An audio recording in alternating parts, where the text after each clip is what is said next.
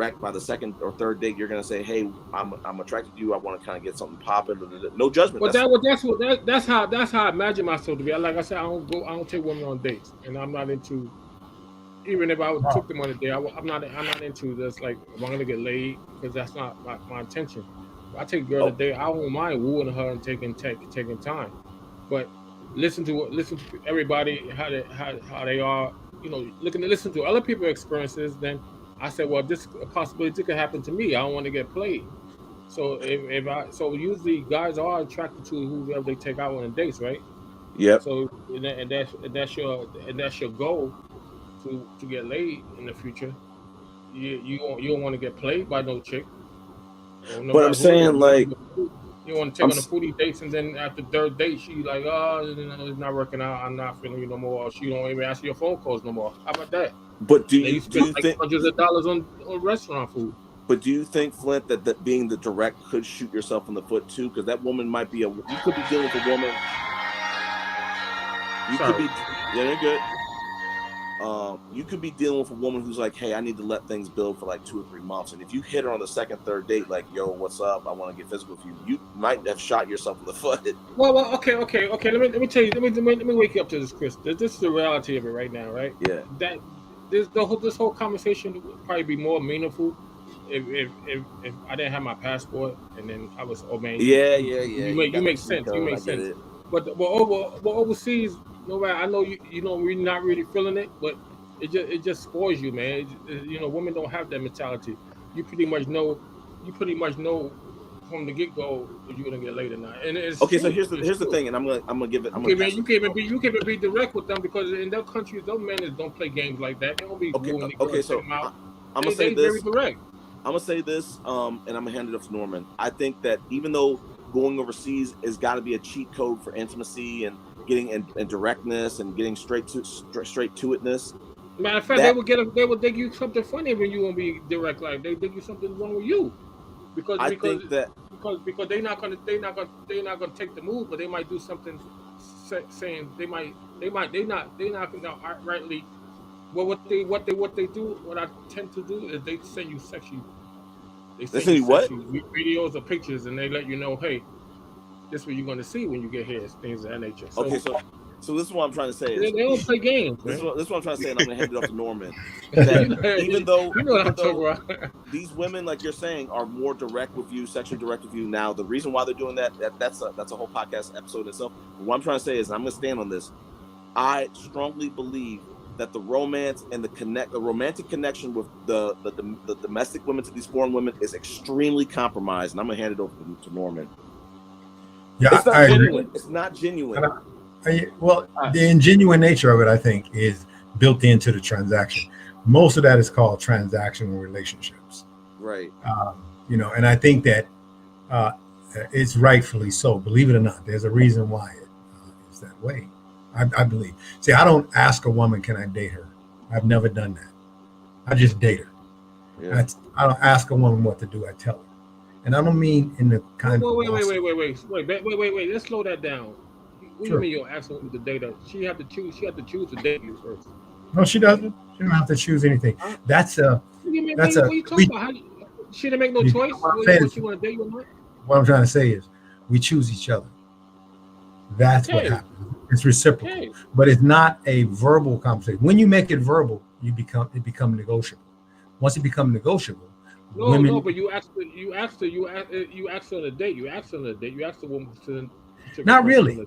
I'll say, hey, so let's get together tomorrow. That's not really asking on a date. A date is like Let's do a date. I mean, come on, that's still a date. Well, maybe it's to whom you're dating, but Strictly was right. I lived in the Dominican Republic for 10 years, and I can tell you for a fact, they're not looking for people like the guy off the street or somebody can mail order bride them. It's not going to happen. There's more money there than you can possibly imagine, and women are well taken care of. It's a whole different. Now they have cheppers and people who prostitute. Yeah, every culture has that, and they want to make their loot. Yeah, they do. They want to make their loot. So yeah, you can go there and pick up one of them. And they've been with 200, maybe 300 guys that okay. That's no joke. That's an honest. I mean, Yo sí hablo español con fluidez. I know the culture. And that's the majority. That's the majority of women there. Not really. Not really. It is. I wish it were that easy to call it out, but that's not really the case. It is. You know. Say again. It's the case. Okay, based on what is it the case? I like to know. Please tell me. I have 3,000 women, so Dominican women, so I know more than probably you do, and you've been there for 2 years. I have 10,000. I have 3,000. Do you have 3,000 Dominican women in your phone right now? Just say it. No, we had them in real life. That's a big difference. We had them in the real life.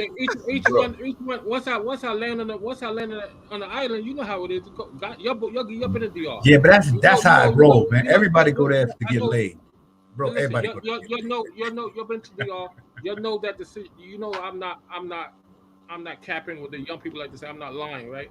You know it is the case. Once you get the phone number, it's pretty much you smooth with your words, and you just say, okay, are you gonna pick me up? You gonna be there when I arrive? And they say yes or no. Then they might flake on you. Yes, they might flake on you when they actually what time you gonna arrive. Yeah, but those are not real, bro. That's tourist stuff there. I'm talking about. I know that. I'm talking about the indigenous people there. That's some pretty amazing. All that real stuff goes down the drain if you're not married. So if you're married to pick a girl and then leave it like that, but if you're not married, then I can make a reel to any one of them, even the ones you're talking about. No, brother. Okay, well, however you date is up to you, but I'm trying to explain how it actually works because I lived there. My children are Dominican. My ex-wife is Dominican. Okay. So I know, and there's some fine ass women there. I mean, beyond most folks' imagination. You get there and you go, what the hell? First thing I told a woman, I said, when I first got there, I said, you give me your number, I'll change your life. Yeah. Okay? And that's just simple. But they're real people. You don't want to say that. You don't want to say that. You don't want to never say that to a Dominican woman. Yeah, but you don't know me. So if you knew how I roll, you'd go, that works. I don't know you, and I don't know how you roll. You sound like Biden that said, come on, you sound like the mayor of New York that was saying, oh, we are sanctuary city. Well, come on, welcome all. See what happens. We can't. That's you saying that's identity politics, bro. You're gonna have that Dominican begging you back to dating instead of identity. Identity politics is not what we're doing. It's actually what's happening on the ground. On the ground in the DR, where I lived, and I got family there. On the ground, it doesn't really work. If for guys who show up with 3,000 women or $3,000 or whatever they want.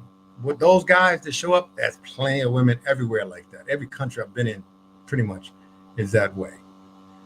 But in the DR, there's a whole nother class of chick. It really is. And they like strong dudes that don't, come in begging and asking. They just tell them what to do. Most women want to be led. Believe it or not. I don't mean that in a male chauvinistic or misogynistic way. Women want to know that the brother knows where he's going, and they want to latch on with him and go with him. They don't want to be asked if it's okay if we date.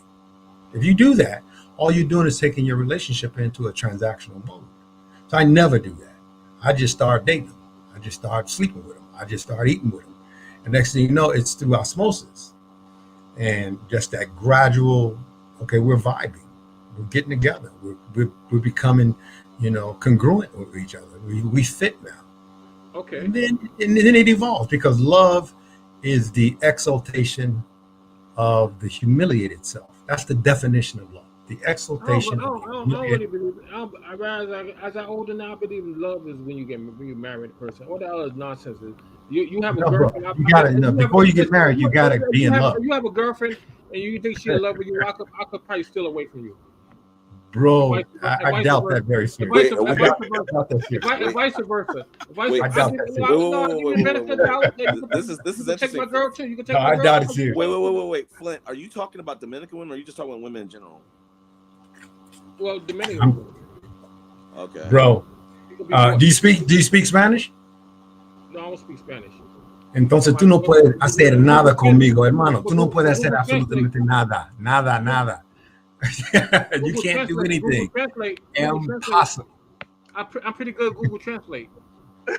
Go to get it. No, mira, escucha lo que yo te voy a decir ahora mismo. Allá en la República Dominicana, tú no puedes hacerme nada malo. Imposible. Correcto, strictly. Está correcto. Hay nada que él pueda hacer. Literalmente es imposible. Impossible. Impossible. I go down there and run circles around you, bro. I run circles around Dominicans down there. Like I said, but man, I got 3,000 Dominican women, and you don't. Okay. Well, I don't need that. I don't think any man needs 3,000. No, so I just let you know. I know them more than you do. I know them more than you do. Please. It's a funny guy. Yeah. It's not funny. That's ridiculous, bro. If it's not funny, it's ridiculous. One of the two. It's in the laughable column. No, but well, I don't care. It's just fact. No matter what. It's yeah, bro. Because you don't know him. He's known for the guy with 3,000 numbers. You have 3,000 numbers on 3,000. Listen, I'm not bragging. I won't be bragging. It's just that accumulated since when I met my first girl in 2017 on that website, and then I kept on going there like three times a year, 2 times a year, and then you stay there for like a month, and then I asked directly their phone number, so they give it to me, the ones I choose, right? I ain't no Tinder where they swipe and you hope they swipe you back. There's ones that you look at their profile, you see how pretty they are, or whatever that, and then you just ask me a number, and they give it to you. So that's why. Yeah, but that's their business, bro. That's their business. That's the business. Those are specific. That's what they do. No, but some of them. No. But then again, I was in this group. I was in the chat yesterday, and I said that some of them is just some of them are professionals, and they have jobs, they have careers, they have businesses and stuff like that. They never ask me for money at all. Never. No, but they just want something. Try got my food. Let me tell you something, Flynn. From a cultural standpoint, respectable. I mean, not to say that those women are respectable. I'm talking about culturally. Women in India are not on any dating website. The one that has, substance, which is a fact. You won't find them on dating sites because they don't need to do so, which is true. The one you find on no. Are thirsty. I'm telling you. No. You're not telling me because I know 3,000 of them. You only know a few. So let me finish.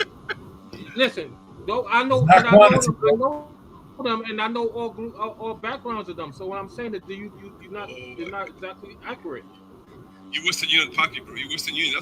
That's all they see it as a dollar sign. I'm telling you. Bro, those women there are much slicker than you'll ever be. Trust me, they got game. You got game. Well, listen.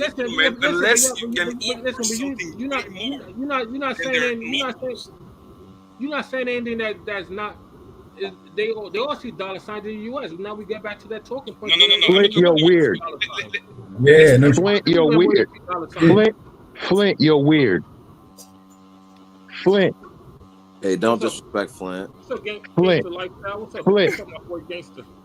Flint, you're a weirdo. All right. Don't disrespect Flint. Yeah. No, I'm telling This you. my friend, a New Yorker, so he all right here. All right. Yeah. I'm telling you. I'm going to grab food. I'll be right back. Okay. No, but Flint. Yeah. Flint, you don't know those women. I didn't say I know them. You spoke to them. You spoke to them through chat, through messages, stuff like that. But to know somebody is to meet them face to face, to hang out with them, learn what they're all about. You don't know those people. All you've done was chat and maybe sent some money. You don't know them. Most people in their life don't know 3,000 people. You're like the Wilt Chamberlain of YouTube, except at least Wilt Chamberlain slept with all those women. At least he met them. You never met him. That's a good point. Most people in our real life, I don't even think we pass by 3,000 people, not let alone know 3,000 people. That is true. I mean, never think about it. It's so Flint, you come on these streams talking about I got 3,000 numbers. Yo, you sound like a weirdo. Stop it. Yeah, it is. It's kind of disgusting. And to everyone in the panel, I was on a panel with Flint before, and his partner, who I guess he's doing YouTube or some type of business with, his partner told him to stop doing that, or else he's gonna have to stop doing business with him. Your partner told you that, Flit. So what are you doing? Why you keep coming on these panels talking about 3,000 women? You sound like a weirdo. Ego. Is that true? Did your partner tell you to stop, taking phone numbers from all these people, all these women? Nobody gonna tell me anything. I'm partner. He told him to stop. He told him to stop bragging on these panels that he has 3,000 numbers. That's not true. That he knows 3,000 women. That's not true. Oh my God, it's not true. Why would I make it up, Flint? And those are true. So my partner. That's the point thing about it. You never met them face to face. I met them. Yeah. Listen. But your guys. That's why I'll be laughing at your guys, because your guys live there, right? Everybody's laughing at you. Yeah, we laughing at you. Okay. Let me talk and express myself. It's called false consensus. You know. Just okay. By me living there, I ain't saying I want to have. Am I going to have relationships with all 3,000? Well, that's of course not. But the fact that you know it just as well as me, you're just saying that you're smooth operators because you're face to face with each other. Okay, I'm not there, but if I was there, I'd be killing it just like your guys, or even better. So you ain't not like this, not like that. No. They be killing you. Trust me, these women are different. They won't be killing me because I know, bro. No, they rip you to pieces. I already learned the hard facts of being with. They're not gonna ask you for anything, bro, until you get there. You saw the first girl, right, Zed? I showed you. Zed saw the first. Don't matter. That doesn't matter. They're beautiful. There's so many beautiful women there, bro. None of that matters. When you get there, that's when they rip you to pieces. It's a game. Beauty. Once I tasted the art, beauty ain't the same no more. Now they are. Now I become tainted because it's beautiful women all over as the internet exposed. No, it's just you enter the DR through a business. That's a business they have. Those are called chapas. These chicks don't play. They don't play. They're about making loot. Yeah, there's But that's women everywhere though. That's not true. Let's do whataboutisms. I'm sorry. Contrary, there's even a term for those women locally. They call them chapeadoras. That's right, chapeadora. Yes, it's a term. If you know the culture, understand those women. I'm telling you, it's not what you think it is. No, but listen. Strictly, I own español word for them, for it. La palabra se llama chapeadoras. ¿Qué? Chapeadoras. Chapeadoras, and also. Let me write it on the back chat. They got the women. You should learn. You should be interested in Sanky Pinkies. Pardon me?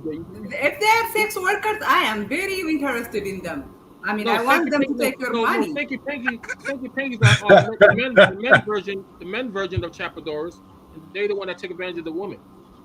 Let's start with the whataboutisms. Let's stay on point. Let's talk about the chapeadora. Okay, chapeadora is a woman who's oftentimes extremely beautiful, got the body of life. She's got good game. She speaks enough English to get by.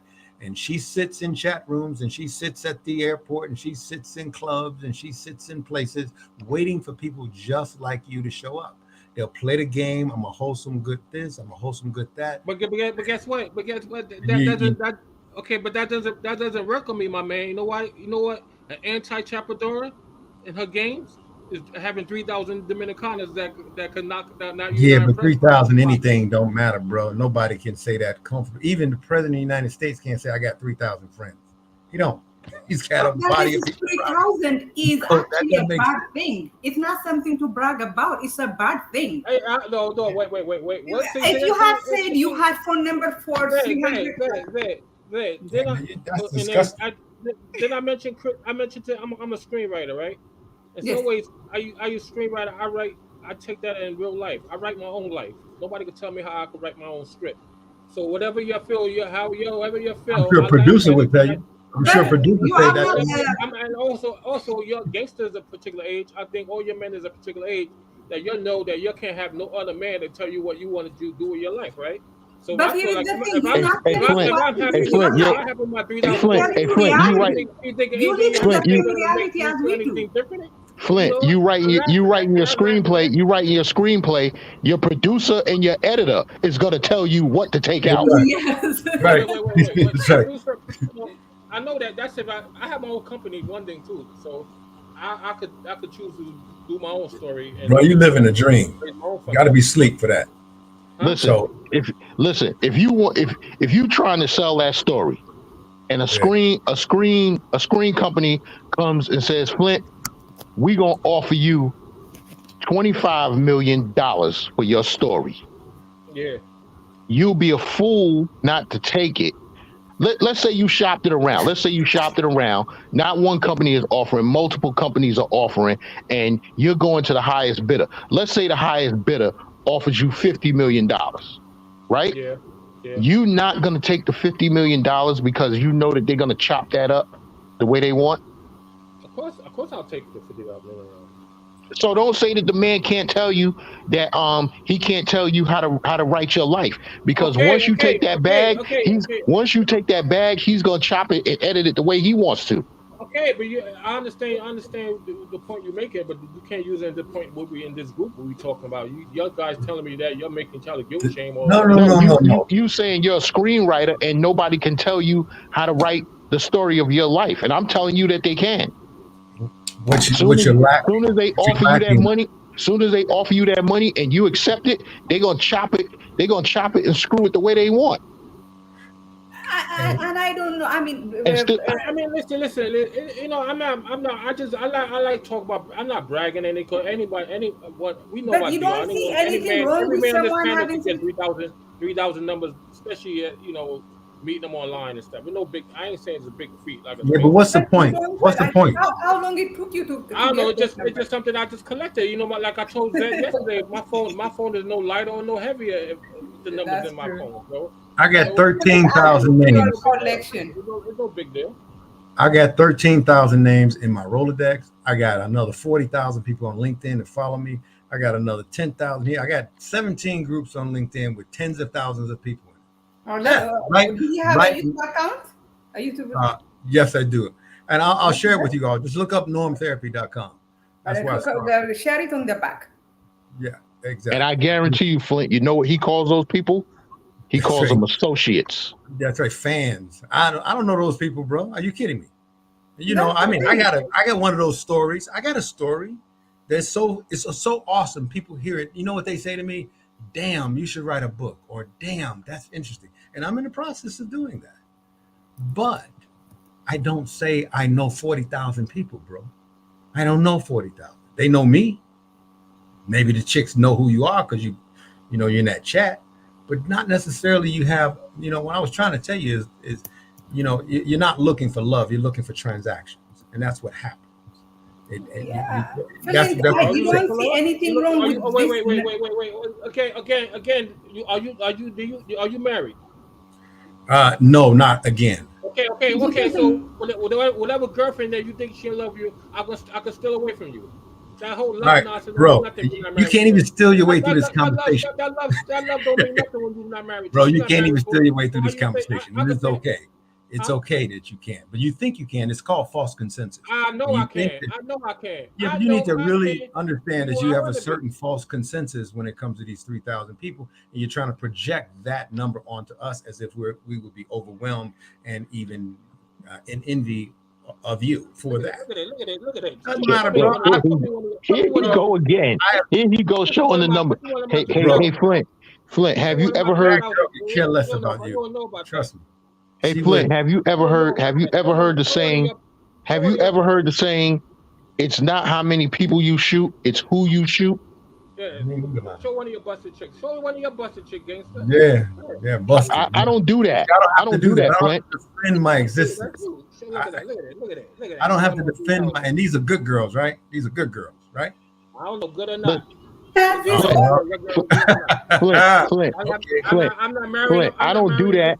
I don't do that because my YouTube channel. I want to hear nothing you have to say. You're not married to whatever chick you have. I can steal away from you.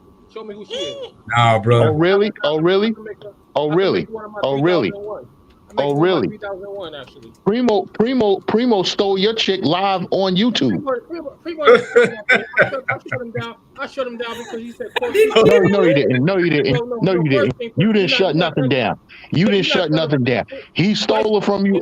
He stole her from you and brought her on his next live. What are you talking about? Go ahead, big guys. Preach. You're not telling the full story. First I shut him down because he said call them up, and I said okay. I called them up and they picked up the phone, both of them. So shut both of them. Then everybody. Hey, panel. He called them up. He put them on the phone. He started speaking Spanish to him on his next live. The same chick showed up on his live. Flint wasn't there. They hooked up. He didn't know what they were talking about, did he? Yeah, now you lying. He didn't know what they were talking about because he was speaking Spanish, right? Yes. Okay. Yeah. And he said, I speak the language fluently. I guarantee you that happened. Bro, put your ear up to the speaker, and then of course speaking to the mic so we can hear you and you can hear us. Yeah, I think. Bro, I can show you 10,000 of those all over the world, but those are not my people. And I bet you I am a woman. This is how you know this is how you know he's weird. And mind you, he's not getting these women from Facebook or anything. He literally signed up for a service. So it's not like they friended him on Facebook and they started talking to each other. He signed for a service. It's like me. I have posted my resume on LinkedIn, and I got Facebook too. Bro, yuck. Okay, just yuck. Anybody who does that, you deserve to have them in your Rolodex. Hey, panel. Now he wants to come at me. This is the second time that he's came at me, called me a garbage man. I'm retired. Check this out. I'm retired from New York City Department of Sanitation, right? My monthly pension is more than what he makes in 3 months as a school bus driver. Oh, he's a school bus driver, 3,000 women. Bro, you must do a whole lot of self-gratification. Something wrong with you. That's not, bro. Those are young girls trying to make their loot. Here, can we talk? Hold on, Papa. Flint, I mean, that is not, your girlfriend. Flint, I'm gonna say it one more time, and I'll throw the numbers. I'll throw the numbers out there, and I can show the sheets to prove it. I'll say it one more time. My monthly pension is more per month than what you make in 3 months. I get $8,000 a month from NICES and another $3,000 a month from disability. Okay, so, let's bring him back. Oh, now he dropped. And I want to say this about his numbers. Good Lord. The numbers he's getting are not like... Y'all do the math. He has signed for a service. And that service, provides him with women. Like with the women's number. It's not like, he's not getting this for, like, women are not clicking on him on YouTube or on Facebook or something, and then, they give him his number. This is like me bragging about being contacted with so many, job offers on LinkedIn. It's not something to brag because I posted my resume there. Of course, they're going to contact me, but do I have the job? That is, if I have 3,000... Exactly. Yeah, that is, has he gotten any date from these women? So let's you back on. Flint, I say it for you again, Flint. I say it for you again, Flint. I say it for you again, Flint. Hold on. $8,000 a month from NICES, another $3,000 a month from disability, and that's not even to mention what I have in my 401k. So, all right, who cares? Okay, hold on. It's not fair for. Okay, go ahead. Tell us what you want to say. You have a house too, so we both have houses. I got a house too. I got a house here. I got a house here and a house in DR. I'm building one in DR. So what are you saying? Listen, we both live in New York and we're doing quite well. People can't handle New York. If you can't handle it, you can't. I'm doing quite well. And I have so much money. I'm giving money to 3,000 women. So don't worry about me. Okay, what's the purpose of showing us the money? I wouldn't worry about you. Hey Flint, I wouldn't worry about you if you didn't throw my job out there in the streets to everybody. No, you threw what I did for a living out there. I didn't mention it, so I had to drop the numbers on your head. No, wait. Do I know you personally? No, you don't know me personally. So who first said it on the internet? Who you work for? We talked about it on Peso's channel in casual conversation. Okay, you mentioned it on online. But I wasn't. We were having casual. It was like, yeah, you know, and blah blah blah. What you do for a living? You know what I'm saying? We was having casual conversation. So I told it to you. I told you what I did for a living in good faith. Now you want to throw it back in my face. So I had to drop the numbers on you. And then everybody else on the panel. I don't know what city or state you're from, but you can Google how much a New York City sanitation worker makes at top pay, and that's not even including his overtime. You can Google the top salary. I ain't knocking it. I just said I just came back you when you keep on calling me, or even I'm not on the panel. You be saying my 3,000 women calling me up using my name. So I came back in there. I heard what you said. You brag about your 3,000 women. I don't say that. You brag about it. I'm telling you. I'm telling you that you sound like a weirdo when you do it. You can't keep my name in your mouth because that's me. If I want to talk about it, keep my name in my mouth. If you don't like me you don't keep my name in my mouth, bring your name up, and I say, you smell like garbage when you travel. Okay? You're a garbage man. I don't never smell like garbage ever. Even when I was behind the truck, I didn't smell like garbage. Whatever negative you had to say to me, I say negative. You don't like it? Toughen up. Toughen up, gangster. You're a New Yorker. Toughen up. Guess what? I mean, what's the benefit of collecting? Guess what? New York City sanitation wears green for a reason. What? Green for what reason? We wear green for a reason. Okay, you have money. You have more money. LeBron James have more money than you. Now you happy? Now you feel like you're committing suicide now because LeBron made more than you? Okay, LeBron makes more than me, and I make more than you. And I make it staying home. You got to get up and go to work. Listen, you just retired. That's right. I'm gonna retire soon. Oh my God. Okay. But hold on. Let me finish with Zed point, please. Zed, look at this. Zed. Oh man, I got to drop off. I got to drop off. My phone is at 15%. All right, bro. All right. All right, bro. You have to have your guns now that you're not trying to. Oh, he left. Okay. Look, you see Facebook, right? Mm-hmm. A lot. I could go in quite a few messages where they gave me their phone number on Facebook. Does you have already? And also I can show you a few messages where they friend requested me first. So what you talking about don't make any sense. But what point are you trying to prove? This is what I want to know. With the 3,000, who's calling who? Well, I proved the point. No, I proven her wrong. She said I'm just going on these forums. I'm getting the number, but it's not like I'm going on Facebook and I'm getting that phone number. No, she's not wrong at all. As a matter of fact, she's not wrong because you have told us you get the numbers from a service you signed in. Also, you said that it ain't like they looking at my profile and then they say, "Oh, I like how you look. Let me give you." Yeah, but on profile on YouTube on Facebook. That's not how you're reading those movies. Zed, and on Facebook, you know Facebook shows. Hold on, let's be courteous, bro. Just listen to other people. Has been very patient. Go ahead, Strictly. Listen, in DR, you can have one leg, but if you have cash, you get the number. Let me tell you. Absolutely. It depends. That goes anywhere. Hold on. You don't need much in the DR to get those type of numbers, but yeah. Oh, sorry. I'm okay. Go ahead. I was telling him he can collect as many numbers as he wants, but to concretize relationship is a different story. They will play him to death until he gets. If you spend $1,000, you get nothing. That's how they work. It's a business. It's a reality.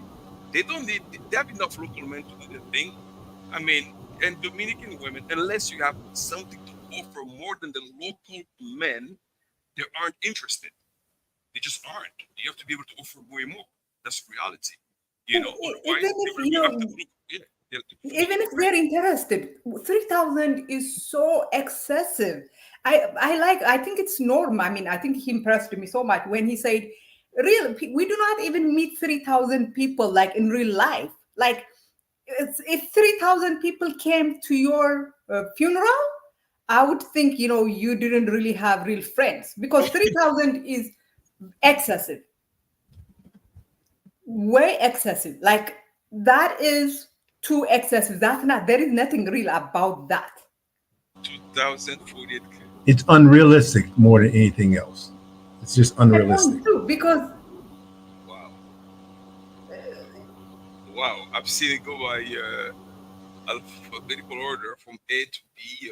Lots of Alexander, lots of Anna. Those are stage names. That's good. Artistic name. oh really? Oh, I see. You are bringing local knowledge to this. Yeah, those artistic names. I'm telling you. I mean, I've Norm Turpie and Norm Turpie spent 10 years straight in the DR. I spent 4 years and left, so I know Norm Turpie. And you speak the language. Yeah, we were together in DR. It's a business partner and a friend of mine, so we know the culture. And how long were you married for to a Dominican woman, Norm? I didn't hear that. I was looking at. Yeah. How long were you married? How long were you married? I was married for what? 9 years. 9 years. Yeah, 8 or 9 years right now. To be very sincere with you, my ex is Dominican. She's a beautiful woman too. I have some gorgeous kids, but I don't say to the world that, hey, look, because she's Dominican, I have beautiful kids.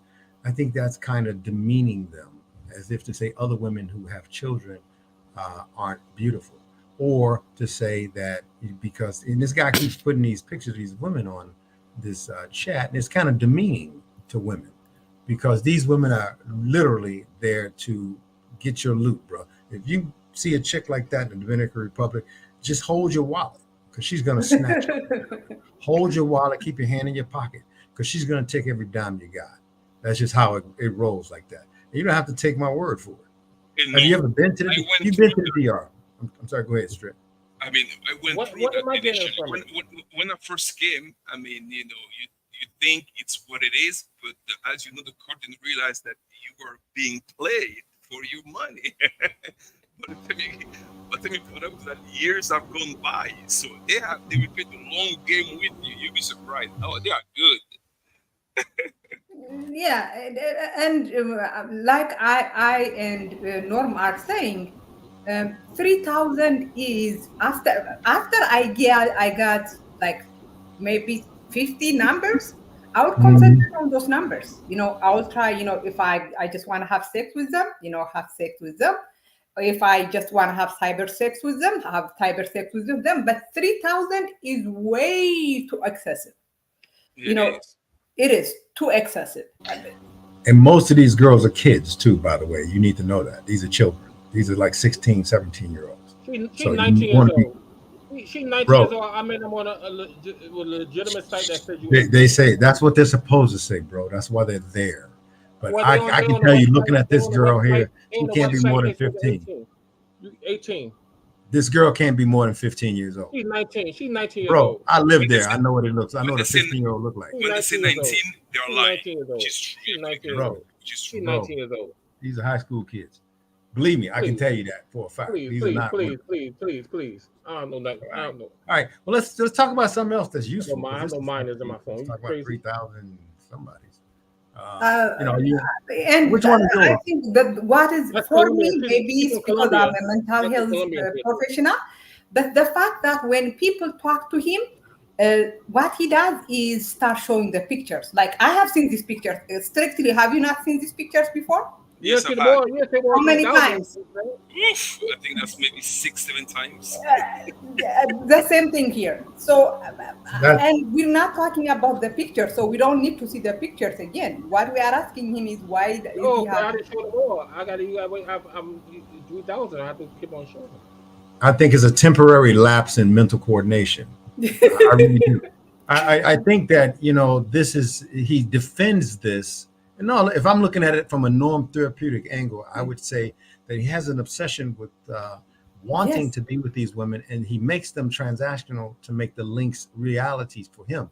But he's living a false consensus.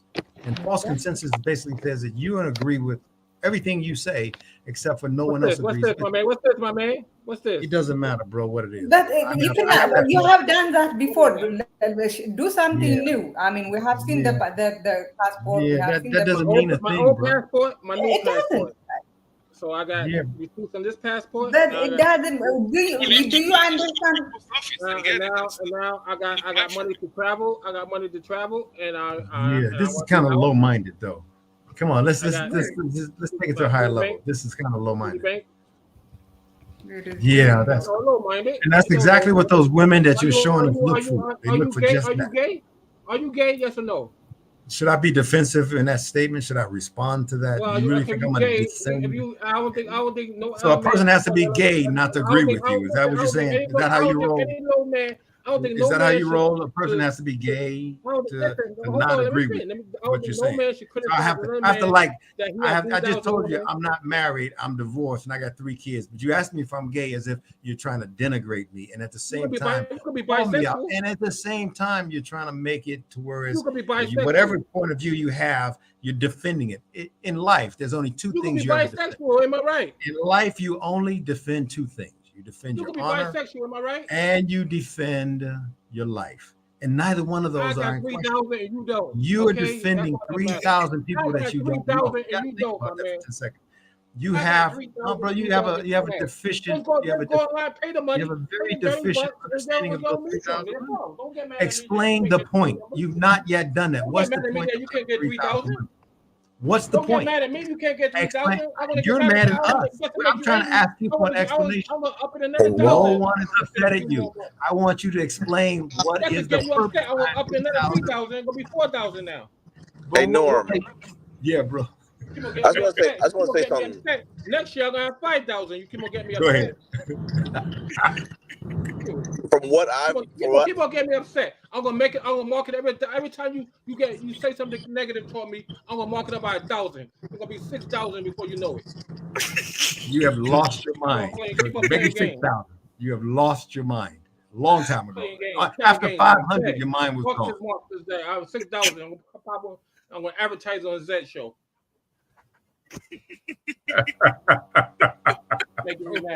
There you go. Flint. This is being advertised on my show. 6,000 milestones, on your show. Pardon me? 6,000 milestone on your show. Oh my goodness. You know what? I like this Norm guy because he is figuring you out so well. He said you have delusion and obsession. It's almost like, Norm you heard those crack doctors? No, but it's so true. I mean, it almost looks like, the only thing you do is collect numbers. What do you do with those numbers, Papa? You're going to find out soon on my YouTube channel, I said. Oh, okay. He can't answer that question because he has no realistic base for it. That's all. And now, if there was usage in what he collected, if there were usage in it, then perhaps it would make sense, but it makes no sense. He can't tell you the purpose behind it.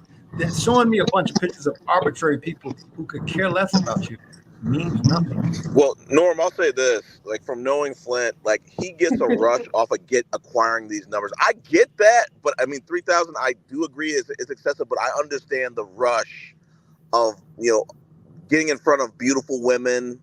That that 3,000 is a very high. Like I said, I said on a previous panel, on Hinge right now, I probably have like 236, and it's like there is a rush.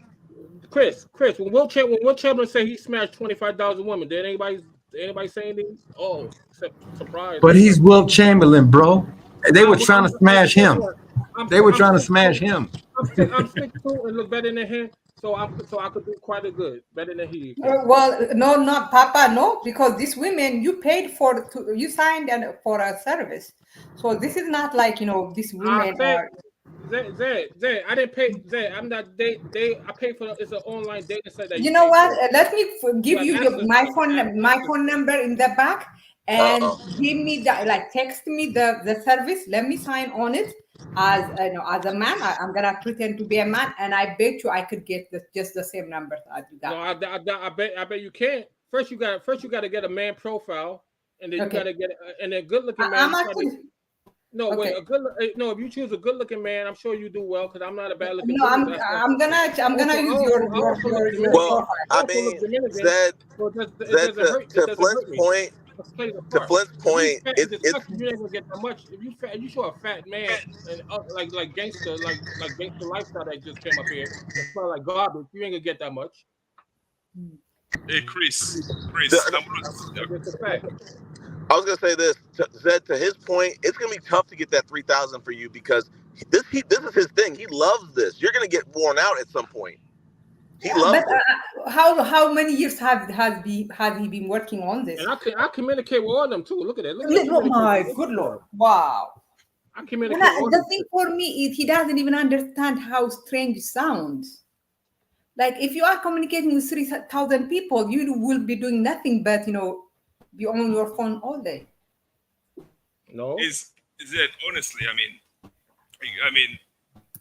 it's not about, because I've seen the weirdest looking dude in DR with fine women because he has. I mean, the guy was maybe 5'4", 350 pounds, with 3 gorgeous women. You know why? Because he has the money to back him up. And I was like, wow. And I even talked to my wife. I said, wow, it's unbelievable. In the DR, all you have to do. Strictly travel. You need cash. Travel. That's it. Yes, I'm listening. Y'all guys projecting because you always talk about how much you need money. You other guys need the money to get the woman. I can hear you, Fritz. Say it again. I'm telling you, all you need is I said that you can hear me? Yes, I can hear you. So what's the question? I said that you needed money. You couldn't go to DR empty-handed with a empty pocket with butterflies coming out of your pocket and your wallet. So you have to have money.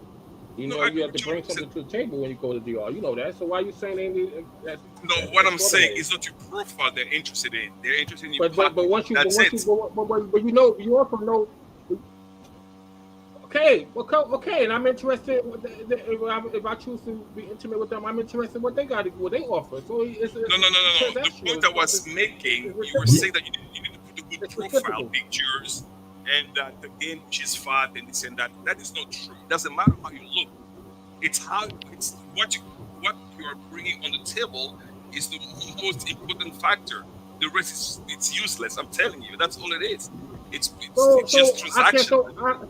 I can't have the. I'm not looking for love, so I can't have the. Nobody said you couldn't have it, bro. Nobody's once in this panel said you could not have anything. We're just wondering why you have it. That's it. What's the purpose behind this? The purpose is I told you what the purpose is. The first time. No, you didn't. You just said you collect numbers. Now, what's the purpose? Now you got the numbers. What's the purpose? Okay, now that happened when I came across this guy named the YouTuber called Chris Dogan. He was one of the first traveling YouTubers, and his experiences in DR. He had a channel called Caribbean Conquest, and it was very funny. And he was telling his experience, right? And then he said, go on this website and you can meet them there. So I went on the website. That very day, I came across like 3 chicks. The one that the very picture that you see right now, she was one of the first. I ain't lying. She was one of the first ones that hit me up that day. It was also 2 more. And I walked and I said, she must be a catfish. The next day, are you dating her? She gave me a number. I never met her before, but she gave me her number, and I supposed to have been over there, but during that time my finances wasn't right, so I never got the opportunity to meet her. She blocked me now, whatever. This is ridiculous. This is bro. I pay for photos and videos to use on my channel. So my channel called. This guy's a comedian, right? He's playing the game with, right? He's a comedian. Without even meaning it, why did she block you? Wait. I don't know if she because it could be possible. It could be possible that one of her men came across her. I'm using her picture and everything, and he probably felt some kind of way or whatever. Or she might have. So you're using someone who has a picture of someone that has blocked. No. I know. I paid her to use it. What do you mean? You paid? I paid her for the videos and pictures she sent. I will use on my channel. You go on my channel. You see on my channel. I have videos of the police officer. I have of the teacher. You saw my channel, right? and those all the women they gave me those sent me those videos and I paid for those. Yeah, but okay, what's the purpose? Okay, the chick blocked you, but yet you have her on your label here in the chat. I mean, there's something materially just imbalance. There's an imbalance here of what's going on with you. I don't think it's about the 3,000 women. I think it's more about you. But one thing I feel kind of it's kind of funny by you even mentioned by you kind of like judging me or I'm not judging you. I've been asking you questions that you haven't answered, bro. I don't know you well enough to judge. There's no. Wait, listen. Some of these women that I have on my phone, I'm gonna actually do business with them on my YouTube channel. I kind of doubt that seriously. So that would be like you don't women. You don't know me personally, so you can't really doubt. No, what's the business model? You just told a chick you had no money. He's gonna tell you. He's not going to tell you because it's just. I don't know why you're doubting it. Well, no. You just said to the girl, you said she blocked you when you told her you didn't have any money, and so I'm just asking you a question. That was in 2018. So you've had this chick on your thing for 6 years, is what you're saying? Yeah. Wow. My channel says. Okay. That says a lot. It says a lot. My channel is 6 years old. But you're not looking at you're not making reference back to the point. You're kind of you may not be a narcissist, but you're definitely narcissistically tended. That is true. Just by the way, it's all about you and all about your people and your 3,000 people. And it's okay to be that way, but that's called if you want to know, it's called a false consensus. It's when, and it's a very widely used term, when a person believes that there's something and they really wholeheartedly buy into it and they build an entire community around what they think they know and what they think they represent. But when they walk into a panel or a room or a group of people who kind of have a different perspective, they tend to crumble and defend everything because they're not right and people don't agree with them. But in your mind, you think that's the case. You've built this false consensus around people, along with a little bit of, and I'm not judging you, I'm just observing you, but there's a grave level of, I want to say cognitive decline when it occurs with these 3,000 women. You're putting yourself in a set of circumstances that's going to hurt yourself more than you can possibly imagine. And it's okay for sport to cheat or to find women or to date or to collect numbers. You know, as a sport, if that's who you are and the culture of your environment dictates that, then that's fine. But to project that onto other people and more importantly, to defend it. See, that is not, to me, that's a kid. I know what a Dominican kid looks like. When you look at that beauty like this, you think I care what you have to say? Yeah, I know you don't care. That's what I'm trying to tell you. It's called false consensus. So move on with your consensus or your whatever your cycle. But that's also cognitive. The problem is this happens every time. He cannot carry a conversation. Put down the phone, Papa. Put down the phone and get, because respond. I can help you. I can help you respond to these pictures. These are kids. I can respond to that, and I can help you right now, Flit. I promise. I can help you get out of this quagmire you're in, because you're in a definite dump. And those are girls, and I live there. I got a 14-year-old daughter that looks like that. Oh my goodness. Stop. Leave that alone. Let those girls alone. Those are kids. You need to let that go. I wouldn't do this on. I really wouldn't do this on the internet that much, because somebody is going to set you up. Trust me. Because it almost looked like pedophilia. So I would let it go. And I wish he could have a woman like.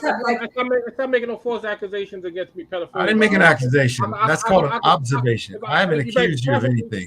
I said it looked like pedophilia. It looks like pedophilia. I never said you were pedophile. Whatever it looks, whatever you can say you all look. Yeah, but since you don't know, and I'm trying to educate you, but you don't know, bro. You don't know. The problem is that whenever Flint is, I don't think I have seen Flint. If a Flint is on a panel for more than 1 hour, he will talk about these women. Clint, how many times have you seen these pictures? But this is a hijacking of a real conversation. Hey guys, can I ask one question real quick? You sure. Some paper, you're gonna shut up right away. Hey, Don't do that Flint. to get somebody that you don't know. Flint, let me ask you a question. Do you go to You therapy? want arguments and you try to.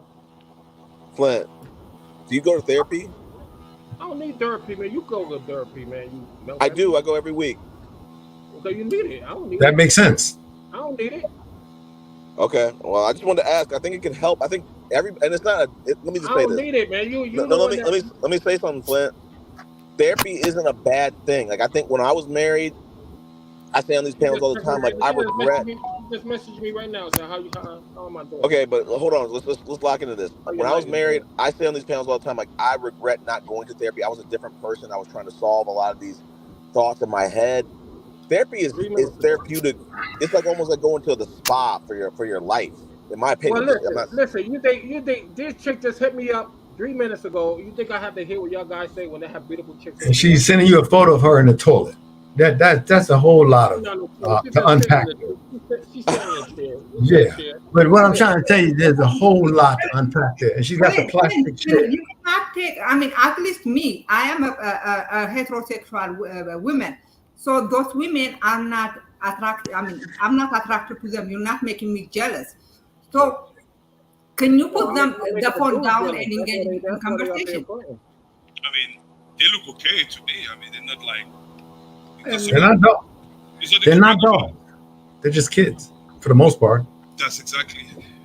They're not dogs. I mean, you got great taste, bro. You got great taste.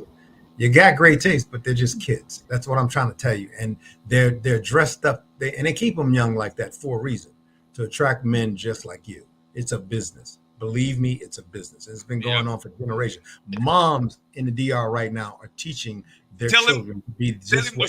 Tell him the story. When we're driving, I think we're coming from, I don't know, from somewhere. We're driving, and then remember the mom actually stopped us. Do you remember that story? Okay. This is how it went. I promise. So Strictly and I are driving. I think we were going to Punta Cana. We were driving from. I think we was heading to Punta. No, we were going to Haiti. Remember, we were headed down to Haiti. Yep. And we were driving. Yep. We're going to Puerto Príncipe across the island. And as we're driving, I'm driving along, and we're happy and. I turn to my right and I see this girl. She's 18 years old, but just gorgeous. I mean, like superstar gorgeous. In the countryside, not these big city girls, just a sweet country girl. And then I see her with her grandmother. So to be respectful, I started having a conversation with her grandmother. And hey, how are you? We're just passing through. We got a long drive. We just wanted to say hi and all that. And they said, so what are you doing? The grandma and her said, sure, come join us, have some lunch. So we get out the car, we park and go hang out with them. And you can't take your eyes off this girl because she's so lovely. But she was still young for me, but it was just nice, to have the conversation and be involved and be in that small little town.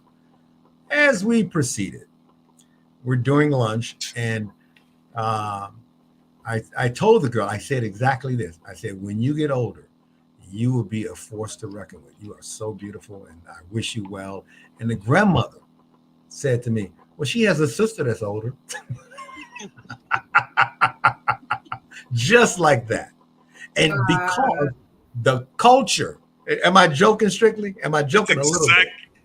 That's exactly how it was. I never forgot that story. And that happens all the time. And then we went to their house, their sisters and cousins. They had so many gorgeous women, wasn't even funny. We wish we could have stayed, but we had to go on to Haiti down to Puerto Príncipe.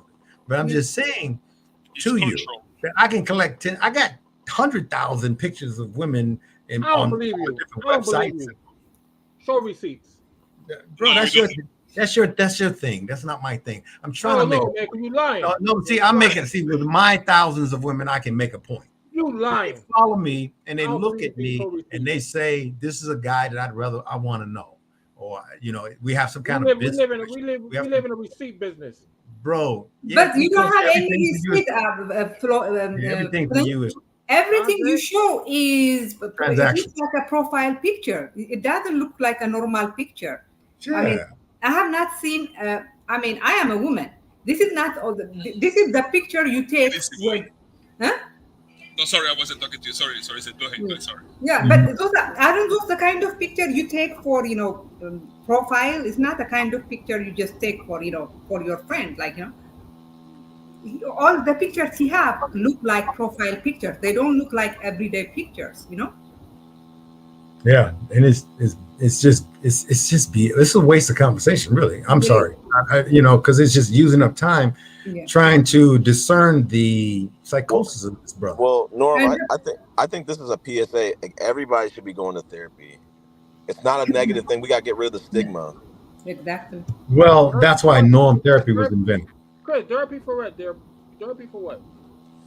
Therapy for, like I said, don't you find it ridiculous that whenever people talk to you, if you are in a panel for more than 1 hour, you'll start talking about your 3,000. I want to say this to Flint. Like, Flint, it's I think I said like it was. You're mentioning it. You're the one that mentions it, and then just.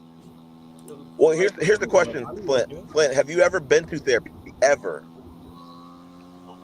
Speech therapy when I was young in elementary school. Okay, well, you should try to do it as an adult, and I'm not saying that. Why? For what reason? For what reason? Because you can have someone to help you kind of problem solve through life, to understand why you make certain decisions. I'm half 100. I know the rest of my life I need to maybe 25 years is that will be good. That I'll be worried about therapy at this age of my life. Maybe therapy. There's no age limit on. There's no age limit on therapy. I don't need no therapy. I probably would break down the doctor and make him cry if I talk to him and get into his feelings. So there's no age limit on. I'll tell you this right now. My number. Maybe you can see me for therapy. These people are imperfect. They have their own past. They can't tell. They only do collect a paycheck. They can't do nothing for me. But I'm telling you, I'll say this. I'll say this. I can't do nothing for them. You put your trust in those people. I don't need those people. I don't need those people, Chris. Thank you, man. I don't need them, man. There's nothing wrong with me. If I do anything illegal, yes or no? If I do anything illegal, no. So let me live my life. I'm not saying you are. I'm not saying you are. Quiet. All right. I'm done. Because nothing your guys are saying to make me feel anything different. Yeah, because you're psychotic. Because you have a psychosis. It's called being psychotic. You need help. Okay. You really need therapy, bro. I wouldn't say it in those words. No, I would say those words. He's absolutely, you have a psychosis, bro. Okay. Some people, when you watch, like, for example, you watch the movie, and then you can watch a movie, and then 25 minutes in, the person may be acting normal. So, okay, so far, he didn't do nothing wrong. He didn't commit no crime, even though he might be acting weird. Flint, let me say one thing. Only when that person committed a crime like kidnap a woman, and then you live in a delusional state, bro. This is very delusional. If there ain't anything illegal, and then Flint, what you're saying is a moot point. Hey, Flint, on the crazy side. Flint, let me say something. Flint, I'm not doing anything illegal. Hey, Flint, let me say something, man. No one is judging. Ain't nothing wrong. I can kill Yo, Flint. Just to make you like you're saying and ain't Room Tiger. Don't ask. Tell him. Norm, let me take this. Flint, you don't have to be defensive. What I told you before, I gave you my example. I said the Chris that was in therapy versus the Chris that was not in therapy, they're two different people. The Flint that's in therapy versus the Flint that's not in therapy, they're two different people. You just don't know it yet.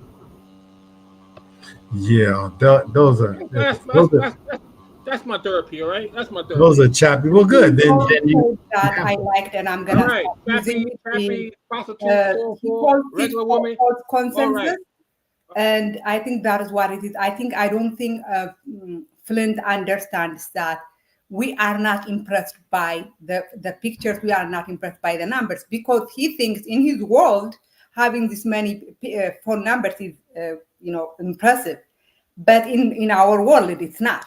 And he keep on showing us these beautiful pictures because he thinks it will, like, we are he probably thinks we are lying, like we are really jealous of him or impressed by him.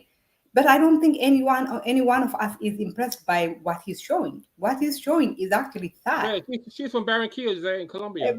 I told you, you have not shown anything that would make me like, oh wow, he got this girl. Like, have you ever been to Colombia, bro? Have you ever been to Colombia? I want to go this year. Okay, well, I've been to Barranquilla, San Andreas, Bogota. You name it, I've been there in Colombia, and I worked there too. But just listen, bro. Come on, I don't care about those pictures. What I'm trying to tell you, if you showed up down there, they would laugh you out of the country. Literally. If you came there and to be transactional with a lot of people, even in the DR, they would be laughing at you as you tried. I'm telling you the truth. You can take it any kind of way you want. I'm not trying to judge you, but I can tell you there have been many people before you that got there who look at these things and see how you project yourself to them, and they'll eat you alive, bro. I'm telling you, you do need therapy, though. I can tell you that. I'm from New York. I eat them alive. It doesn't matter where you're from, bro. It's New Yorkers eat them alive. Don't worry. I'm from New York. Bro, no, they don't. I can make it anywhere. I can make it anywhere in the world. Okay, Frank. Okay, Frank. No problem. New York City. I can make it. So whatever you say, I have Colombians that live in New York City. New York City. Hey, Norm. Let me say one more thing. Yeah. Hey, Flint. Let me say one more thing. I can handle any country in the world. Flint, let me say one more thing. Do you have health insurance? Yes. You could get therapy for free through your health insurance. That's a PSA for everybody listening to this. Chris, with all due respect, keep that therapy up your nose, man. I don't need it.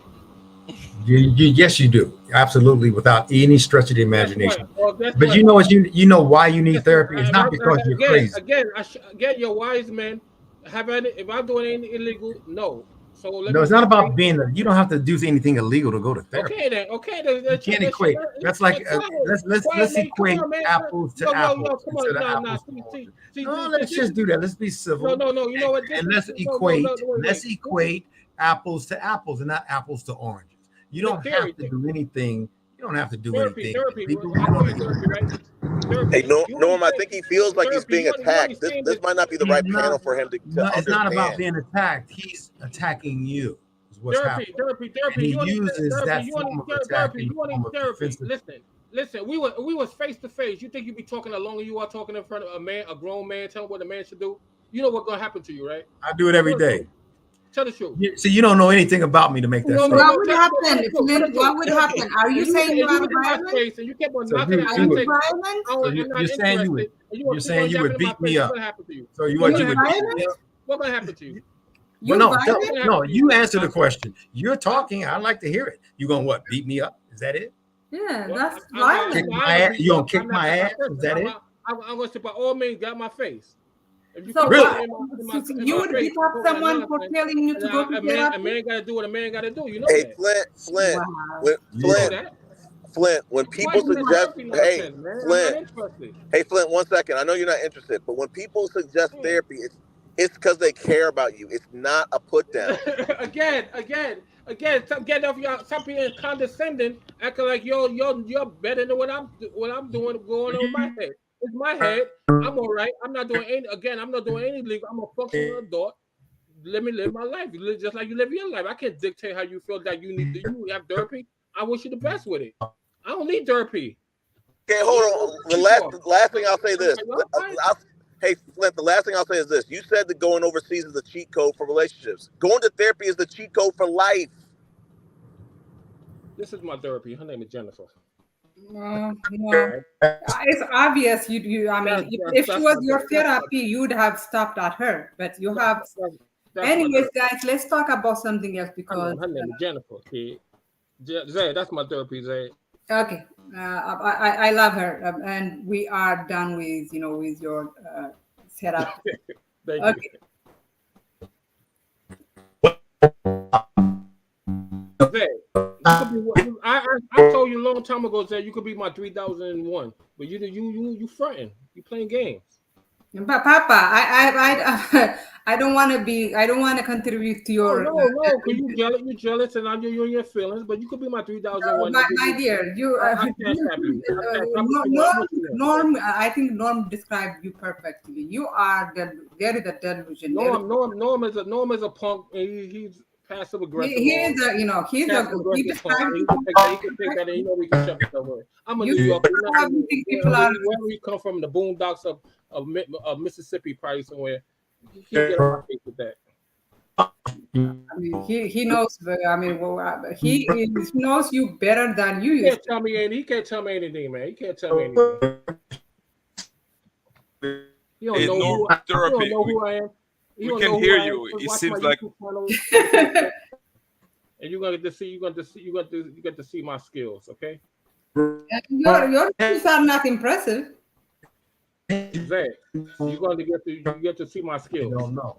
You don't have any skills. You don't have any skills. They would come to you. You wouldn't have to go to them. You don't have any. But I'm a punk, and I'm okay with that. I'll be a punk if you like. But you can't help people who don't want to be helped, bro. And you don't want to be helped.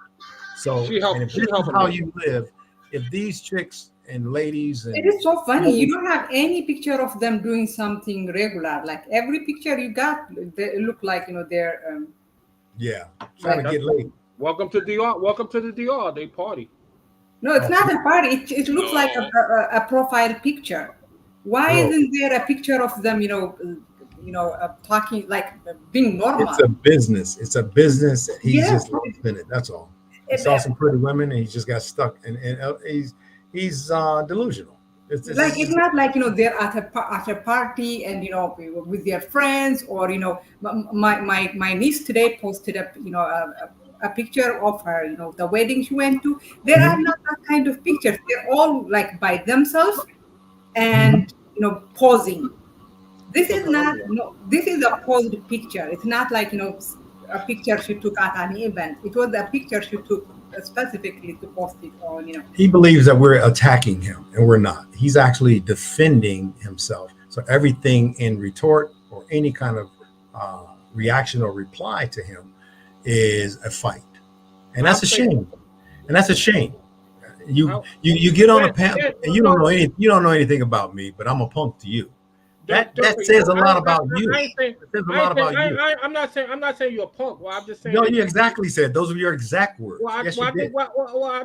And a narcissist always forget what they say, and then they narcissist. Whatever. I can say you're a narcissist as well, right? We can go how you cannot just repeat what he said, and why is he? I don't think you are a narcissist, but why do you say he's narcissist? He has a reason. What is he's trying to mirror me. He's trying to mirror me. Whatever you say, you like. I'm telling him I'm not interested in what he has to say, and he keep on with his rhetoric, so that he being. Well, I'm not interested in watching the girl flash by the kids that you have on your phone. I'm not interested in seeing that.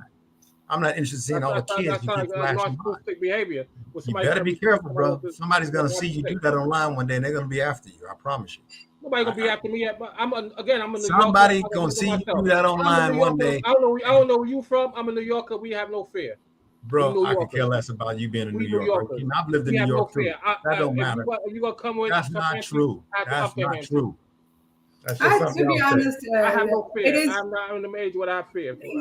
One thing I have noticed about a lot of these high school, their conversation doesn't progress. Like the way they talk is every day is the same. Okay. Like put down the phone, Papa. We cannot talk to you with your phone. Okay. Now, I don't know. Yeah, but I'm not. That's not a slight on New York. There's some awesome ass people in New York. I mean, real straightforward people. They know what they're talking about. They know what they're doing. They don't offend anything. They're not. I hope they're not violent. Like they do not. No. That's just what you. I mean, of course, New York at one time was the largest city in the world, but it's not anymore. I mean, you got cities in China much larger. Believe it or not. Oh, wow. I didn't even know that. But I'll say this to you: there's an attitude to go with New York, and there's an undercurrent. And a lot of New Yorkers follow by it, especially the people who live in New York City. They do that. And I think that's anyway. I went to Brooklyn. I know, but that has nothing to do with college. I learned psychology. But yeah, that doesn't mean anything, bro. About reasoning and breaking down critical thinking. But you're still living in a transactional. You need to get off the first lesson. 1991. Relationships cannot be, bro. I don't even know what this is. Nothing you have to say any of that. I've been there, done that, education wise, smart. Really? So what have you been there and done? Tell me, what have you been there and done? Look, I have this book. It's like how many pages is this? He said 1,400. I have this book. Right. Look, right. Synopsis of psychiatry. And exactly. That is actually so. Maybe maybe I am more educated than you then. Well, I think what he's trying to say is because he have a certain level of education, that education translates into intellect, and it doesn't. It's not the education I'm that more you have. educated than him, so that education. I have a PhD. I'm sorry, a master's. What does he have? Exactly. So what I'm trying to say is that if you have all the education in the world, but if you don't know how to use it, it's useless. Yeah. You know. So if you just, I'm a screenwriter, so I wrote. Okay, Ralph Ellison, Visible Man. I read. Everybody know Ralph Ellison, Visible Man. Story. What's the art? What's look your what I have that you don't have. Every book is based on a story. Exactly. I have had this since 2007. Yeah. There's a thing, Flit, called contextualization. Let me see writing treatments that sell. Make sure that sell my script. Make sure I'm writing it properly. Oh God. Let me see. Okay, I got it now. I get it now, bro. I got it. So I think if we go book for book, I probably would end up winning and I read the books. Okay. So women are just not attracted to you, Flip, and you have to show everybody. Comedy make. Did you write that book? You wrote that book, or you? What is this? Classics. What does that mean? What does that mean? I mean, what is that supposed to prove? Good Lord. Strictly. Tú me dices lo que yo vi, ¿no? Sí, yo vi, parece, sí, claro que sí. Yo vi. Oh, ow. Okay. Zay, you want to see my character, Zay? This is my character. That's my. That's who you are. Got it. Okay. If you drew it, that's actually very. Wait, show that again. Show that again. Yeah, let's see it. I want to see it. I agree with you. I want to see it. Yeah, it was good. I mean, it was good. Did you draw it or did you trace it? Nice. You traced this or you drew it? That's my. Did you draw it or trace it? That's my art for my company. Did you draw it or did you? You author that screenplay writer? Did you author that art for my company? I'm the writer of the characters. Okay. So you did create that. So I got that. So did he wrote it? I'm the writer. I'm the writer. I'm the creator. Okay, let me see cómo se dice yo soy el espíritu. What do you want to say? Just say it in English. I'll translate it for you. Quiero decir I am the writer. Escribidor. Soy el escribidor. Okay. ¿Es escritor o escribidor? Yeah, escribidor, depending in Europe or the Americas, or escritor también. You can say escritor. Writer. That's a more proper way. Antes de internet, this was how we translated, right? Escribidor o escritor, tiene razón. Puede ser escribidor o escritor. Escribidor, escritor. Oh my God! When I bought this, my eyesight was good. Now I can how old I have gotten. I mean, this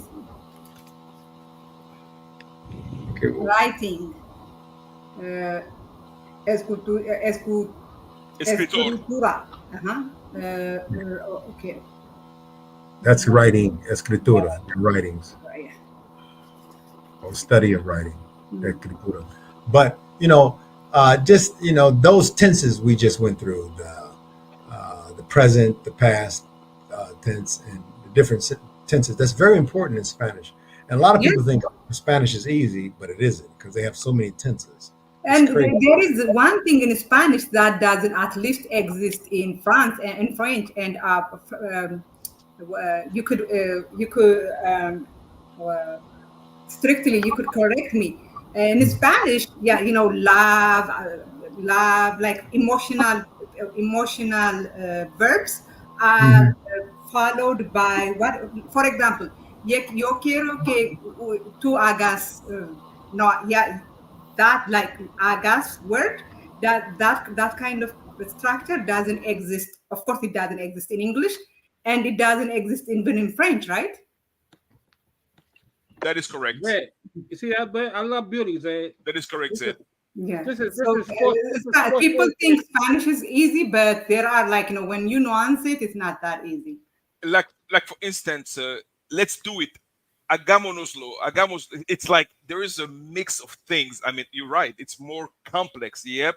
There's structure, structurally it's more complex in French. Yes, yeah, because in French that verb doesn't exist, but in Spanish, a fat model, Zed. Yeah. Me too. So, me too movement. Me too. Imagine hagámoslo. Let's do it. You know, imagine that's complex. We don't have that in French. You know, it's pretty much let's do it. Hagámoslo. You know, it's like wow. It's like two things. It's like yep. You're right. For example, if you want to say I want to turn off the light, you will say quiero aprender o prender. Apagar. Quiero apagar la luz. But if you want to say, if you want to say, I want you to turn off the light, then you have to use that. I forgot what that verb is.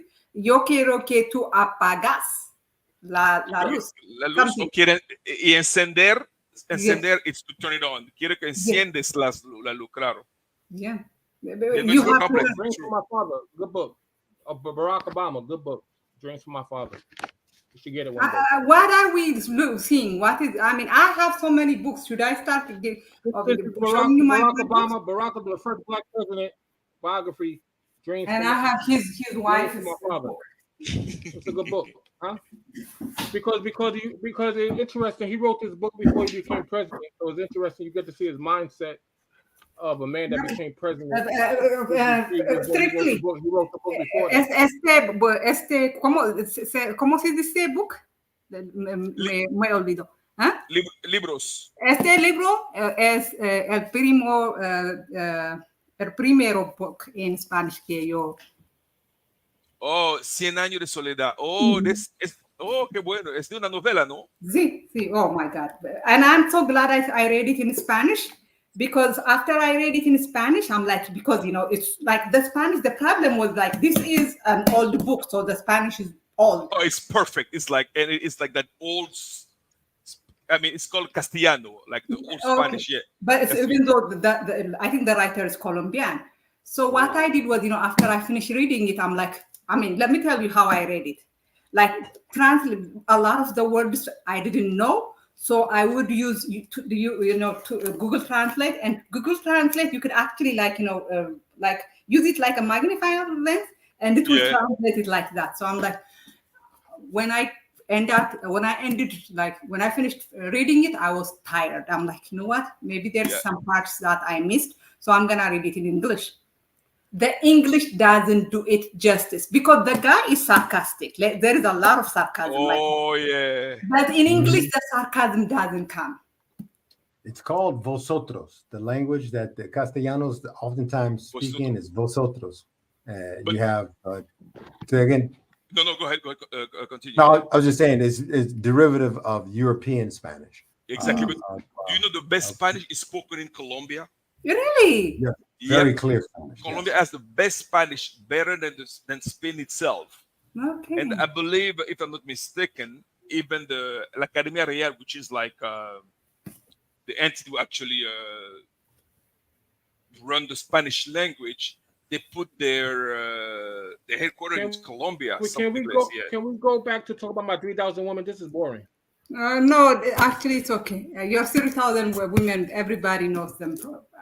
Well, I know, because when I go back to the DR, all I have to do is just go to Plaza Lama or go to the mall, and I get 3,000 numbers. It's in real life instead of big virtual, so it's easy. Go to Sosua. Go to Sosua. You get 4,000. No. I don't do Sosua. I don't do Sosua. It's not to denigrate anybody. Have you been to Sosua? No. I'm just going ahead. We've been to a resort. I don't mean to derail. Forget it. I don't want to derail. Go ahead. Listen, Norm. Here's the thing. Sosua has become in DR. When you were here, Sosua wasn't like this now. Sosua has become pretty much the pay-for-play town in the DR. So everybody goes there and sell their services, and that was Sosua. But it wasn't like this when we were Sosua. Santiago de Caballeros, right?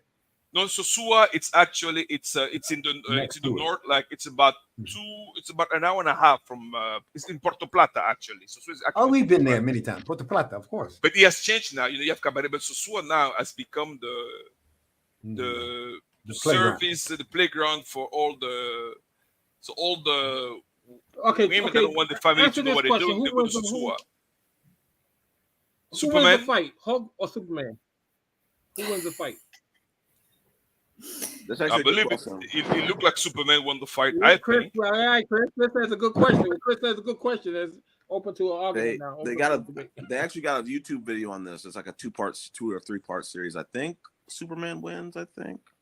Yeah, this was the Superman and Spider-Man team up. I collect comics too. You do? Yeah, I got like a. I don't do it all very often, but I have like all the initial Black Panthers. I have. So you collect them? They have a nice comic book store in your area, or you buy them at Barnes and Noble? Oh yeah, I mean Atlanta's got some nice comic book stores. Oh, that's what's up. You're in Atlanta? Yeah, I'm in Atlanta. I'm in St. Louis right now, but St. Louis has got some decent ones too. I lived in Atlanta for 12 years. Mm-hmm. Yeah, I know. Strictly was telling me y'all used to live in Buckhead. Yeah, we had an off. Strictly to tell you, we had an off the hook spot in Atlanta, right there in Buckhead off Lenox Road, at the Chateau, the Le Chateau. And I'm telling you, bro, we had some crazy people in that building. I mean, superstars, singers, sports, you name it. Yeah, it People Bryson was our neighbor. Remember? Wow. Yeah, People Bryson. Yeah, we go hang out with him anytime. Yeah, people. Yep. Yeah. Michael Tucker, who was on the Braves, he lived next door to me. Dominic Wilkins. Dominic Wilkins? Yep. Wow. And Damon Sotomayor as well, remember? Damon Sotomayor, yeah. Hey, Mike, do you remember? Can you hear me, Mike? Norm. Hello? It's muted down. Can you hear us? His connection has some issues. Yeah. I think he can hear us. Yeah. I don't know if you remember, it was this pretty girl. She used to live in our building. She was driving. He left. It was a girl she in our building. I found out that was actually a Kevin Garnett ex-wife. You know, they were. He's gone. Yeah, I think. Yeah. Oh. Yeah, so she was Brittany. That's she was from Belize. Yeah, that was. She was.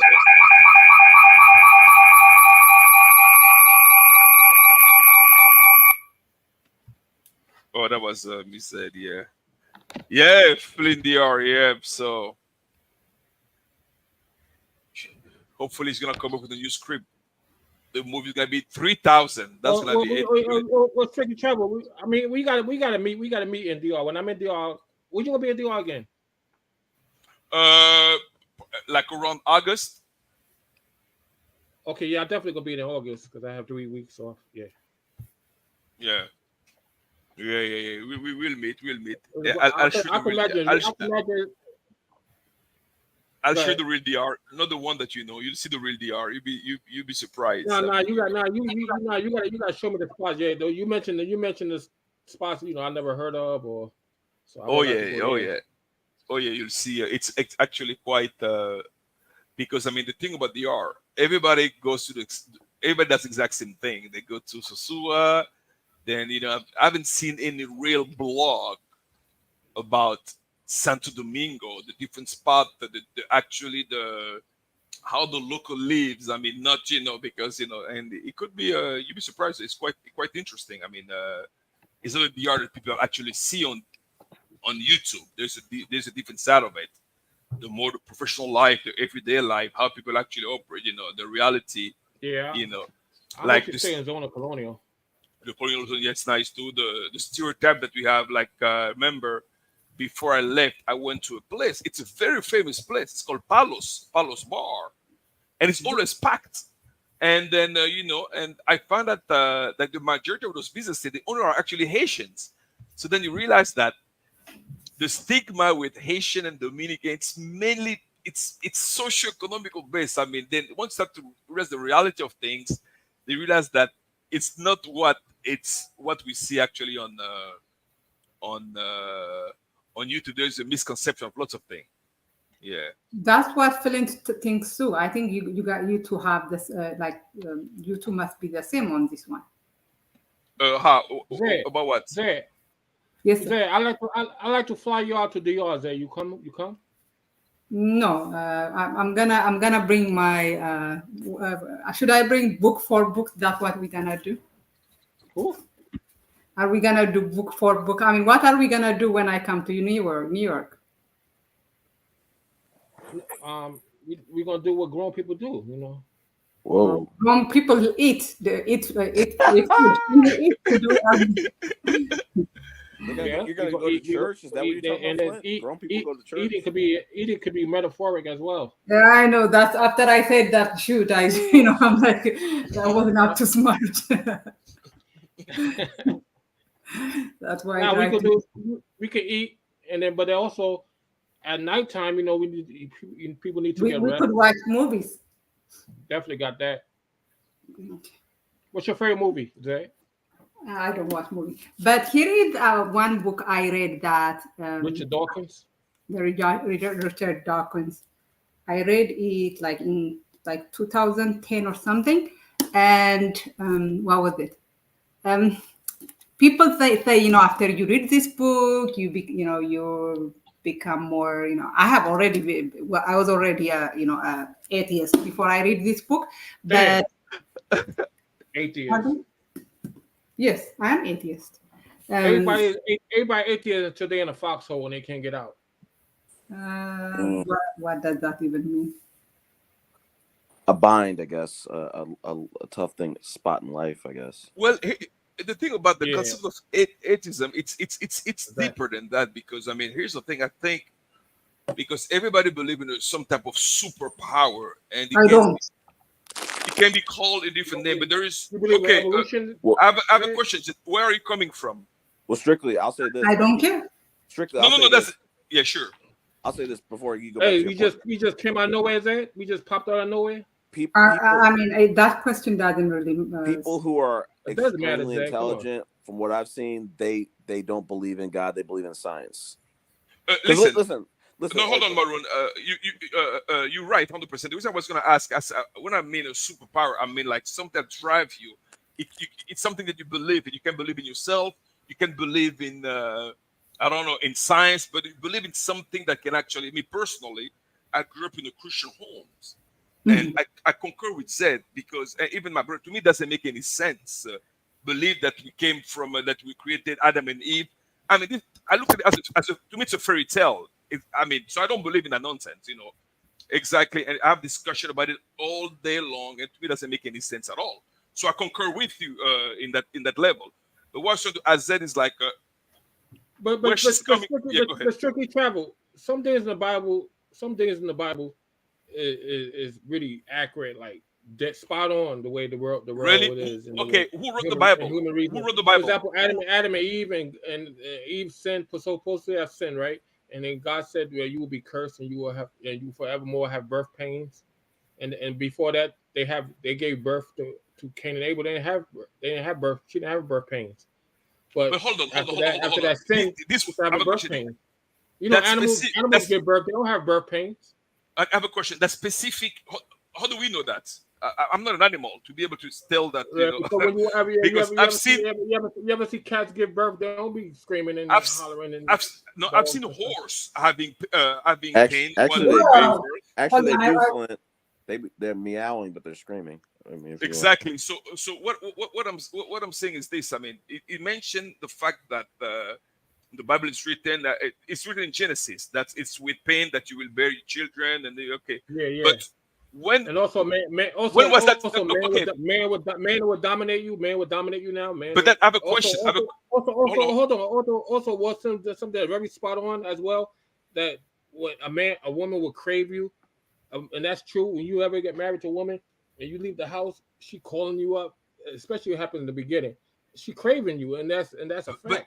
But Flynn, this was written after the humans were already there. Oh my God! Thank you. This is why I like people who are comfortable with English, because I'm thinking exactly what you say. Exactly. It was written when we were there, yes. So it's like they're gonna adapt the reality and write it and make us believe that it is how it is. But when you live in Leviticus, hold on. Let me finish. When Leviticus, what Leviticus means? It means law. the law applied to the Jews. Then then you have numbers. Numbers is it's talk about numbers. I mean, you determine numbers. So if you look at the whole thing, it's a sequence of events. It's a history book that has been modified to fit the purpose, and that's how I see it. It's not a binding. It's not a life book where you have to go by that's exactly how I see it too. It's a history book. That's what I looked at it, and some of them with a little bit of fallacies, a little bit of fiction, when Jonah was swallowed by a whale, and then when Daniel that's the story I want to quote. Exactly. I mean, when you read those things, I'm like, hold on, they are playing with my intelligence. I'm sorry. Yeah. Those are children's stories. Wait, strictly, are you atheist? I don't believe in it. I used to believe. Yes, I am. Okay. Yeah, I was just curious. No judgment. It's like I said, the woman who I talk about that I dated off and on, she's like mental level intelligence.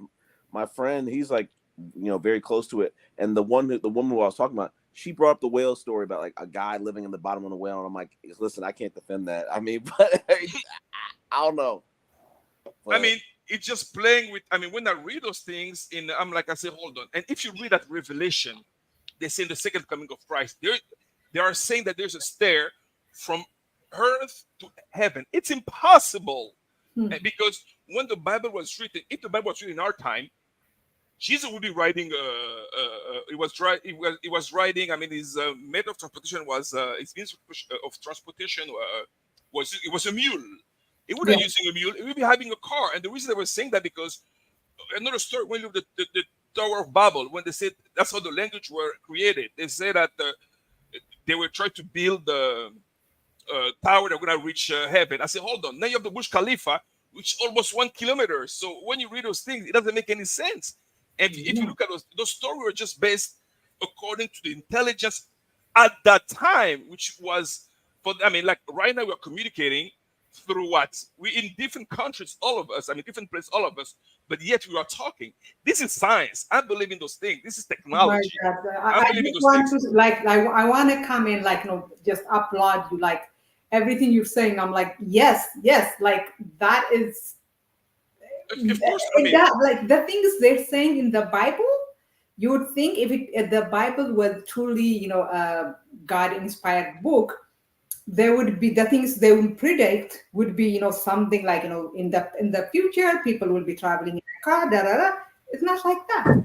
But Zed, the first 5 books were written by Moses, supposedly, and how come he wrote about his own death? I want to know that. So when you do those things, I say, hold on. And we're trained to believe that we don't question the Bible because they told us that God's reasoning is not our reasoning. I'm sorry, you're playing with my intelligence. I was given the brain to think, and the only thing I was asking you where we're coming from is because that's the enigma. That's what people believe in religion, because they know where they're coming from, where they're going. And the Bible was made to instill fear, talk about heaven and hell. I'm like, I said, hold on, this is a concept. It's just it's a fallacy. That's exactly it. So to me, I don't believe in that. I'm sorry. No, I don't either. The funny thing is, I actually stopped believing in the Bible, not because of homophobia, right? Because in 2004 there was an election, and I was not a U.S. citizen at that time, and I wanted I was actually a U.S. citizen. I wanted George Bush to lose, and he won. The reason he won was because people who don't usually vote came out to vote, because in a lot of states there were trying to ban gay marriage, like to make it to ban gay marriage. So people came out to vote for that, because those people who would vote for that would probably be voting for George Bush. So that is one reason he won. And I'm like, people are this homophobic. I'm like, what? I don't want to be religious. So I stopped being religious at that time. But then, even though I kind of believed, but I'm like, what? Why would I belong to a group that is this hateful? They hate gay people this much that they would come and vote for someone they wouldn't even vote for. So I stopped being religious then. But then, go ahead, Papa. No, like you said, I concur with you, and there's lots of contradiction, because we're not supposed to judge, first of all, and the first people judging you are the same preacher and pastors. I'm like, I said, hold on, This contradiction. And they're into the tithing and offering. They say you're gonna pay for your money go to God. It doesn't go to God, it goes to the pastor's pocket. So let's face it, so all those things, so I stopped going and I make my own analysis. And of course, if I tell to my mom, she will crucify me. So that's the same thing with me. Like I fast the Ethiopian fast out of respect, out of tradition. That's it. No, because my dad, when I went, I went in 2004 was when I stopped, believing. So I'm like, I started, I don't know if you know Ethiopian Christianity, we fast, right? A lot. Of course, Orthodox Christian, yes. I know. And you know what fast means, right? Exactly, I know. What does it mean? Yep, I know. What does not eating? Fasting is not eating. It's not eating for a certain period of time to be closer to God. The idea of fasting is pretty much, but our fasting is more. You don't eat animal product, like you don't eat egg, right? Okay. Anything coming from animals. Yes, so in 2005, we went, because in my family, my oldest brother he has always been an atheist. So it's not like, but for some reason they accept his, but they don't accept everybody else. It's like, I think like, what, we have one atheist and that's enough thing. So we went to my mom's birthplace where, everybody knows my mom. And I was eating, it was fasting time, but I ate meat. My brother ate meat, and everybody was like scandalized, like, look at, my family is very well known in that family, in that village. And here we are eating, meat during fasting. So my dad was so embarrassed. And I'm like, what? I'm not going to embarrass my dad any longer. So I'm like, what? I will just start fasting. Same thing, like with me, when I talk to my mom, she say, well, but I'm like, I said, hold on, because I've done lots of observing, and because I grew up in a Christian home, actually, Seventh-day Adventist, so if I'm telling you, we have the head of Seventh-day Adventist, actually, my uncle, the pastor mentioned, so it's like they're read into that. But I've been observing my brother and I, and only the girls still stick to that. But all the guys just realized that it was just, I wouldn't call it nonsense, but it was just, it's pretty much, I think religion was pretty much made to control a group of people. That's what it is. And also Absolutely. Sometimes I think that religion suppresses critical thinking. That's the issue. You lose touch of reality. You believe it's some type of, I say, well, if you need money, go to work. Don't think it's gonna come from heaven. You're gonna have some type of, no, it doesn't work that way. And so to me, I believe in science. Of course, I don't know where I'm coming from. I cannot, Darwin is still a theory, so I don't believe in that. But it's not the way the Bible is written. I'm sorry, it's not my story. And when they talk about the God of Israel, I say, well, he's the God of Israel. And that's what Israel is doing right now. There's something wrong with that, They made us believe that if you don't stand for those people, I shouldn't say their name because they're gonna think I'm anti-whatever. I don't want to get into that. You know what? I am very I am so pro. I am pro them, but you still can be pro them and still be anti-Israel. Do you know why you pro them? Because of your cultural standpoint. You know what I'm talking about. That's what you. So you bias me. I'm pro the other guys because if you look at it, they were there before those guys took over. Before 1948, those people were there. Exactly. It doesn't make sense for people not to have been there. They were there before, they have not been there for millennia, not centuries, millennia. And all of a sudden they are the one who's gonna have, an ethno state. Anyways, I know what you're talking about. But exactly, because I just want to, because who created the, everything stands with the Zionism. When they started with that. Yeah, let's not talk about it. Yes. Exactly. It can be deep. It can be deep, and we might get. So I'm already we striked one time. So I don't want. Yeah, so this exactly. But so it's deep. So when I look at all those different things, I'm like, you know what? I'm sorry. Enough manipulation. I've been led on for so long, so I need to say. And then I always tell my friend, the truth will set you free. and that's exactly what I'm doing. I know the truth. I know this is not the truth. I'm sorry. Hell is a place in Israel. It's called hell. Oh, really? It is. There's a place. It used to be a garbage dump back a couple thousand years ago where they burned all the trash, the dead bodies, And the dogs, and everything. exactly. And the dog. They burned everything there, and that's why they say we'll send you to hell. It was like a wives' tale. We'll send you to hell if you don't do your chores. You go to hell if you don't. And it became a part of the lore. Exactly. Of, religion. Not that it's a physical place of fire that people will be taken to, but they made it a metaphorical place that people would be taken to, and people, and it instills fear and control into people. Like I used to live in Switzerland, and Strictly and I go to Switzerland all the time. Are you friends, or how do you guys know each other? We've been friends, business partners, buddies for at least 24 years, 20 something years. 24 years, because we met in Atlanta late '99, early. That's right. So right in there, 22 years, something like that. We've been 24. Yeah. 24. It's like 24 now. 24. Yep. Yeah. Okay. So there you go. So 24 because years. Switzerland. Say again? You were in Switzerland. You said. Yes, I've been to Israel. Okay. We also, I mean, she asked if you were in Switzerland. Yes. In Switzerland. I didn't understand. Before I You have a beautiful accent, and I'm getting used to it. That's all. I'm getting accustomed to it. So yeah, we met in Atlanta, Georgia. We were neighbors. Yeah. And then we became partners, and we started traveling. We went to Switzerland multiple times. And he was talking about hell and heaven, and he mentioned. Yeah, go ahead. Switzerland. Tell the story. There's a place, and if you get a chance, you go to, and if you ever get to Switzerland, and now there are many places like this around the world, but this book is from the 2nd century, I think. There's a Bible there from the 2nd century. It's about as big as my table. It's huge because they actually hand wrote the entire Bible, and it has at least 17 or 18 additional books in it that are not mentioned today. And it's on display in a cathedral in St. Gallen. St. Gallen, yep. St. Gallen, right.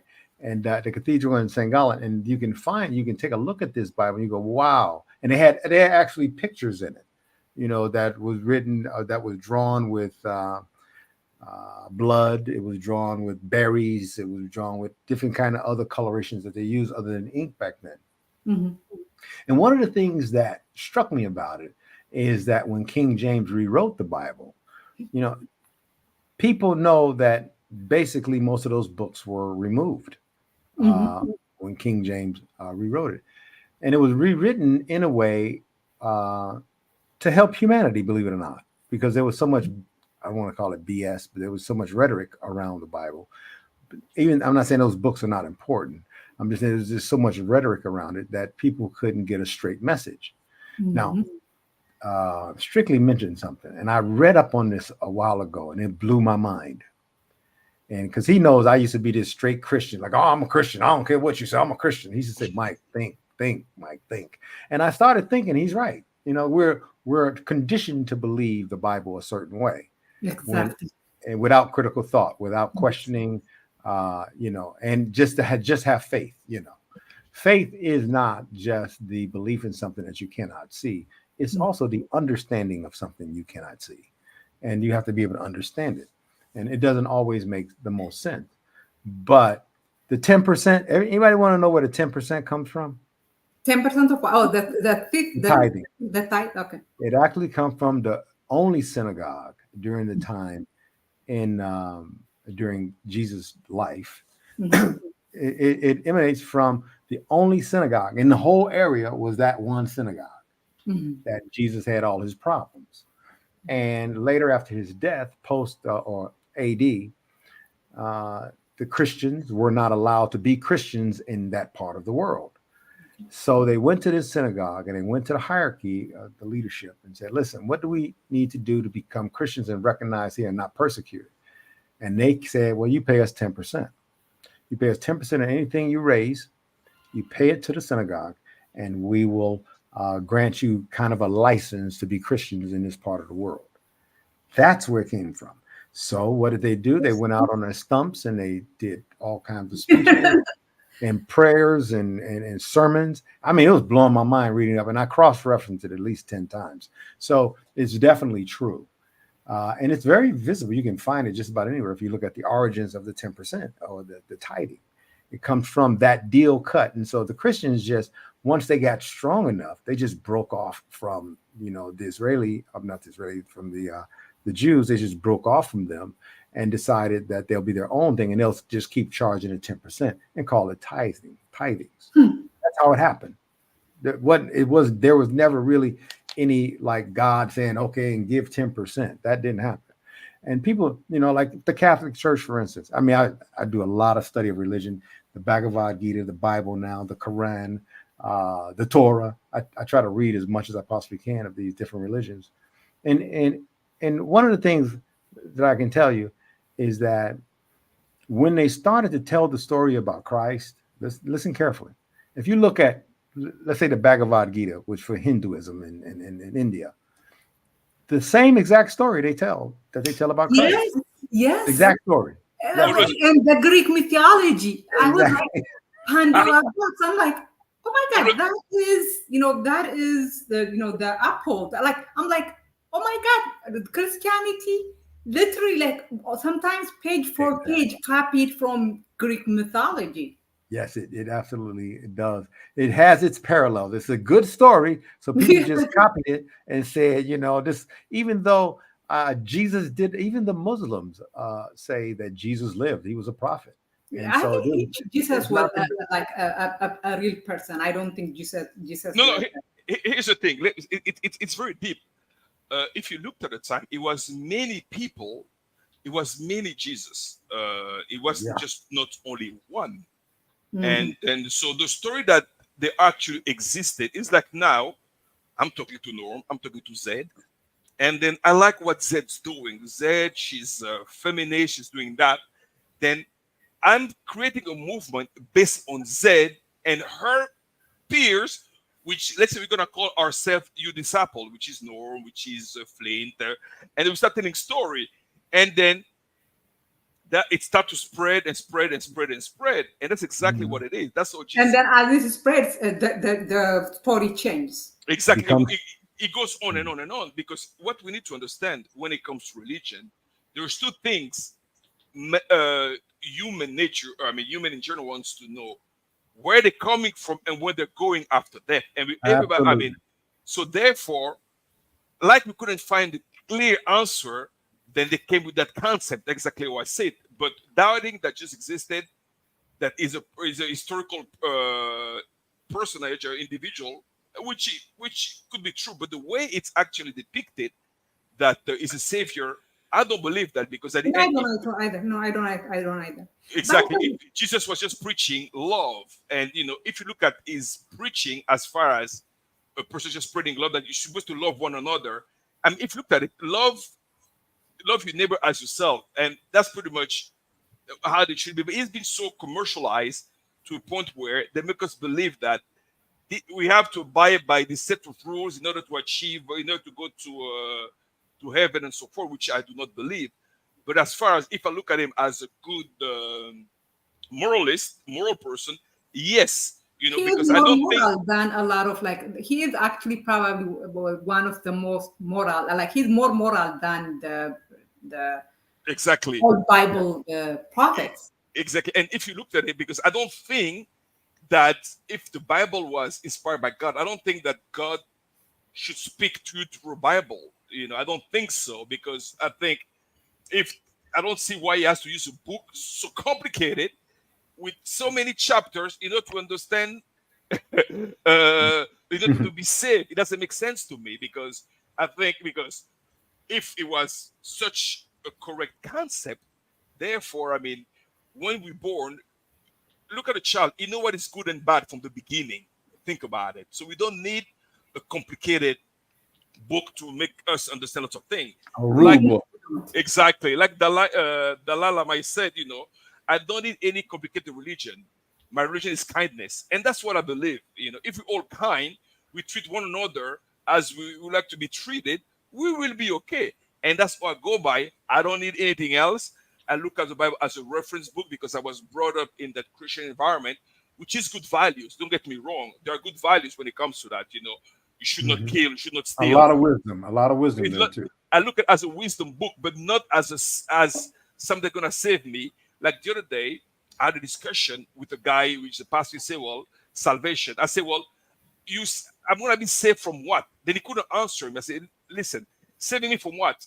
Because I said, "I don't believe in hell, I don't believe in heaven." So I want to tell you, I want to be saved from what? Because and if you look at the Bible, it's written that it's not easy to get to heaven. So I know how hard it is, because when I was in college, I was never the first in my classroom. So therefore, I know it's a long path to get to. So if I have to go by the Bible to reach heaven, forget about it, I will never reach it. And another thing, I'm not interested in heaven, I told him. I said, because it was lethargic for me to go to church when I was young, and, so it was boring to me. So I know. Be indoctrinated. So I know if I go to heaven, if that place exists, it's going to be the exact same thing. So I'm not interested there. I cannot. I mean, there's no fun. I don't. If I want to take a drink, there's no drink. There's nothing. So to me, it's a boring life. So I like a life with challenges. I don't want things that want to make us believe that all our struggle that we are going through now, once again, is going to be over. No, I love my struggle. I like to strive. I like to thrive. I like to be able. I like challenges. I like obstacles. That's what I enjoy. So to me, if you're gonna tell me that you're gonna have all the things that be gone, to me it's a boring life, and that's why I look at it. And if you are my religion, Ethiopian Coptic, it's almost impossible to go to heaven. And you're right, and if you do all this and you still miss the bus, I'm like, why should I do that? No. Yes. At least, what about the 144,000? What about the 144,000? That's even that's what Jehovah's Witnesses say, right? Yeah, they say that only 144,000 will be chosen during exactly. Revelation. So imagine out of 8 billion people. Exactly, it makes no sense. People have faith and believe in that. Yeah, it's in Apocalypse, in Revelation, 14, 1 through 5. I know that, and I always tell people, I'm like, and he said, do you know the verse when they mention that, look, there's a saying that they say, like, well, Jesus was talking to disciple, and they said that how hard it is to go to heaven. He said, the same way the Ethiopian cannot change his color, they mention it. The same way the Ethiopian can change his color is the same way the leopard is born with a spot, something like this. And I looked at that. I'm like, okay, it's racist. Mm-hmm. Right. Wow, I didn't know that. Yeah, I'm gonna look. Okay, I'm gonna look at the verse exactly, and and I mean, a lot of the verses.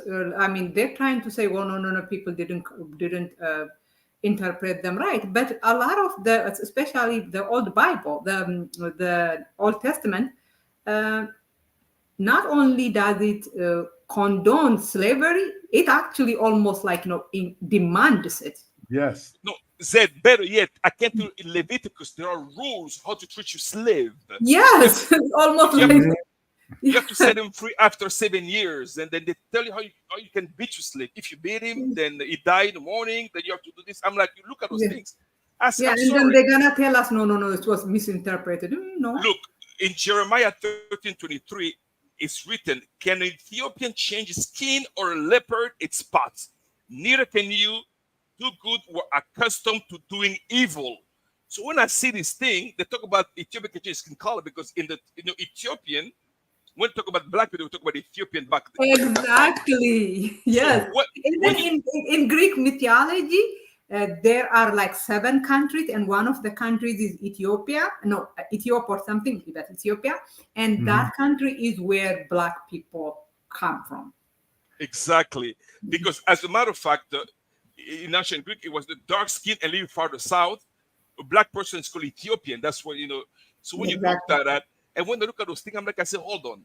I've analyzed in depth all those rules. I said, no, it was a set of rules just to control a group of society. And remember, before France decided to separate religion from the government, I mean, in the Roman Empire, it's like the church used to represent the government. So therefore, I mean, when I look at all those different things, I'm like, you know what?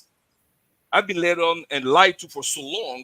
I can't go on and being under that servitude, that's what I call it, and under that mental isolation, that mental control. I'm like, no, I need to set myself free and be able to look at those things. So I made my own research, and I came to that conclusion. I'm like, so when someone comes to me and want to preach, I'll tell them, don't waste your time. Before I used to accept them, and I'm like, you know what? Don't even waste your time, because I don't believe in that. I will ask him a set of questions, and guess what? They don't have any answer, because they say, okay, my dad is 90 years old. When he was born, he was waiting for Jesus to come back. My grandfather, same thing. My great-grandfather, my great-great-great-grandfather, my grandfather was born in 1800. Jesus hasn't come back. He hasn't returned yet. And they say he's coming back soon. So, as you see, things are coming, earthquake is happening, there's flood, this and that. When the flood was in Dubai, they say, well, the end of time is near. I said, hold on, floods has always been existent. And if you're going to give Dubai as an example, you're wrong, because Dubai built a city in the desert and didn't put the right sewage system, didn't put the right piping system. That's why it's flooded. But it's not because some type of act of God to punish or to make things like the time it's coming near and the 666 and all those things. So I look and analyze all these areas of nonsense. I'm like, it doesn't make any sense. And in Ethiopia, we have great famine almost every 10 years. And when you talk to older people, they will tell you that, when the great famine happened in their time, they thought, that was in time. Like almost, every generation of Ethiopians believed that, the great famine was, the end of world, the end of the world. Yep. So imagine how many famines we have. Like people think, well, you know what, this famine, let's go through it, because at the end of it, it is, us going to heaven or hell, like the world is ending. And this has been happening for centuries, if not millennia. So why would I live for one thing, the problem with the Bible is that it's not falsifiable. When something that the Bible predicted doesn't happen, we don't say, well, you know what, this book is not reliable. What we say is, well, maybe we didn't interpret it right, so maybe next time. Exactly. So that is, if a book is not falsifiable, if something cannot be proved false, then it cannot be proved true too, so that you should not believe it. Exactly. Go ahead. Listen, Zed, imagine, I'm going to just a parenthesis. In Exodus 21, they said, if you buy a Hebrew servant, he is to serve you for 6 years, but in the 7th year, he shall go free without paying anything. If he comes alone, he is to go free alone. If as a wife, when he comes, she is to go with him. I said, there are rules. I said, how come a loving God going to accept being under slavery? So there's something wrong with this, So I'm like, I'm sorry.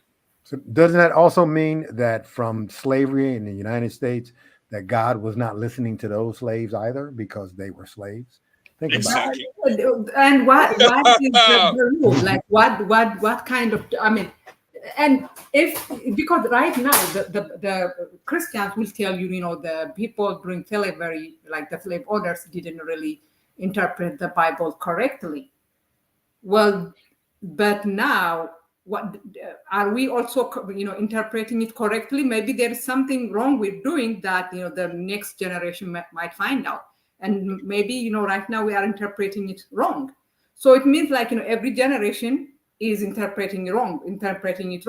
Then the Bible is useless if every generation is interpreting it. That is, you're right. Imagine there are 24 verses talk about how to treat your slaves. Mm-hmm. And then and I can't even go on and start telling you what about women, the way to treat women in the Bible. Yes, or gay people. Maybe the way we treating the Christian are treating gay people right now. Next generation of Christians may say, you know what, it was wrong, but the previous generation interpreted the Bible wrong. The Pope just came out and said that. The Pope just said. Oh no! Wait! That can't. I won't let that pass. Said. Okay. Who care about the Pope? Okay, bro. Let me finish my statement. The Pope. We're having a conversation about religion and theology. Let's just have that. Yes. The Pope just came out and announced about a couple of weeks ago. Okay, yeah. But who that cares about the Pope? he was The wrong Pope about the Bible. gays. The But in his speeches, come on, this guy. Good Lord. Come on, just get with the conversation. You have to be well, the Bible isn't that factual, bro. But the okay, but at the same time, that's what everybody using though. The actual reason within the good Lord, this is just not productive. Listen, bro, you have to be objective when you're having a conversation. If you're not, you become myopic. When you become myopic, I'm not agreeing with you, but go ahead. I didn't ask you to agree with me. I asked you to listen. I didn't ask you to agree with me once. Let him finish. I'm asking you that. Let him finish, then we intervene. Let's finish. Yeah, okay. Yeah. Why don't you hear? The Pope just announced a couple of weeks ago that he was wrong about gays, but in the very same speech, he had a slip up, and he called the conduct of gays faggotry. He actually used that word. You look it up on Google. It just happened. He just used that. And when we talk about popes are just as political as they are. They're more political than religious. Actually, the Pope is people may not know, but Vatican and Iran are the only theocracies in the world. Yes, meaning exactly. the head of state is also the head of religion. So the Vatican is a state, and the state is their president. We could say, like their lead, the state. He is exactly. Exactly. And also, people don't know, if you do a little research, is that within the Catholic Church, do you know why they no longer, why priests cannot marry and nuns cannot marry or have sex? What was it? Do you know why? Yeah, no, I don't. Because one of the earlier popes, I think it's Pope Leo, not the latter Pope Leo, but one of the earlier popes, I think in the 10th century, what was actually occurring in the world is that they would send out missions all over the world, and at least what they knew as the free world, and they would build these cathedrals and these churches and these religious or ecclesiastical buildings, they called them, and they would build those in great numbers, and then they would put a priest in charge. But back then, believe it or not, priests were married. They had wives and kids. They had wives and kids, and the nuns could marry the priests. It was just, just like any other religion where people can be the representation of the church, but at the same time have a family life too. Well, what actually occurred was they started to grow these churches like what we would consider a mega church now, and they were raking in that 10%. They were raking in the bucks, and people were dying. Of course, parishioners dies, over the centuries, and they would bequeath all of their wealth to the local church, not to the Vatican, but to the local church, to the preacher, the priest and his wife and family, and it would inure to their benefit over the life of the existence of that church. And they would build cathedrals and everything outside of Rome, outside of the Vatican. And so the Pope one day said, okay, from this day forward, everything that's given to the church comes to the Vatican. Everything. No priests can no longer be married and have children. No nuns can do the same. That is why they have no sex now. You have all these pedophiles inside of the church, and been proven that a lot of these priests are not only pedophiles, but also they conform to other sexual proclivities. Exactly. And so it was all done because of politics and money. It wasn't done because of we have this devout relationship. I'm marrying God, or Christ. It was about, the church wanting to get paid, and it did. In Ethiopia, our religion is not really, but similar to Catholic. Our priests can marry. Mm-hmm. Because it's you're Orthodox. Yes. Very much so.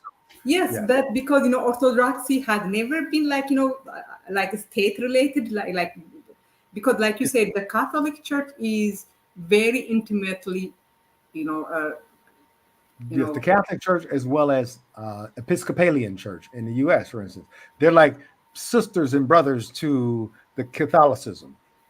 They have the same kind of rituals, the same kind of dogma, the same kind of conversation and relationship with Christ or God. They do, and I think Strictly was mentioning that earlier. like in Ethiopia, I remember there's a group in Ethiopia that are black Jews, original black Jews. A very large group there, as a matter of fact. That Falashas? I'm sorry. The falashas? I think so. I think that's what they're called. But they're Jewish and they subscribe to, of course, God. But I think that there's something else, the same God. But I think there's something else about their understanding of Jesus Christ too, that they've because a lot, the Jews in the Torah, they believe that Jesus existed too. It wasn't like he didn't exist, and they write, but they don't. The falashas, I do not know their religion that much. I know some falashas, but I don't know their religion. Yes, but so we all take on, based on our geographical location, we take on the belief systems of those locations, and the ethnomethodologies, the culture, the traditions, the customs, the mores. We take all of that on as a part of us, especially like Black people.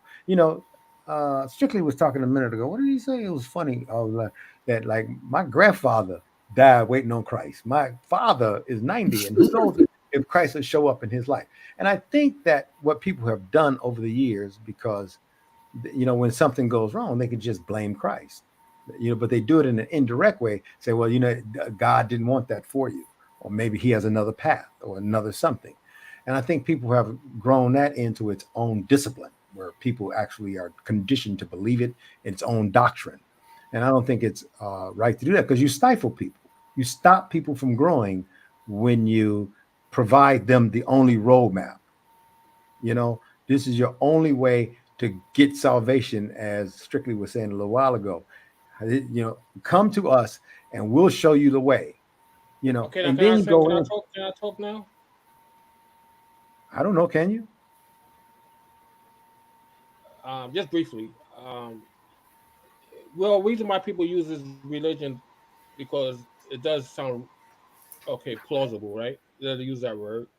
It sounds plausible, and at the same time, is that people could choose to be an atheist, and that's the end of it. But sometimes the Bible since it sounds plausible, you put your faith in it, and you go and live your life, because it does teach you how to live. We're saying it's not plausible. We're saying it's not plausible. It's rather incoherent in a lot of ways. It is plausible. Some people you might not. Okay, well, how so? How so? That's what we were doing. How so is it plausible? Hold on. There's billions of others that believe it's plausible and have faith. Here is the problem. I am okay with you believing in the Bible. The problem is when you then use the Bible to tell me I have to submit to you. That is, where you have a problem. Well, that's the same thing about feminism and Me Too and all that. We have a problem with that, with forcing our belief. Feminism is not religion. Feminism is not religion. But it's not the same as Me Too and all. I know it's not religion, but still it's forcing beliefs on you. So you're saying it's a problem when religions like to force its beliefs on people. It's the same thing when it comes to the other feminism and then Me Too. How is me telling you I am equal to you? And I'm not I'm not telling you I'm equal to you because some book told me that. I'm telling you I'm equal to you because we both are humans. I'm not saying equal. There's a. I am the one who's saying that. I'm saying there's a proper way of being a feminist, but there's also extreme feminists as well. There's no proper way of being a feminist, bro. How? Tell me what is the proper way. The proper way. You ever heard of extreme feminism? That's not the proper way. What like do you?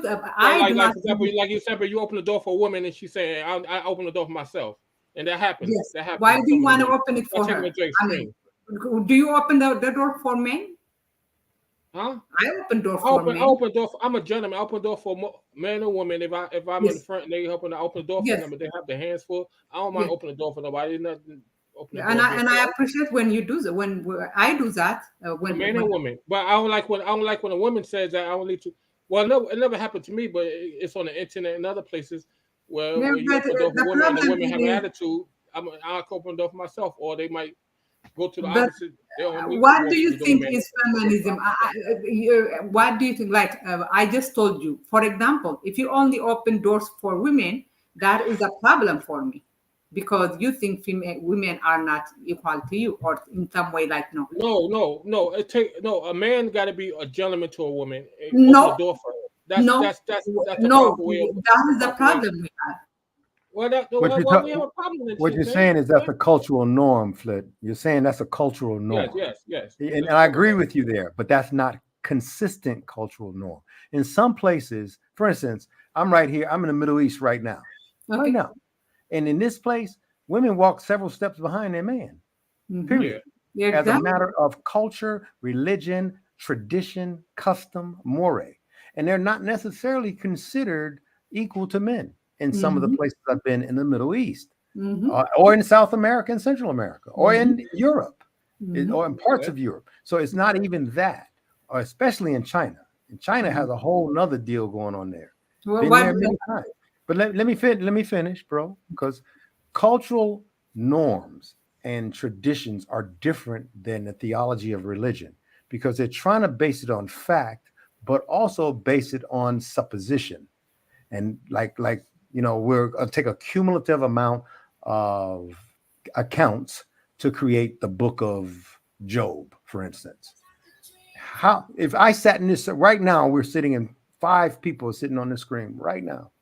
And if I say, al final del día, todo el mundo se va a morir. If I say at the end of the day in Spanish, everybody's going to die.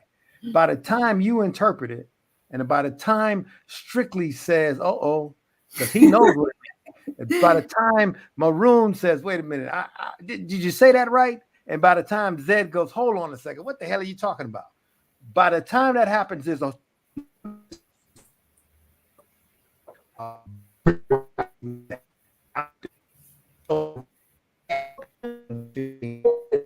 I love how when he gets disconnected, it's like music da da da. Flint, while Norm is coming back, and but Zed, I was gonna ask Flint the question while Michael, because we cannot hear Michael. Look, he has a microphone issue. Do you know which Bible do you read? Which I'm assuming is the King James version, right? Yeah, pardon me. I was asking Flint which Bible does he use? Which Bible? The King James version, right? I'm gonna bring my own Bible, because Norm was talking about how the Bible used to have like a lot of books. My Bible has 81 books. No, your Bible the Orthodox Bible got all the books. Yes. They didn't remove anything. No, they didn't. We didn't. What I was gonna tell Flint that the King James version was done by 47 students, and it was all a member of the Church of England. And then that's when they decided to put the King James version and to translate it. And they removed some books because they said this book they were not part of what's called the canon. And based on that, that's the Bible. So they decide to remove those books. But here's the thing: in the same Bible where those books were removed, there is a verse that's saying that you will not remove any book from this Bible. I'm like I said, but that's exactly what they did. So what they did after they removed all those books, they added a conclusion saying that you cannot remove those books. And do you know it was an authorized version? And the authorized Bible, the authorized version initially was authorized, I believe, in 1539. I believe, I can't remember. Yeah. I think it was 1539. That's when they had the authorized Bible. And imagine they give you an authorized version of the Bible that you have to go by. So if you think about it, it's been manipulated. It was it was called the Great Bible of 1539. It was the first authorized edition of the Bible. So if they found you with the other Bible, you are in trouble. Think about it. So we've been. I don't see how we're not given the liberty to choose which Bible we should go by. It was an authorized version. The King James version, that's why it's called the King James version, the Church of England. But if you go to England, you realize that nobody goes to church in England. And they're the one. And if you look at the Protestantism the precursor of that was Martin Luther. Yeah, Germany. And think about it. And it was actually German, because it was a priest that rebelled against the Catholic. Exactly. And It protest. That's what it's called, Protestant. But you go to Germany, nobody goes to church. Neither there. And I'm like, I say, hold on. My cousin lives in Germany. She's actually married to a German, and she said that the first and last time Germans go to church is to get baptized, like at the age of 14 or 16, and they never go back. Exactly, and then the one who start the religion. But us Africans, we're gonna take it and we're gonna make it like it's ours. And I've been to the Congo. I was going to Congo. You know how many churches there is in the Congo? Thousands of them. And I don't see the development. And I'm like, guys, you want to achieve development through religion, you gotta work. I don't know any nation would develop themselves just on faith. So they changed the concept. So I'm like, so after I analyze all those things, I say, here's what I want to do. Out of this whole thing, I want to take just one thing. Love your neighbor as yourself, and that's it. I will treat Zed the same way I want to be treated. I will treat my wife the same way I want to be treated. I will treat Flynn the same way I want to be treated. With that, I don't need anything else. I want to and also imagine, all your life you go to church every Sunday, reading the same book. It's like you're not passing any classes. Imagine you're doing the same subject all your life. You read the same thing all your life. Like there's no evolution.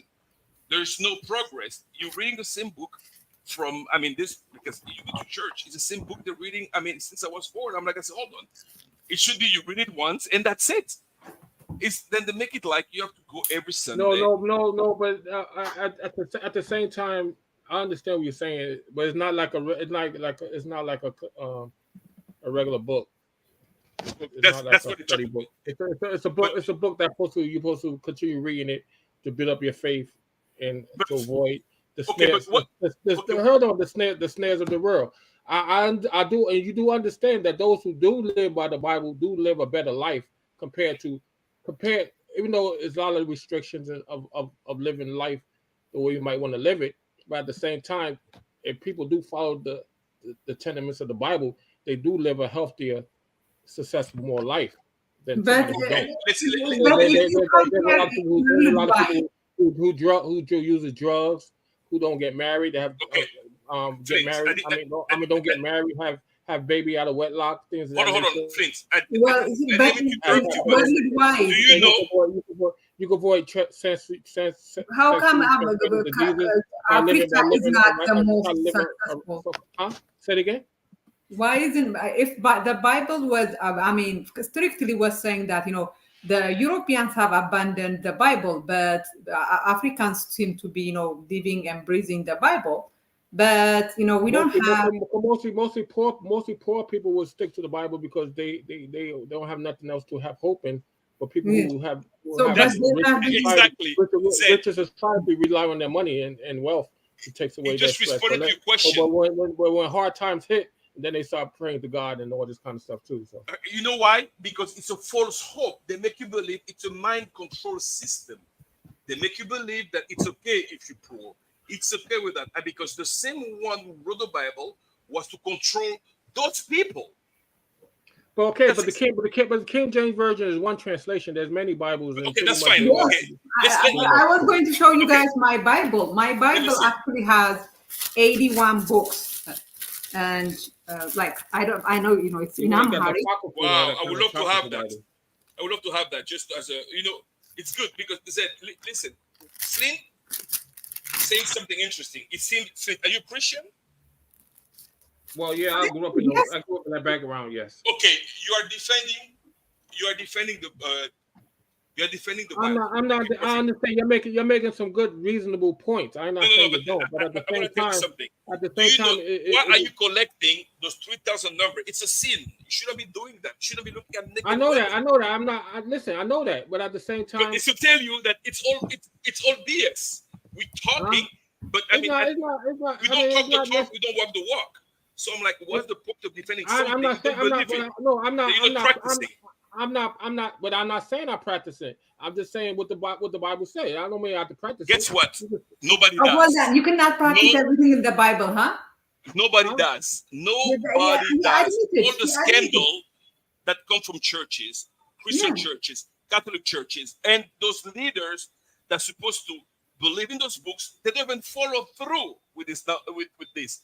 And you're saying that if you looked at it, I mean, the Protestantism came from Catholicism. They took it and make it their own and run with it. I'm like, I say, hold on. It's like Z came up with the concept.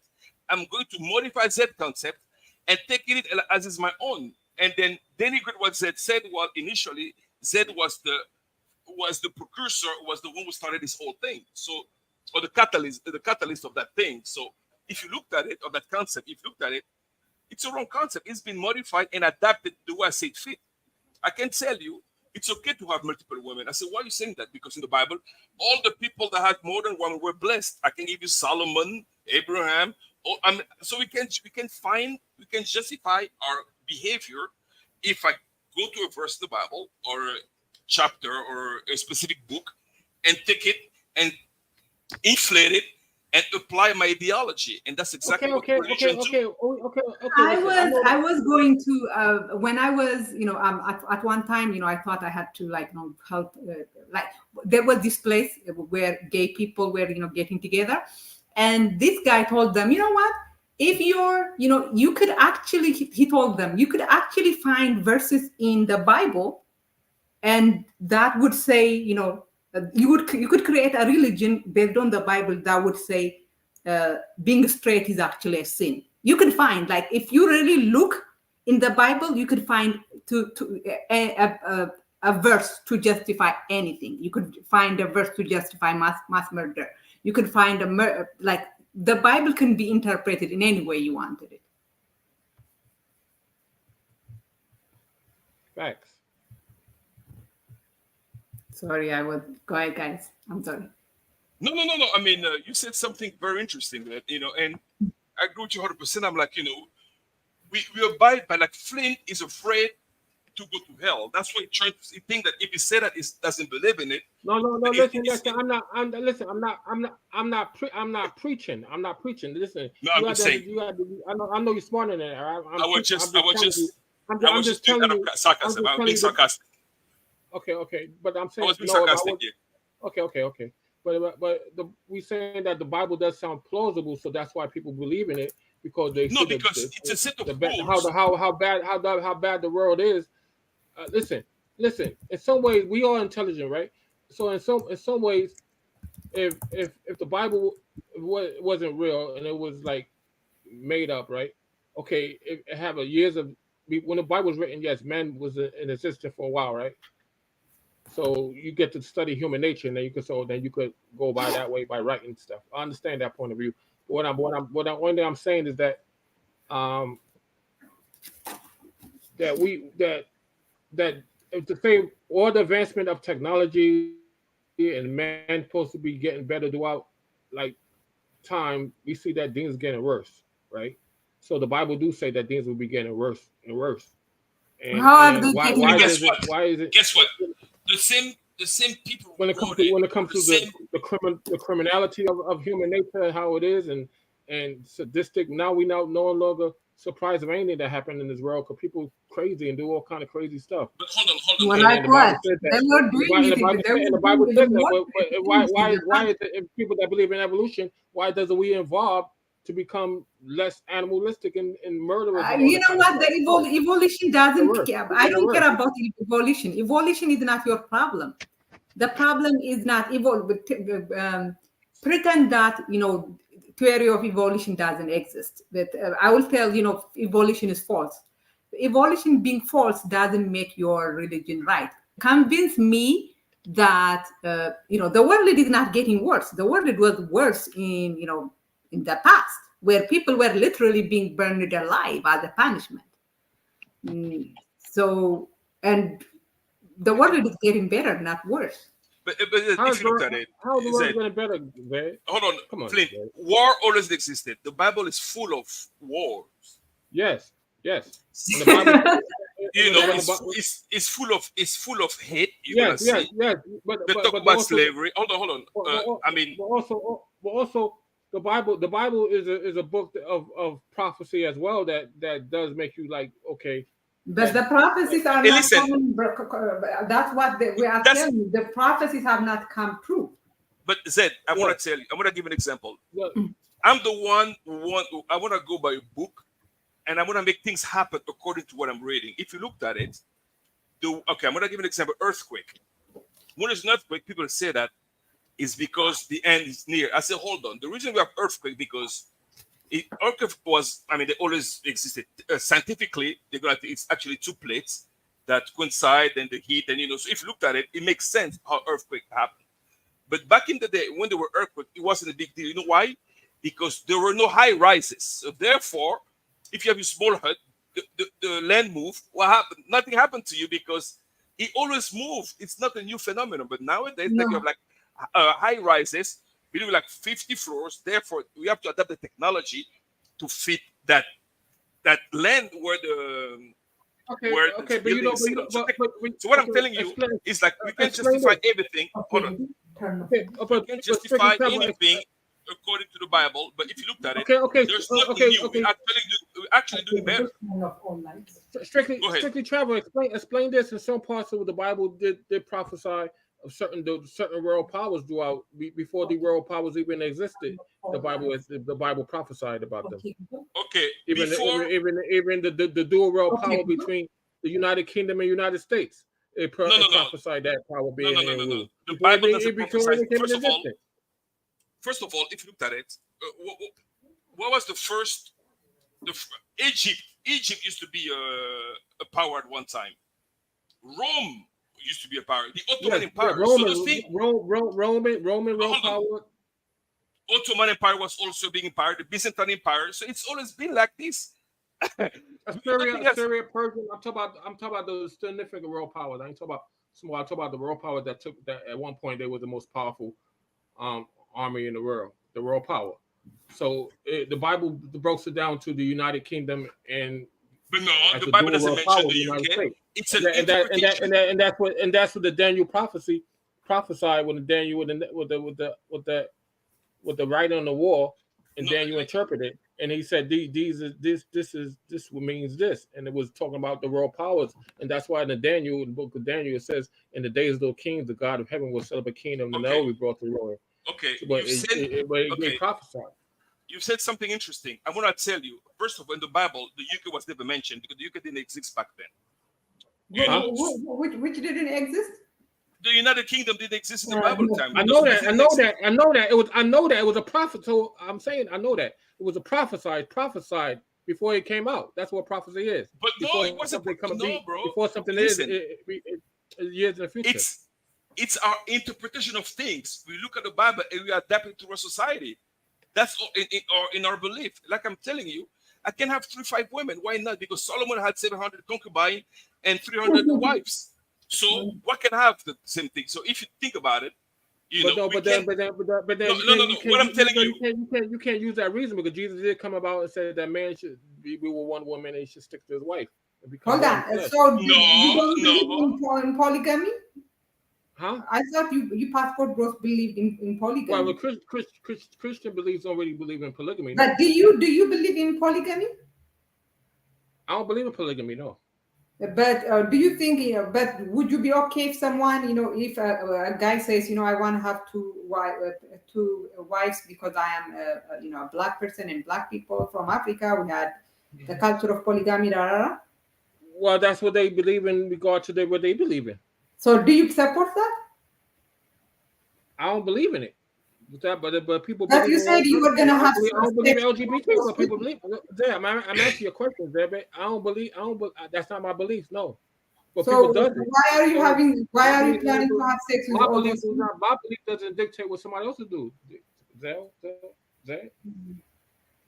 That's one problem too, because you guys choose and Ain't no problem. Y'all believe in feminism, but you're a feminist, right? So I don't believe in it. I believe in feminism. What do you mean? Right, but I don't. So I'm asking you a question. But you're the one who say you believe in the Bible, but you don't do the things the Bible say.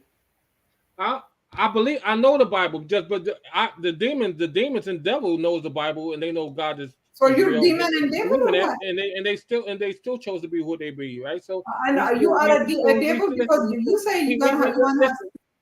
Zed, I have a personal knowledge, but also too, I could also repent as well in the due time, right? What did you say? As we know the Bible, we do know the Bible, right? No, my thing is that you said, but you're not following what the Bible says. You want to have sex. I'm not following now, but I mean I can't follow in the future, right? So, and what would God say that you know the Bible, but you're not following it right now? What would God say? What would God say? Because you're not following the Bible. God say, come, and right now we're in the day of salvation. We should all repent at any given time. But if you don't and you suffer the consequences, why if you die before you have your salvation? Because you know that. Guess what? We're gonna die all together, Zed. No, right? But me, I don't believe in God. But you, what if you die? Guess what? You don't believe in God, but guess what? You're still gonna die. No. My point is this: you are planning to have sex. There's no point. There's no point. Ultimately, we're all gonna die. That's the no. Hold on. I don't think you understand what I was saying. My point is, you are fornicating. You are having sex before marriage. But at the same time, David fornicated, and what did he repent later on, right? So every point that you making, I could destroy it because I don't understand. Okay, what did you say? We all sinners. Well, but we're supposed to be once you know better. No. I didn't say my background. That I didn't say that I became righteous. I know the Bible. I said I know the Bible. So it doesn't make sense if you know the Bible but you don't practice it. You know the Bible too, Zed, but you choose not to follow it, right? You become atheist. No, but I say the Bible is useless book. That's the difference between you and me. That's your personal feelings on it. But my thing is this: you are planning to do things that the Bible do. No, you can't. No, but you can't judge me. Only God could judge me, as you know what the Bible. But it is useless. It's useless. No, because we ain't never win because just like you choose to be a feminist, I could choose to serve God when I was choosing. But you're not serving God. When you know it is a sin to have sex premaritally. Do you know it's a sin? Do you know it's a sin right now where you're not doing what God says? It's a sin. You sinning. But I don't believe in God. Huh? I don't believe in God. But you don't believe in God, but guess what? You're still gonna die. That's not what I'm saying. God said that we all going to die. You know the God, but you don't do what God wants you to. No matter if I don't believe in God or believe in God or don't believe in God, guess what? We're still gonna die.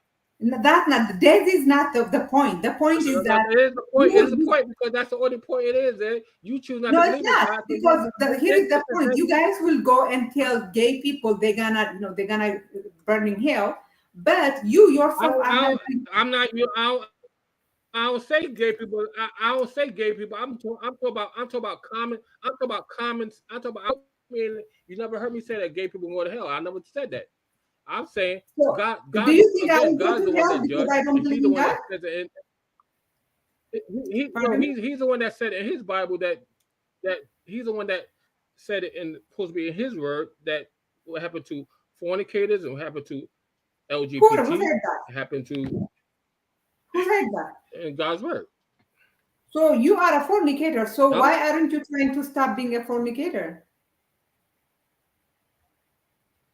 Well, I don't know. When I stop and then I repent. So it's useless to believe in God because if you could just, I'm gonna do that like no, it's not. Because it's not forcing you to stop being a sinner. You're gonna be a sinner, and then when you're done, that's the definition of hypocrisy. Yeah, exactly. No, it's not because if you know the Bible. No, it's a definition of hypocrisy, bro. No, it's not. You got 3,000 women. You got 3,000 women, yeah, and you lust after every last one of them, even the thought of the lust, even the thought of. The Bible. Listen, what I'm saying. We all strictly travel. You said, I don't know about your background. You would talk more or less about it, but you did mention the Bible, so we probably all have a degree of Bible knowledge, right? And we choose. Would you like to know about my background? Would you like to know about my background? Is what you're saying? Yeah. Oh, okay. Not really, I'm a former U.S. Army Special Forces Green Beret. I'm also a former U.S. Army Ranger. I'm an officer and a sergeant, senior sergeant first class back in the day. I've been on 41 different operations in the world, wars and conflicts. I've fought in just about every kind of battle. You kill people? Listen to my background. Listen, you know, when you interrupt somebody when they're speaking, it's rude. I'm gonna ask you not to interrupt me again because you know I don't want to put you in your place nor speak negatively to you. So be courteous. And I created my own therapy. It took about 30 years to build over my life, and now for the past 6.5 years, and I've done many other companies and ventures and traveled to over 80 countries in my life, and I've lived in 22 countries in my life. So I think I bring a wealth of knowledge and experience and understanding to not only religion, but business development, people development, therapy, which you are in definite need. But therapy won't work on you if you don't want it. So don't let anybody force it on you. It has to be something That's you your desire. profession. That's your profession. Yeah. But no, it's okay. It's okay that you have a negative opinion of me because I'm the only one here that's calling you out. They're stopping you from being rude. You gonna call me out? But You what? But it don't mean nothing to me. Come on, man. Exactly. That's why therapy doesn't work with you. I was explaining that to you. It doesn't. You told me I was a punk, and you told me that you would do something if I was in front of you earlier on, brother. I've done more than what you think I've done. I'm that guy that you see that you just stay away from. But guess what? You ain't got to. But if you want to use a weapon, then we all could go. We use weapons, right? But brother, at the same time, I'm not going okay, let me give you an analysis since you like to interrupt people. I know here's an interruption for you. I'm just saying I can handle myself. I can handle myself. I'm a third dan guzru. If you can handle yourself with me, you know, if you can handle yourself with me or anybody else, that's okay.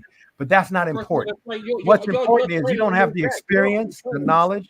You don't have the experience, the knowledge to even be in most of these conversations. You're just adding rhetoric to the conversation. But if you want to get the experience, you should stop talking and listen. Without that no, brother, it's okay. Just stop talking and listen. Once you become a good listener, you'll become a great orator. Paycheck from welfare on my tax dollars, you welfare recipient. Yeah. But you don't even know what you're talking about. Anybody could join the army. My man, we turn 18.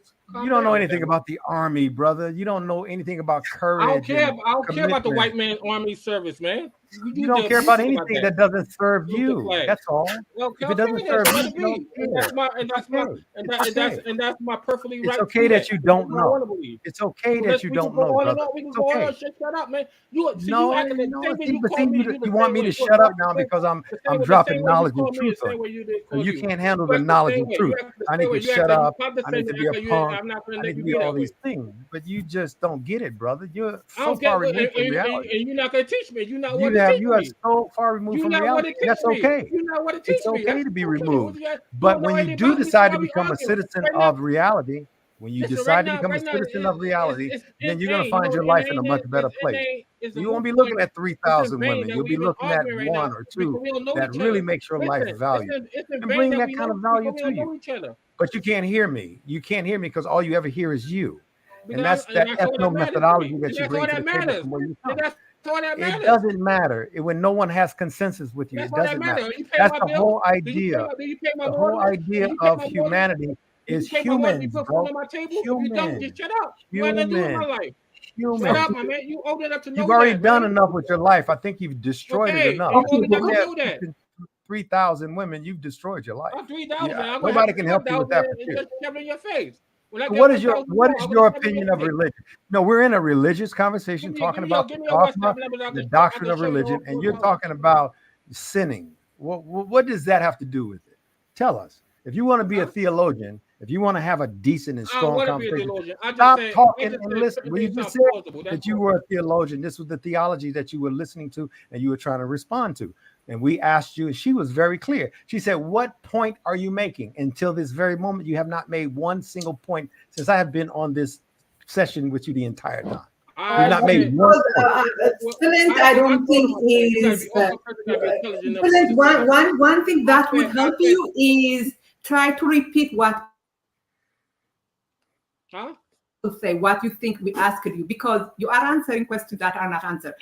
For example, what I'm asking you is, you believe in God, but you do things that the Bible says not to do. Yes, you don't even try not to. I know, but I'm explaining to you. But the Bible have a way to work yourself out of sin when in due time. We free moral agents. So why that due time never happened? When is it? You gotta be quiet and let me talk. I'll give you the answer. So you're saying I'm not answering. I'm giving the answer. We are free moral agents. God is not forcing us to do what he say. We have a choice. We have an option. Okay, what's the option? Strictly travel, choose to do his option. This derpy guy choose to go his route. You chose to go your route. We all are free moral agents. Am I right? So hell no. Hell no, you're not right. You're not right. That's the belief you have that makes sense.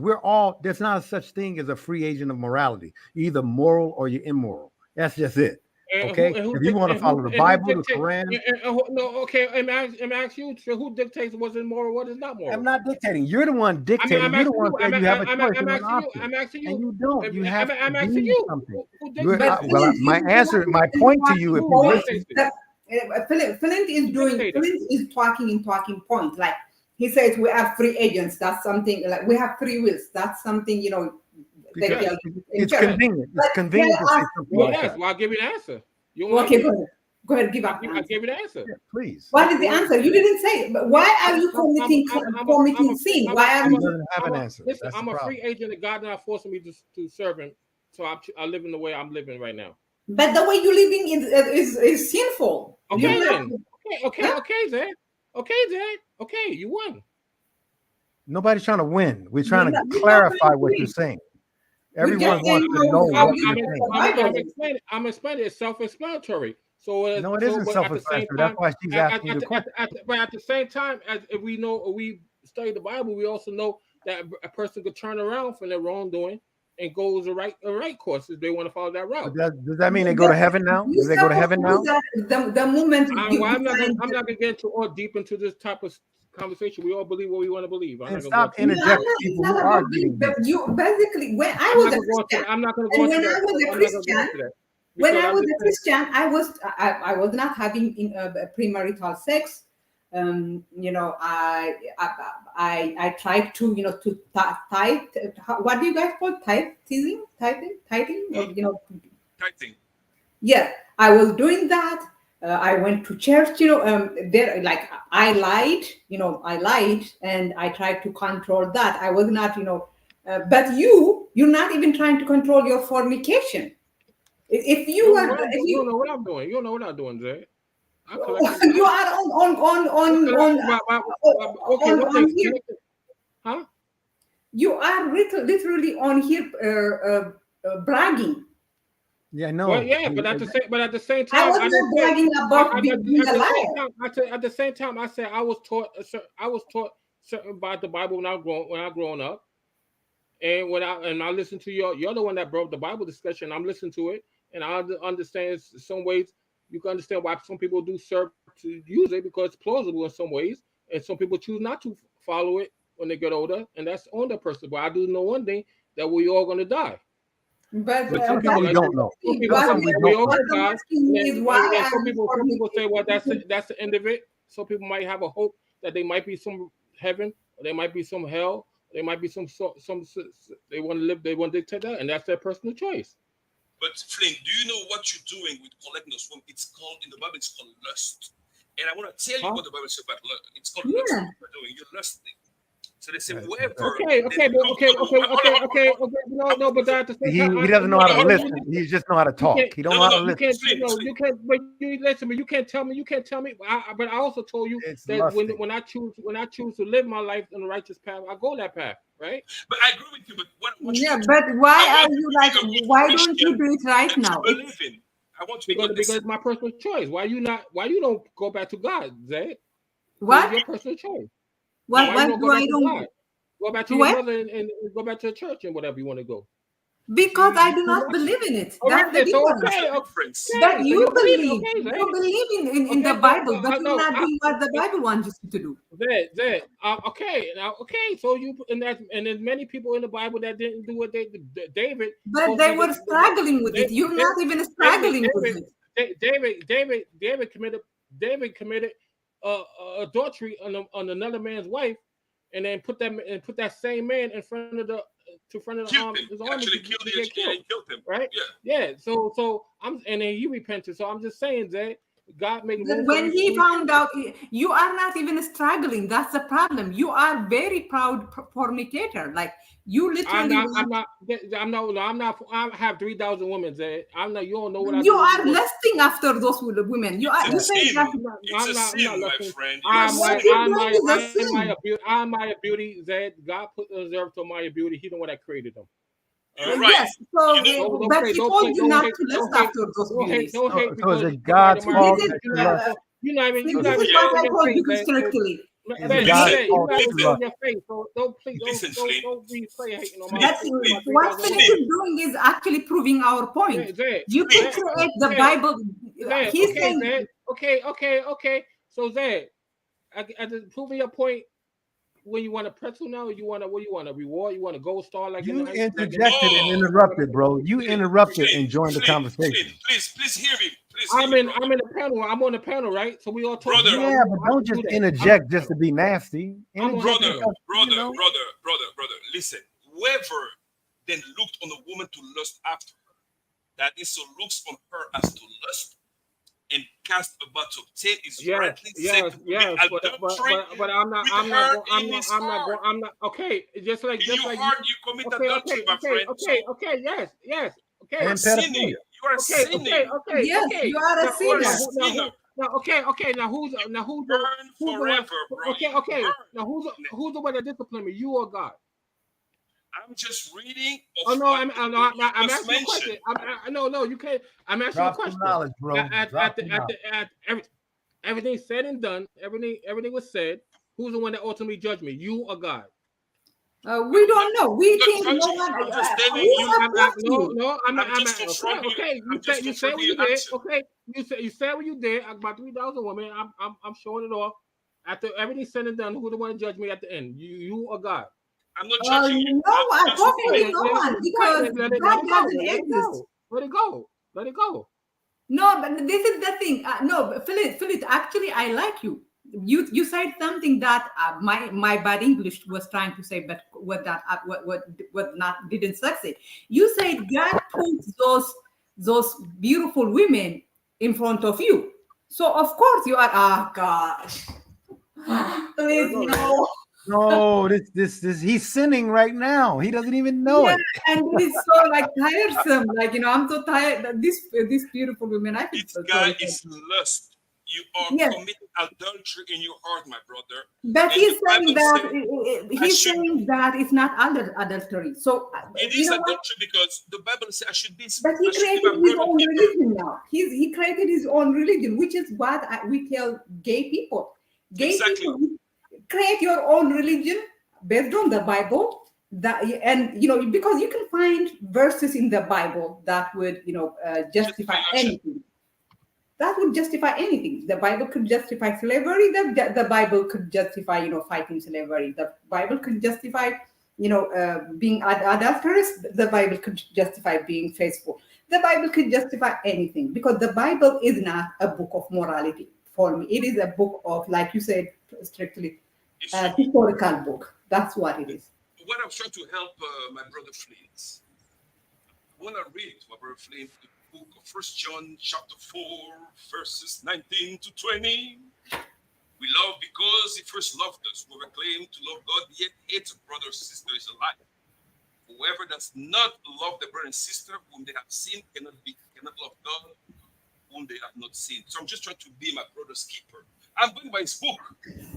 I'm going by the book, Flynn. So I'm just trying to show you that the lust that you're doing, it's sinful conduct, and that you repent and stop that action as of now. I'm a believer. That's all. Right? Right, Flint? Yeah. What happened? Yeah, I was reading the book, the verse 3. I need to be a brother keeper. I'm not judging you. I'm just trying to bring you in the right path according to your belief. That's all. Is to show you that what you're saying, defending a book that you don't believe in, it's useless. He never listens when it's time for us to speak. He only listens when he's talking. I don't think it's not just the listening part. I think he is the way he thinks. I do not, like you said something like fake consensus or something. Yeah. What did you say? False consensus. False consensus, because he thinks that everybody thinks the way he does. So Exactly. he doesn't. He cannot like he keep on saying, you know, we all will die, and you know, quoting the Bible. But we have told him already that we don't believe in the Bible. How am I quoting the Bible? I'm not quoting the Bible. Say we all will die. That's a fact. That's a reality. But you said that, you know, we only God will judge you. Believe the Bible or not. But Zed, that's just a distraction, because we weren't talking about everybody dying. We were talking about. I ain't talking about it. That's what makes. Because I said she asked you what point you wanted to make, and you couldn't make a point. That was the problem. The problem is she asked you a direct question and you never answered. And I gave it an answer. You gave rhetoric. You gave BS. And I gave it an answer. You distracted. You went to another place. I'm learning so many new terms. You have a tendency when somebody give you the answer, it don't fit. You never gave her an answer, and we're good listeners. You never gave an answer for anything tonight. Not one single thing a person has asked you have you given a direct answer. I gave it an answer. All you do is argue and be antagonistic and insult people. But you don't answer one question. Okay, answer this question for me. Okay, if you answer a question, answer this one for me. When Zed asked you, what was your point about believing in the Bible and existing as listen, you should not talk, because nobody will listen to you. That's a thing called courtesy. Be courteous. And the courtesy that you need to deploy here on this particular panel, you got to run away because you never listen to anything in life. No, he didn't. That's why you're spouting all these nonsense things, because you can't hear other people. You only hear you. That's your centrism, your ethno and your psychological centrism that you're actually using against people in order to communicate. I gotta write these words down, so I don't know some of the words you mentioned, but that's good. But that is not my fault. That's yours. I don't need to be. See, like you have to interject that. My second language, and I know every word he said. She gets it. She gets it. She read the book. She put up a book bigger than yours. And I'm a better writer than both of you. And I'm a better writer than both of you. So who cares? I think I am the only person in this panel that is being paid for writing. Yeah.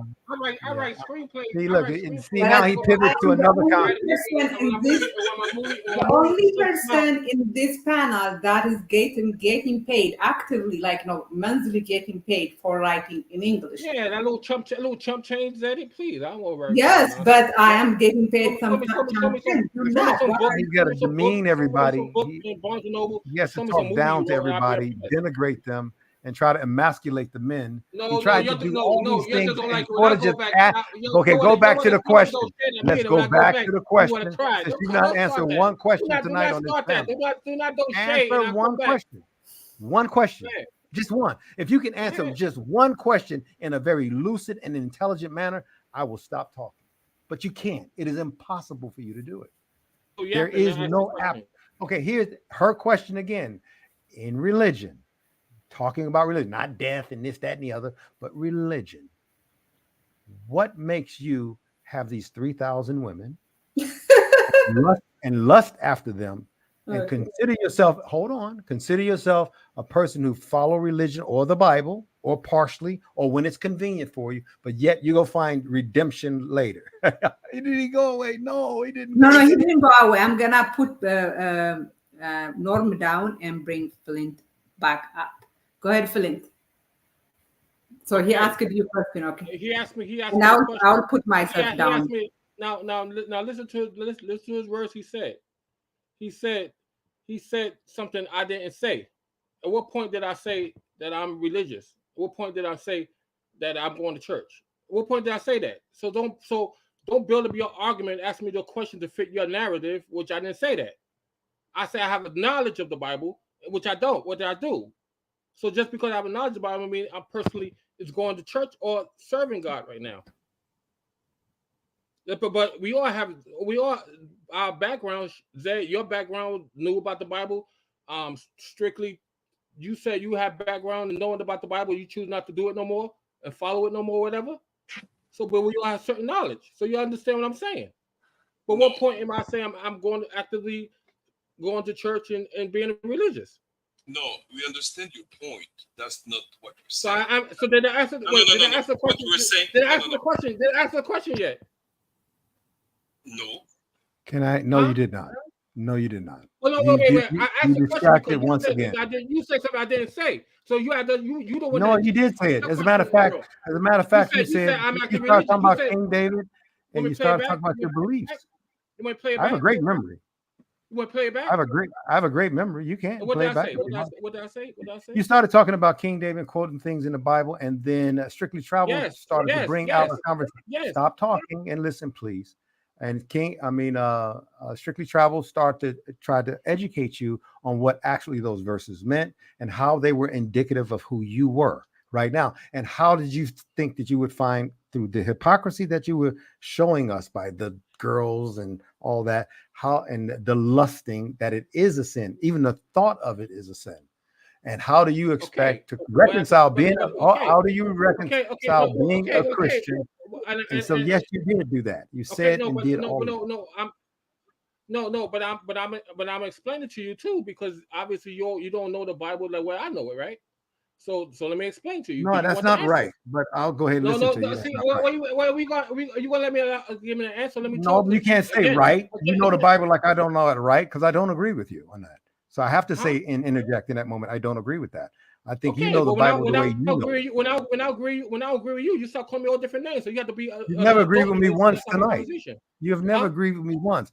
This you're projecting now. Don't project. Just say a real answer, and we'll be okay. I'm not projecting. I'm giving the answers. Come on with your psychobabble, man. You're driving me crazy. Okay, psychobabble to call you out for something you're actually doing. Or am I lying to you about what I'm saying? Because that psychobabble. Listen, that psychobabble only means something to somebody who wanted to mean something to them. It don't mean nothing to me. So you wasting your time. I'm not trying to gain any time. I'm just trying to. You are because you're wasting your time. If it doesn't, I'm looking at you like you're a joke. If it doesn't, I'm looking at you like a joke. If you could keep on going with the hard words and all that kind of stuff, but I'm laughing at you because it doesn't mean nothing to me. Well, it's okay. People can laugh at me all they want. But if you go through life thinking everybody's wrong, at the end of it, we all gonna die. We're gonna be a pile of dust. That has nothing to do. Now you're pivoting again back to that. You're gonna be throwing in the sea. So what I'm saying right now is everything we just having a good discussion right now, and let's leave it like that. But come with the psychobabble. It don't mean nothing to me. It's an interesting discussion, but it's not good because you won't answer the question. Because I'm not gonna. We ain't have no measurement of who's more intelligent, who have the most master degrees. That's not the issue either. That's not the issue either. It won't add any extra 1 day to your life. It won't add 1 day to my life. So it doesn't mean nothing. I know, back to death again. Life and adding. Philosophy. I've been there and done that with it. You can't be a screenwriter without that. Without critical thinking skills. I'm gonna ease up. What screen have you written? A screenwriter is more intelligent than you. I would like for you to answer Zed's question. A screenwriter could get. I have shown you what I have been writing, but you haven't shown us. So I know how each one of your things. I know, but you being a screenwriter is okay, but that's not the point. The point is she asked you a question. Letting you know who you're dealing with. Okay? I don't care who I'm dealing with. It doesn't matter who you are. Critical thinking that the same way you are. No, I don't have to care about you because you don't care about anyone else. I'd rather be focused on my 3,000 women, and you have me talk about your psychological babble. I mean, let's be honest. You're being very defensive. You are fornicating. It is not a good thing. This is my coming from an atheist. You think I'll care what atheists have to say? Look I have written. I actually got banned for this one for saying Kate Middleton is a racist witch. No one should feel sorry about her cancer diagnosis.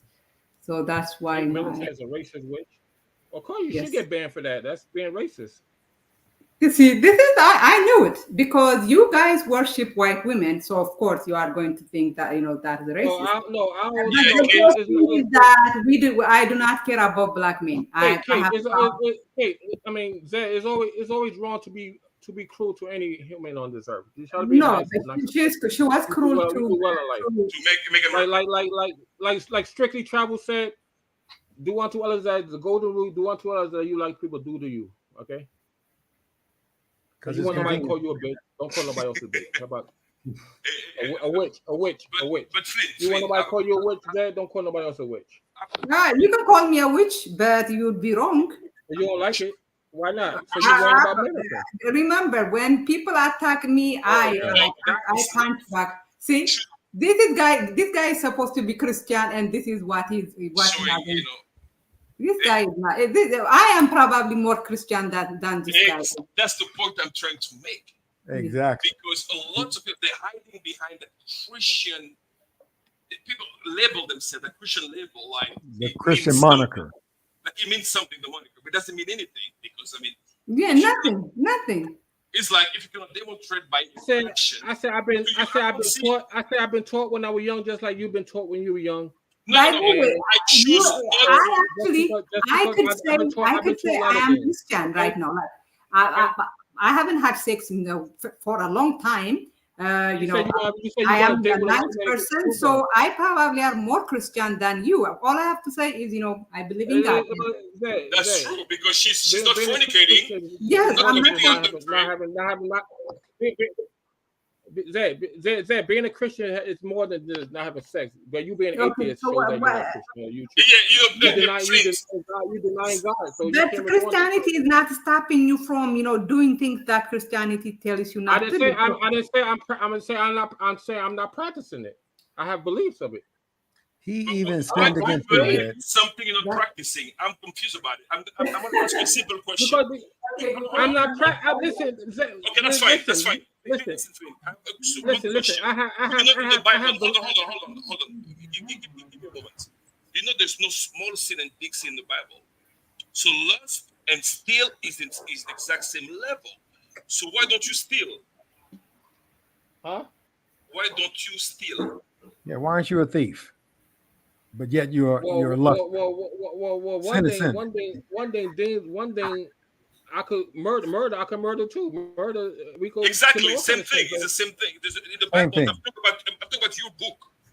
The Bible. By the way, doesn't differentiate small sin and big sin. Okay. But strictly travel, man. We wasting a moot point. I could go on. I don't have to explain what I'm doing with you, man. So let it go now. You gotta know that too. The Bible says no, you're not for any human to judge. So let it go. So you want to go? I'm not judging you. I'm judging. If I were gay and I told you I'm Christian, would you believe me? If I were gay and I told you I was Christian, or if I was transgender and I told you, I'm a Christian, would you believe me? I didn't say a Christian. I didn't say I'm Christian. I said I have Christian beliefs. I asked you a question. Would you believe me? But if I say, I have Christian beliefs, but I am gay. I only sleep with women. Yeah, well, I would accept that. But if you say you're Christian, then no, you can't be Christian and be gay. No. So you can. I have certain beliefs, but I'm not a practicing Christian. If you say you're a Christian, so because what the problem is, you guys. I didn't say I was a Christian. I have Christian beliefs. Yes, so the problem is that you want me to submit to you. You want women to submit to you, to men, because of the Bible. So you will choose and. I'm not. I don't preach. Listen. Look, Zed, I'm not the one that preached that submission nonsense. The Bible do say that, but the Bible said to be. The Bible actually teaches a proper way of how a wife should be submissive to it. But I'm not gonna go into. So you believe that?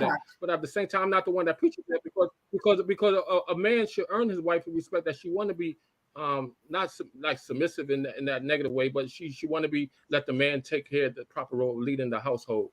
And she follows. So, and you got that from the Bible.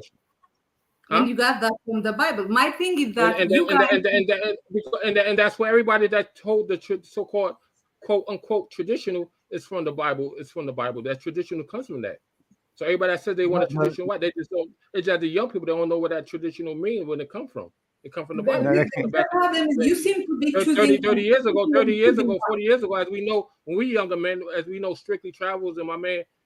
The psychobabble dude, we know that when we were younger, we used to be more people that used to go to church on Sundays. Yeah, but that's not the thing. Less so now. See, now you're speaking for me, but you still haven't answered her one question. Listen, Zed, can I ask you a question? Yes, ma'am. Do you remember early on in this conversation, because it seemed like eons ago with the same rhetoric about 3,000, didn't he actually say to you in a sinful manner that how would you like to be 3001? Yes. So he sinned against you in this very meeting, utilizing his belief system of who he is in this very meeting. And now he's trying to justify, he says that I'm a lukewarm Christian. Like, I believe in it when it's convenient to me and I don't when it's not. That does not make, that's what you just said. Yes. I'm just reinterpreting. Okay. I said that, but again, you don't under. But I'm a psychobabble dude. You know me. I'm just psychobabble. Yeah, you are. So let me school you a little bit. And is that a bad thing? Screw me, right? Yeah, I'm a punk, right? I'm a punk, right? Right. You're I'm not a punk. listening now. I'm a psychobabble. No, how can you listen to rhetoric? Rhetoric is not supposed to be listened to, especially unless it's rhetorical in a reciprocal manner. But this isn't reciprocal. I heard you out. Then now you not let me talk. I heard you what you just said. Let you talk. That's all you do is talk. You've not answered one question this entire string. Not one. It's not that I'm not giving the answer you want to hear. No, you haven't given any answer. I gave you what I believe the answer is, and now you're not listening. You don't like it. Okay, so what's the point of having 3,000 women in your phone? That came up early. He said he wanted to be like my personal choice. Did he say he wanted to be like? I gave you the answer. I gave you the answer. What's the answer, Papa? Yeah, my personal choice. That's not an answer. That's a non-answer. But what is that personal choice based on? What is? I mean, I don't. Zed, what's the point? What's the point? You want to be a feminist? Your personal choice, right? But you could. I could just like everything. Right? What's your answer? What's your answer then, Zed? Why you are a feminist? What's your answer? Because she wants. Because I believe women and men are equal. Huh? Because she believes in. She want to be treated equally. That's it. Yes. So I believe I want to accumulate more Dominican women in my phone than break a record. That's what I believe in. Yeah, so that's your purpose to break. That is, you are Christian. And be better than you. Be better than you.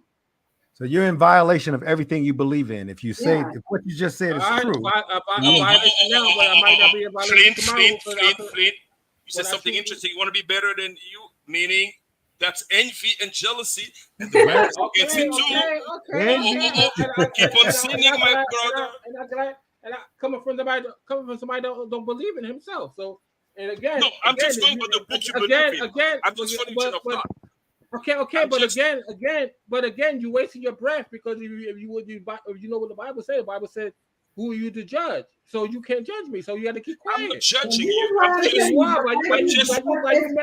strictly. You are, but you mentioned, but it says strictly, strictly.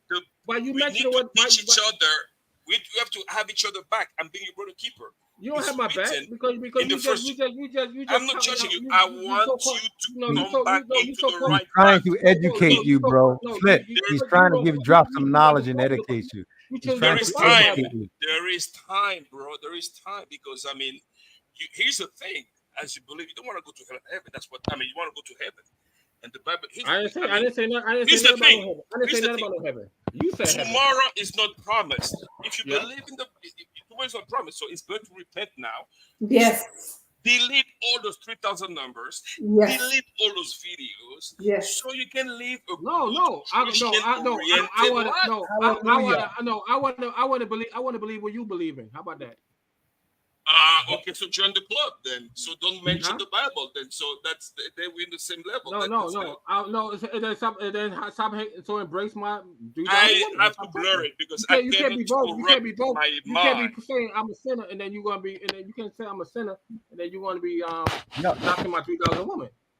Yuck. Either accept it. The big booty. No, I cannot be watching it. This is not because it's just. I don't want my mind to be corrupted because it's clear. I mean, I have to be focused. You're not married. You married? I've been married for 20 years. Okay. He is actually probably better Christian than you are. He might not be faithfully married, but that's another question. That's another question. But I'll let him worry about that because he like to judge people. I have to judge him and say, is he faithfully married? I have repented, so. Yeah, It's like, You don't believe in God. I You never don't believe in the understand Bible. You don't believe in God no more. So you don't have to repent. What are you repenting for? You don't believe in no, that. I'm following your train of thought. I've repented. As for your question, I cannot watch this. This is, I mean, You know I what? can see. Listen. I'm telling you that Listen, man have his laws as far as criminality laws and commercial laws and all that kind of stuff, right? We know what law we could break, what we can't break. But when it comes to morality laws, there's no law. Anybody could do what they want to do.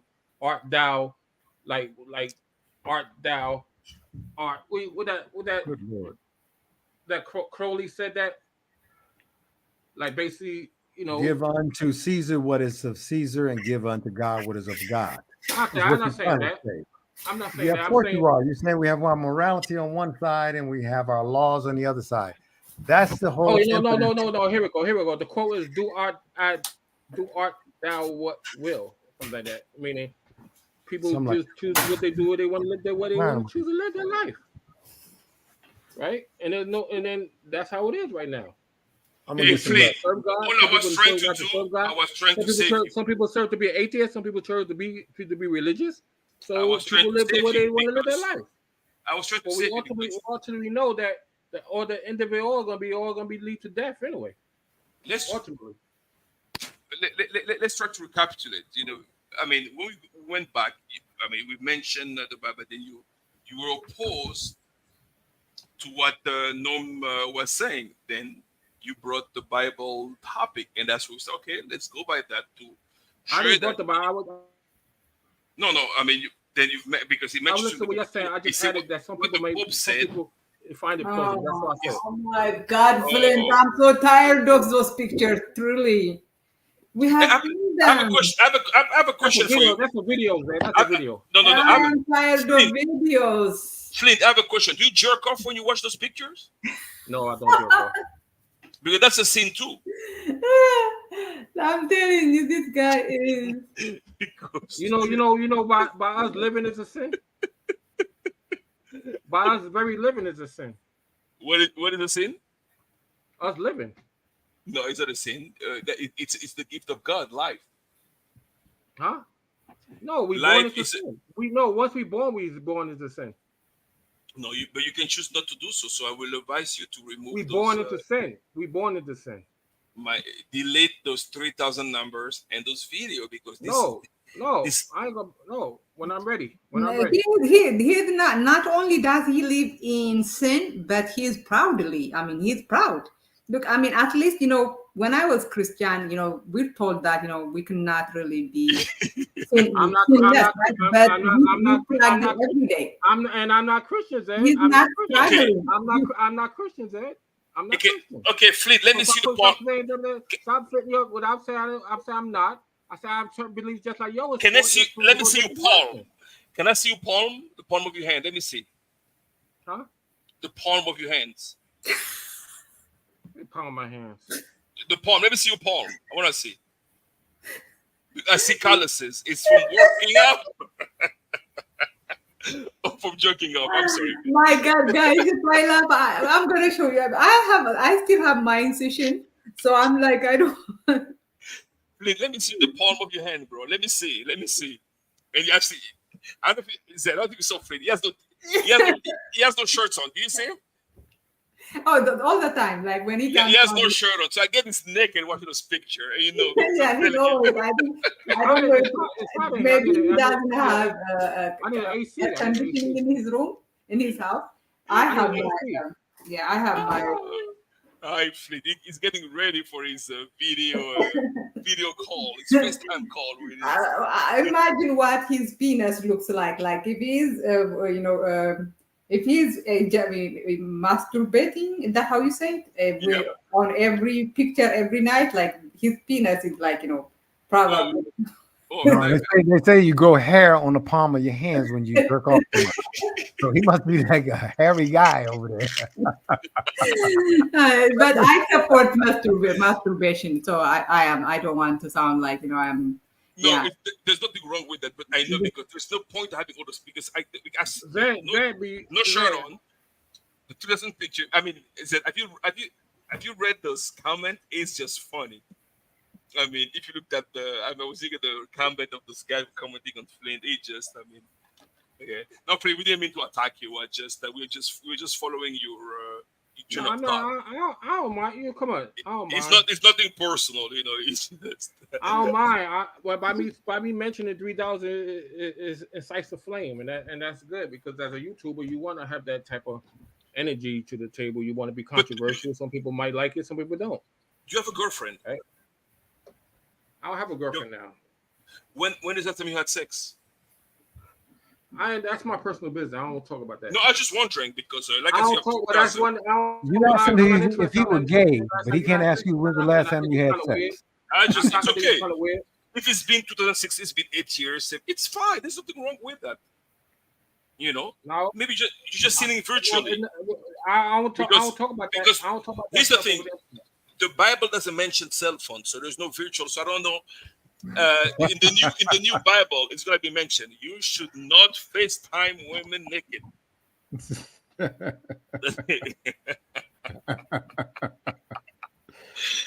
Yeah, from the psychobabble, dude, you're living a delusion, and you really need to stop.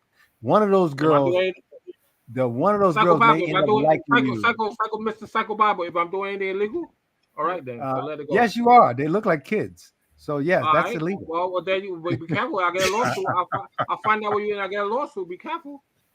Bro, you do what you want. They look like kids. You Find out where I am. To be a psychobabble dude, that you gotta be careful with that defamation. Psychobabble. You don't even know what psychobabble. Spell it. Spell psychobabble. Go ahead. Real life consequences in that psychobabble. Hold on. What is the real life consequence? These people. If you say I'm a pedophile and using no type of terminology, that's defamation. Well, it's pedophilia when you look at young kids, brother. I'm not looking at no young kids. All these kids are above age. Do you know? Do you have? What you say? Certificates? Because Cupid, one thing the site you gotta be a certain age. You gotta be over 18. Oh yeah, they ask for the ID. What's the name of the site? Yes. Yeah, no kidding. What's the name of the site? Yes. What's the site name, Flint? I ain't gonna tell you the site. No, you find out the site. Why not? Why don't you tell us? I mean, right now, you ask around, people will tell you what site it is. I ain't gonna tell you nothing. Is it Skoka? Find out that y'all know about DR. Y'all been to DR 10 years. No, but I don't. Years. I'm a married man. Don't talk to somebody. Don't talk to somebody never been to DR or something like that, or don't even know DR woman. I don't think local men go on those sites because as they have everything in hand, in sight, so I don't think they need to rely on virtual thing. I doubt it. So that's why the people actually know. They don't meet people virtually. They actually deal with real life women face to face. So I don't know anything. Okay, but again, you know what? Talking to people on the internet is different in real life, right? Okay, strictly, like for example, I told you that we see each other in DR, right? Then you get to see me who I am in real life. Then we have a better idea who we are, right?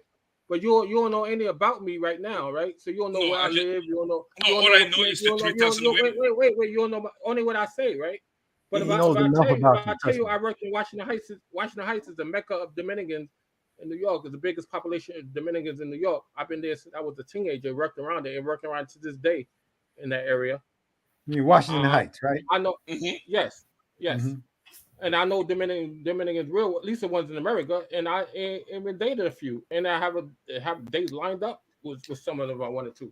Someone live in New Jersey, as you know, right across Washington Heights is only a half an hour away from New Jersey to Washington Heights, George Washington Bridge, and there's some that in New York, quite a few in New York, and then those who speak Spanish in restaurants and stuff, I'll be looking at me like, I should take my shot, and there ain't nothing wrong with taking my shot because one thing, if you look good, you carry yourself. You may not know the language, but that's all right because that's what makes me different than Dominican man, but. Don't mean the Dominican man have anything better than me, except that's his woman. That's the same background and culture. For Dominican women, just to interject, he is better than you because he's Dominican, and that's what they want. They want. He's not better than me because guess what? don't mean For he's better them. than me. I didn't say he was better than you as a listen to the statement. Listen to the statement. Listen to the statement. I don't say anywhere better than me. I didn't say that.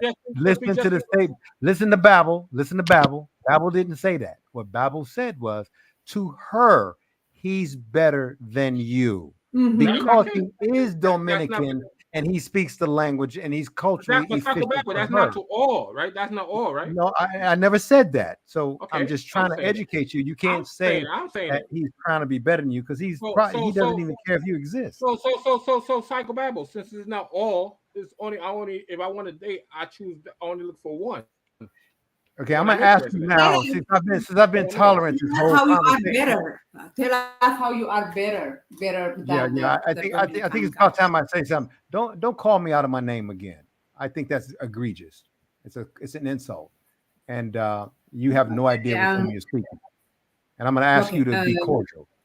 I'm done with all that. that. If you disrespect me, I'm gonna come back with the disrespect back. So you do unto others that you want somebody to do. When I disrespect you, you'll know it. What I've done is ask you questions. I'm gonna do this. I break it. Call me a narcissist and all that kind of stuff. I'm gonna come back and call you what are you, a psychopath? I told you your behavior you don't like was it, don't come back with me. Don't give me no psychological profile. I made it very clear to you who you were. You've not answered one question. Okay, and I make it clear exactly who you are, Mr. Psychobabble. You can't. Okay, well, you just made a huge you don't like it, don't go back and don't share that me. No, I think you need to get your head out of your ass. Get your head out of your ass. Do you guys play Wordle? Get your head out of your ass and act like you do. Do you play Wordle? If you disrespect me, I'm intelligent enough to disrespect you. You get your head out of your ass. Do you play Wordle? Okay, well, you can say all that. Do you play Wordle?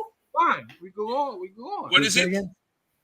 Wordle, the New York Times, the word. You know what? I love word games. Yeah. Word games. I love word games. I love word games. No, I don't think strictly understood me. No, word game, right? Those word game. Norm, explain it. Well, it's when they give you a group of characters and you have to put as many words together as possible. You may do 5 words. Let me write it on here. Okay, let me see. And I am on a 28-day streak. What is it called when you win? Straight, yeah. Yeah. So my last my longest one was 32 days. Warren, yeah, the longest. Yeah. You have to make those. Okay, I used and to I play that every day. I have been but when I went to so I have I'm trying to see if I could beat my previous record. Okay, Warren, yeah. So what's the objective? They give you a root word and you just build on it. So you have this is like a 5 by 5. What is it? No, 6 by. You have 6 tries to get the word of the day correctly. So, okay, so which one did they give you? It's a word game. So they give you plots first, correct? What do they give you? I put plots is my word because you have the word has to be 5 letters, and if you guess, it's almost like what is this Wheel of Fortune kind of thing. Mm-hmm. Let me see that again. I like this. Okay. Yeah, it was so popular at one time, like the most viral thing. Like the guy created it because his wife was sick and she was bored, and so he created this for her. It got so popular, he sold it for like $2 million to New York Times. Wow! I want to download it, because you don't have to download it. Just let's play it. Go to your phone and then put Wordle New York Times. Wordle New York Times. Mm-hmm. You know what's my favorite games? What used to be Scrabble. I used to kill. Ask Norm. I used to kill them on Scrabble. Remember? Killed. Yeah, I used to love Scrabble. So we have to log in or just play. Okay, I got the word. Okay. I got the word on 4th try, but I'm not gonna show you because I got the word. Okay, once. Okay. Play. You get 6 chances to guess a word. Okay. Don't. Go ahead, Todd. You get a hint? What's the hint? No, there is no hint. You Okay. just have, so you have to start from like the scratch. Like you just like what people do is, try to guess. Like for example, I rarely use Q because Q is not a common Word. there are not that many words that have Q in them, right? Like if you go to the dictionary, Q is such a a tiny, right? So I do not use Q, but S is a very common, like a lot of words have S. So I usually try to use S. And of course you are going to use vowels because every word has vowel, right? Yes. So that is how you use, Okay, so in the top line, I put the word, let's say, as an example, I put trust. Yeah, okay. Okay. Trust. I wouldn't put that because you're using two T's. So you use a few letters.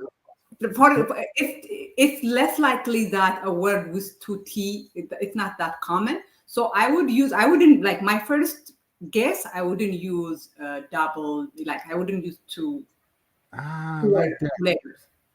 So how do you clear it? You cannot remove, or you cannot repeat the letters, right? You can, but it's West because what you're trying to see is, you're trying to, the first guess, you should try to use, you don't want to use one letter two times because you are, using up your, I don't know, maybe I don't have the English to explain, but it is. No, I get it. You're right. You're absolutely correct. You want to use the most useful vowels and consonants that you can. Yes, don't repeat words because if the word is correct, like if you use if the letter exists in the word of the day, it will be either green if it is in the right place or yellow if it is not in the right place, but it's part of the in the word. Got it.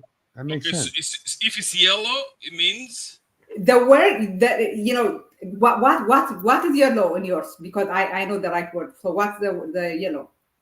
R.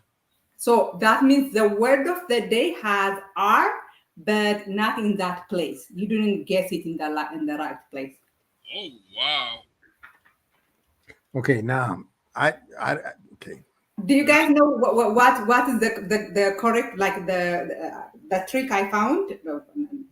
Does it say use expert, like expert level or something?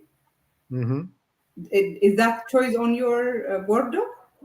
No, it just says I got a blank screen just with boxes and a keyboard. That's all I got. So this is what it looks like, right? Let me see.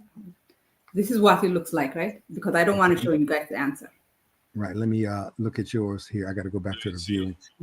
Okay. So what does it look like? Hold on. Is there something like the setting thing, like that? I don't know if it's called a range. The setting thing. Mm-hmm.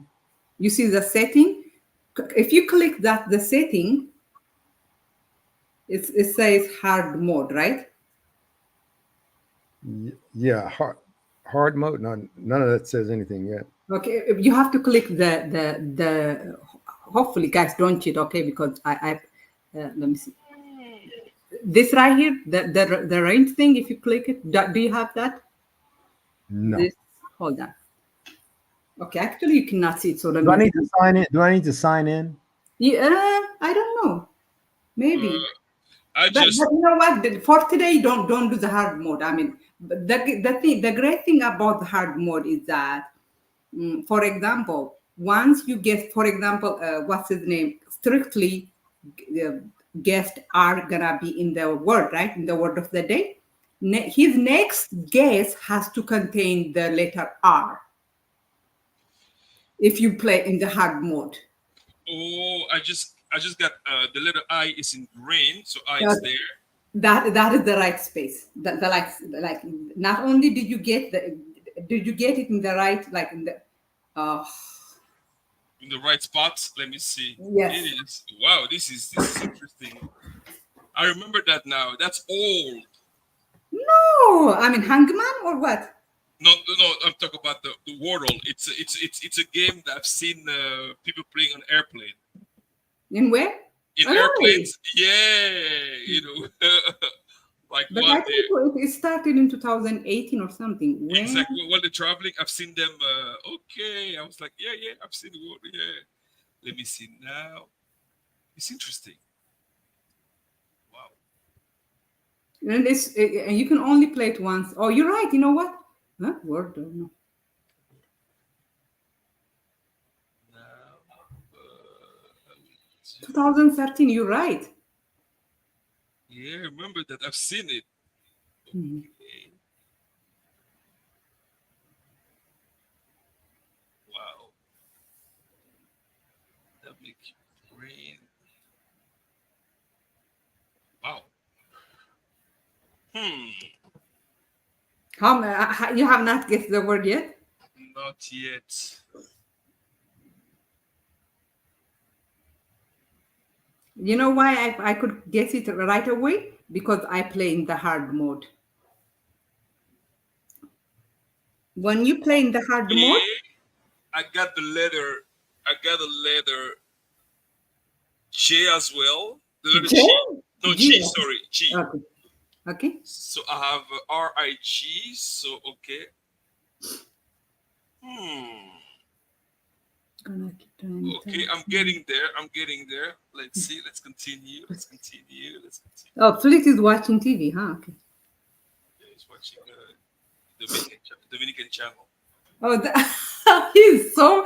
Oh my God! If someone criticize, I do not defend Ethiopia as much as Flint defends Dominican Republic. It's amazing. It's like Yes.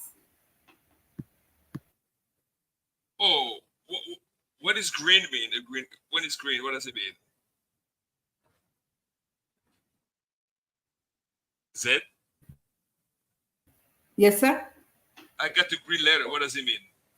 So you got four green letters, like 5 green letters. Did you get the? No, just got one green letter. What letter? Letter N.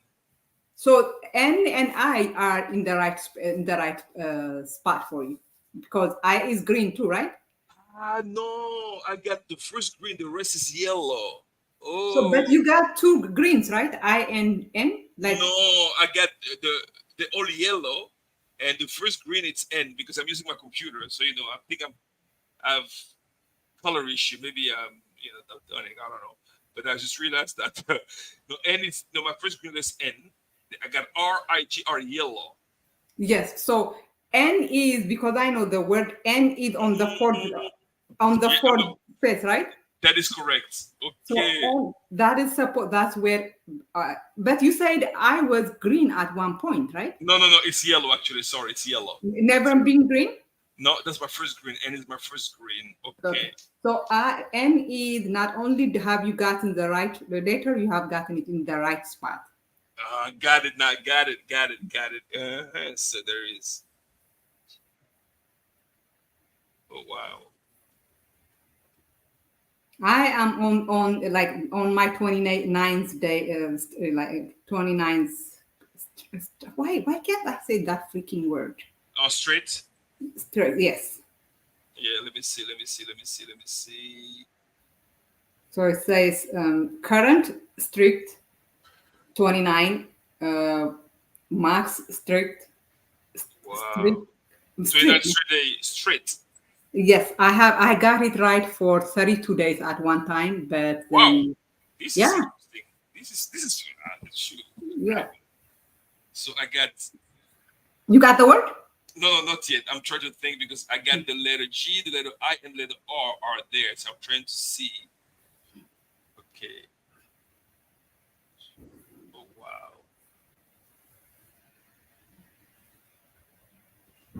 wow.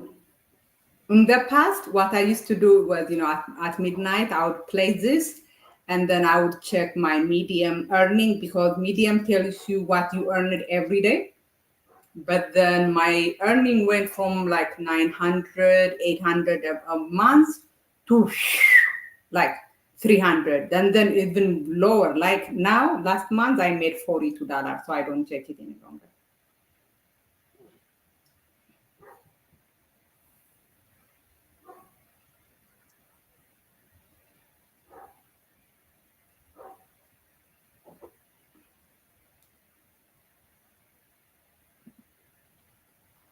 I'm still trying to make sense of this Wordle thing. It won't, because I'm in Dubai right now. Chances are. Okay, because it is at midnight for every country. Exactly. I Yes. got it. So it's like blocking. Whatever I type in, it just freezes it, and I have to refresh the screen. So I'll wait. Makes sense. So what day is it in Dubai now? Actually, well, it's Sunday morning here. It's Sunday morning. 5 o'clock. What time is it now? Like 11:15 Sunday morning. Okay. 11:15. Where are you now? I am in Los Angeles. In Los Angeles, so it's 3 hours behind. So we're 11 hours apart. Yeah, the same. So it's 10 o'clock at night there, right? No, 12 a.m. Oh, 12. That's right. 11 hours. Right. I went the other way. 13. You're right. It's 12. You're right. So it's midnight. There you go. Yeah. LA. And it's funny to me because like America and Africa, maybe East Africa, the time difference is so big. And I used to think it was the same with Europe, but Europe and like Ethiopia, the time difference is almost like 1 hour, 2 hours. Well, right now, Dubai is 8 hours different from Eastern Standard Time, which is an additional 3. So it's 11 hours to the West Coast. Okay, hold on. Yeah. But what about England? What about England?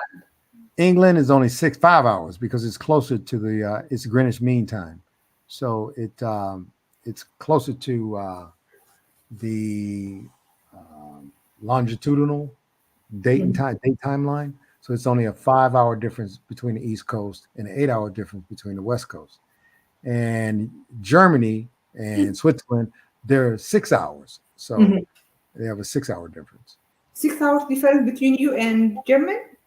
No, Germany is only like an hour or so behind. No, a couple hours behind. Yes.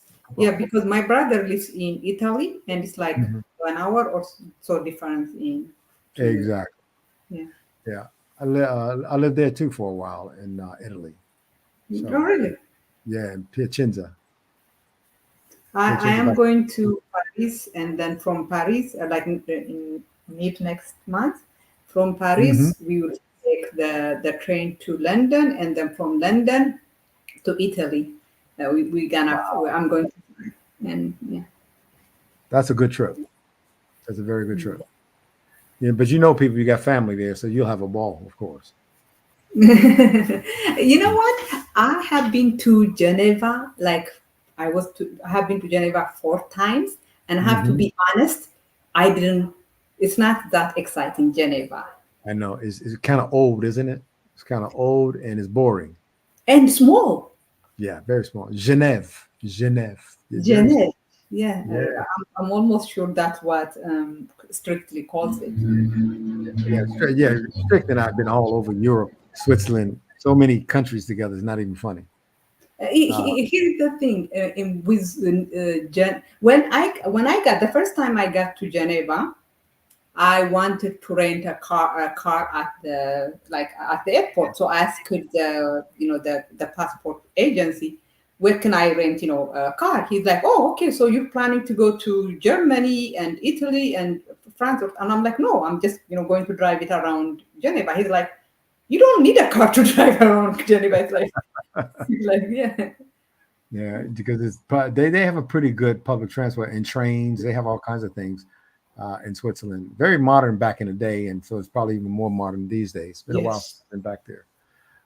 We spent a lot of time there. Oof, a lot of time in Switzerland. What did you guys do, like, for fun? Well, not on this open line. We don't do anything illegal, that's for sure. But no, but at the time that didn't involve women, what did you guys do? Yeah, we put together transactions with people, finance some transactions, those types of things. Just got involved with companies and individuals around the world, and we were deal junkies. A deal junkie. A good deal come up, we just flew to it.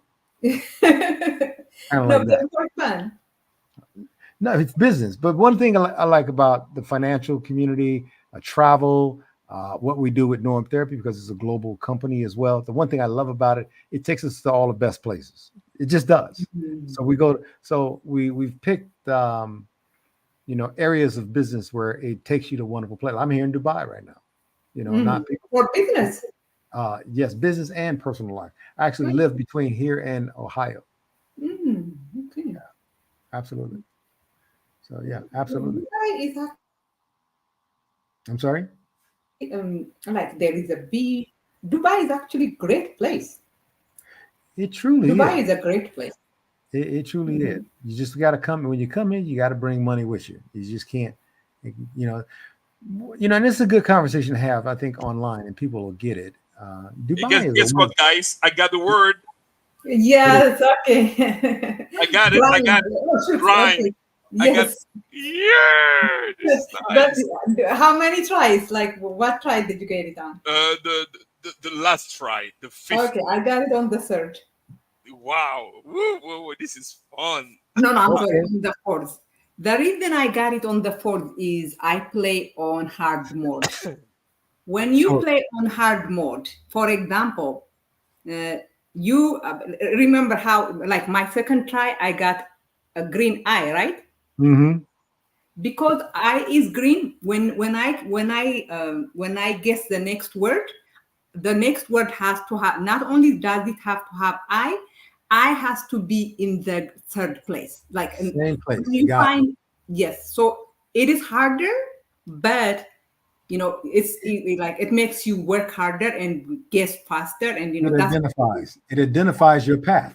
You just got to take it. I remember that now. I remember that. Wow, this is nice. Okay, I'm gonna figure it out as soon as they let me in. It's fun though. It's fun actually.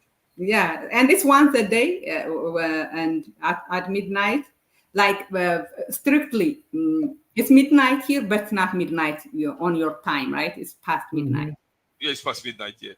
But on your time, it is at midnight that you get the word. Like it's like at midnight of every country is when the new word of the day starts. Oh, the day. Okay, got it. Interesting. Yep. See, I don't know if you guys could see it right now. I have 95% rate. I think that's good because I got that, and then this was my longest streak was this one. Wow. And I'm trying to beat that. Oh, we left, huh? Huh? Flint DR. Left. I think we battered him. I felt bad for him. No, but that was fun. It was fun. The guy was just because he always come up. They take it seriously though. He take it too hard. That's why I don't get it. Thin skin. Very thin skin. It's just like bro, you have to be strong in this space. Do you know how Zed and I met? How? Through the space. There is a guy who went to Chile, and then I introduced him to a woman that I knew, and they were actually discussing. It's a passport, bro. And the guy, the first discussion, they haven't met yet. I'm interested in this very professional woman. Like I say, well, I want you to this guy, show him around town. And when they were talking, she asked him, "What do you want to eat?" He told her, I want to eat you, right? I want to eat you in Spanish. Norma habla español, ¿sí? No. Claro que sí. Él, que escribió ese personaje, tengo ganas de comerte. Ay. En Chile, de comerte. Once she saw it, she was like, she called me, left me a message, like the same day. But I didn't check my for maybe 2-3 days because she's actually sent the message to my old to a phone to my old phone number, so I didn't check the WhatsApp. And the day I saw it was like morning time, so I called immediately. She was like frantic, just like, can you believe this guy? Man, this guy just told me that, and I told him, let's meet, and then I made a live about it, And that's how she met. And she said that she thought I was running an escort service. No, not only that, I said that, I criticized him for introducing what I think is a very decent probably professional, probably middle class women choose this because if you know who Floyd is, you wouldn't introduce him to even a street worker, let alone a professional woman. So Wait a minute, is it the same Floyd? I think it is, bro. Pardon me? No, you don't know Flo. This guy, I wanna share his channel with you. The guy just spent his time begging online. That's what he does, and That's all he does. he raised funds for his travel. He literally go to countries and he has a YouTube channel and beg, and people actually contribute. The last time he needed a car, people literally contribute to get him a car. Wow. And his channel is called Foreign Only. That's his channel. And you'll see the guy is the dustiest guy you can ever think on earth. But I thought the guy I was new to that world. So I was like, that was maybe like 3 months ago. Or 4, I can't remember. I was new to the YouTube world. I'm like, yeah, let me, this guy is going to Chile. I know Chile, so this girl can actually show him all the spots. Because when I was there the last time, I spent 11 months.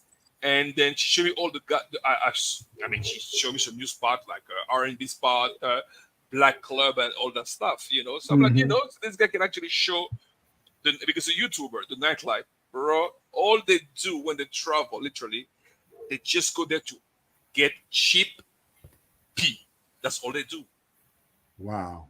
They don't actually court women, so they travel around. Yeah, exactly. And they sell this false narrative that when they go abroad, they bag nice women, they deal with pretty women, or that's what they show. But all the women they actually deal with are paid. Wow. Exactly. Wow. So honestly, I was glued to this world. Norm, you outside the reality. If you take a look at the passport bureau world, you're gonna see it's very lame, literally.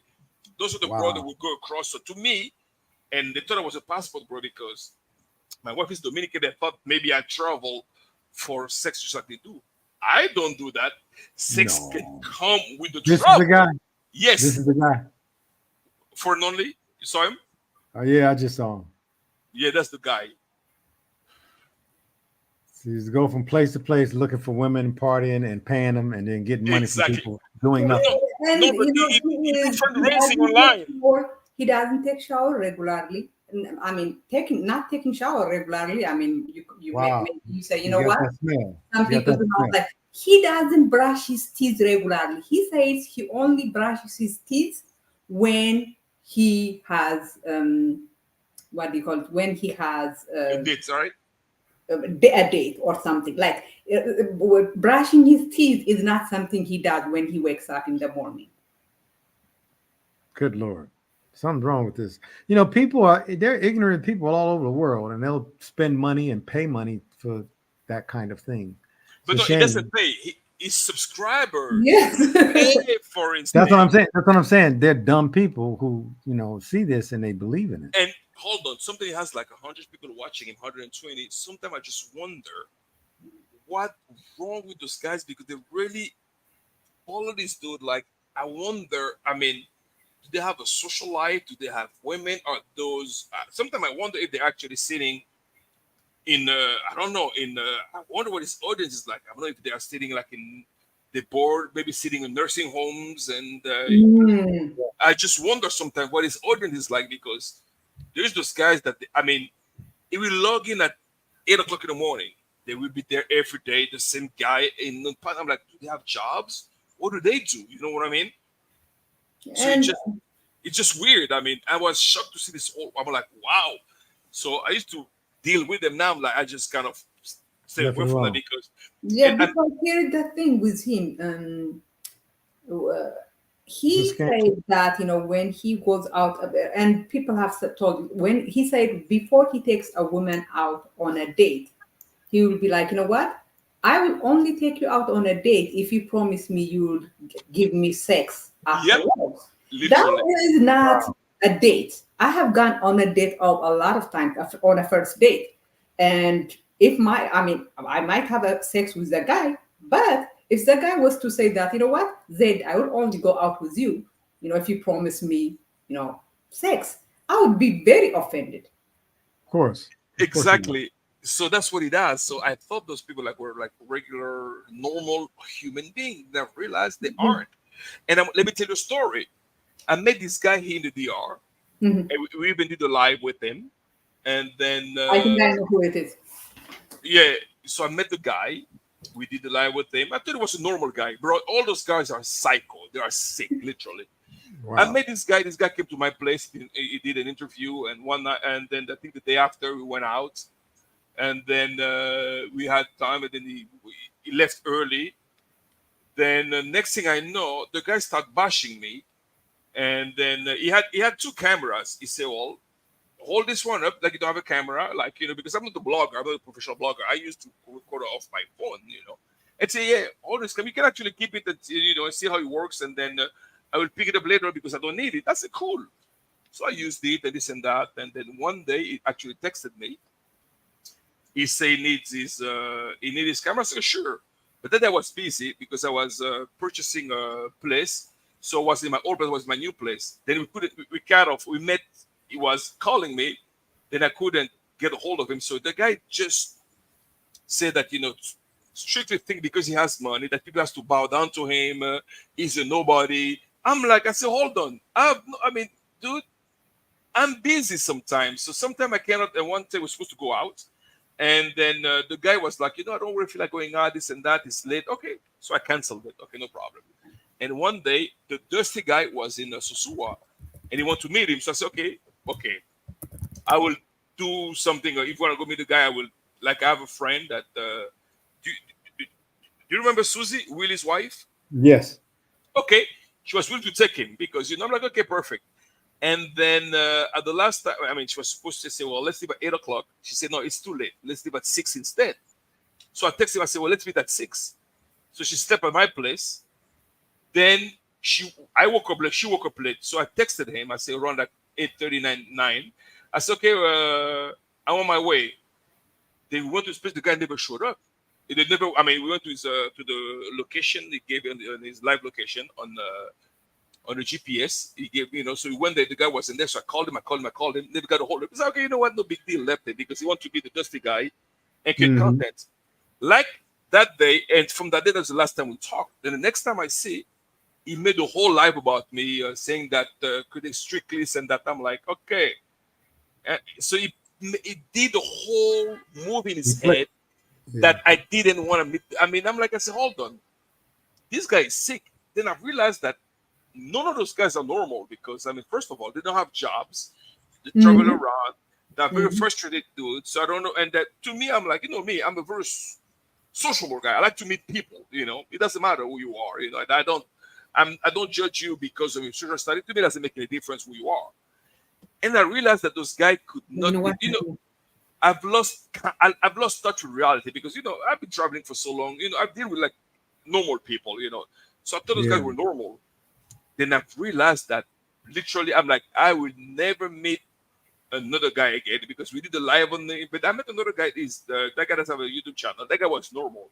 But all those YouTubers, I'm like, never again. I'm not even interested. If I know they're in a place where I am, I'm not even interested in meeting them because they are lunatic, literally. I kind of know who it is. And today I kind of checked the live you guys did together, and it's gone. It's gone. Yeah, that's the guy. Yes. That's the guy.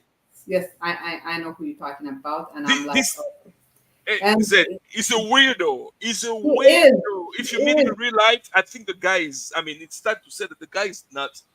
He needs therapy. He should sign up for therapy. Let me give you my number, and I'm gonna text you. Actually, is it okay if I put the name because only Norm can see? Yeah, it's fine. You can put it. Exactly. That's the dude. I know it. He's a weirdo. He is. He's the weirdest person I've seen. And the thing is cool. And you know, I met the guy. I met him. I met it 3 times. The first time I was at my place. He did an interview. They went out. And after that, even at my place, he came to pick his camera up. You know what he said? Can you? I even pay Uber to go see Strictly. So I'm like, hold on. Paying an Uber. You pay Uber?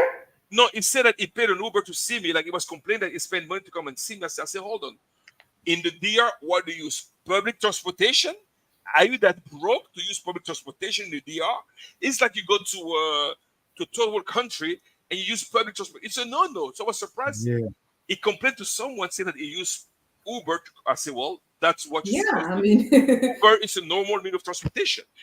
And I said, crap, maybe we're not in the same mindset, because in my head, someone would not complain about paying an Uber to go see a guy. I mean, to go meet I somebody. kind of knew he was strange because we want to make sure that our conversation would not identify him. But there was a video he made about a little money. And I was interacting with him, trying to figure out, why that little money is such a big deal. I was shocked to see that. Yes, but I'm like that is such a little money, and I actually thought the other person was at fault. But if you and you and I do not even like the other person that much. Exactly, and that little money is the day we were supposed to go see the guy, and I was okay. I want to arrange transportation. And he canceled it. He canceled it, not the other. No, exactly. And the day, I mean, I called them multiple times and he didn't answer. And I'm like, okay, this guy is the weirdest person. But the thing, it doesn't even involve you, right? Because it's one strange guy and this strange guy, right? Exactly. And then I'm like, that I don't like the other strange guy. So I'm like, you know what? I'm ready to support the person. I put the name on the back and I'm listening to the live. I'm like, Papa, you are in the wrong, because, you gave him the money and, he promised you to do this for him, but you didn't show up in the time that you're supposed to show up. So why are you making a whole video making it look like, the other person got fault? Exactly. And yes, he made another live. He said, well, and all those guys criticize American, those African, this is what he said. Those African guys, they should worry about sending money back home. And then, those guys. About you?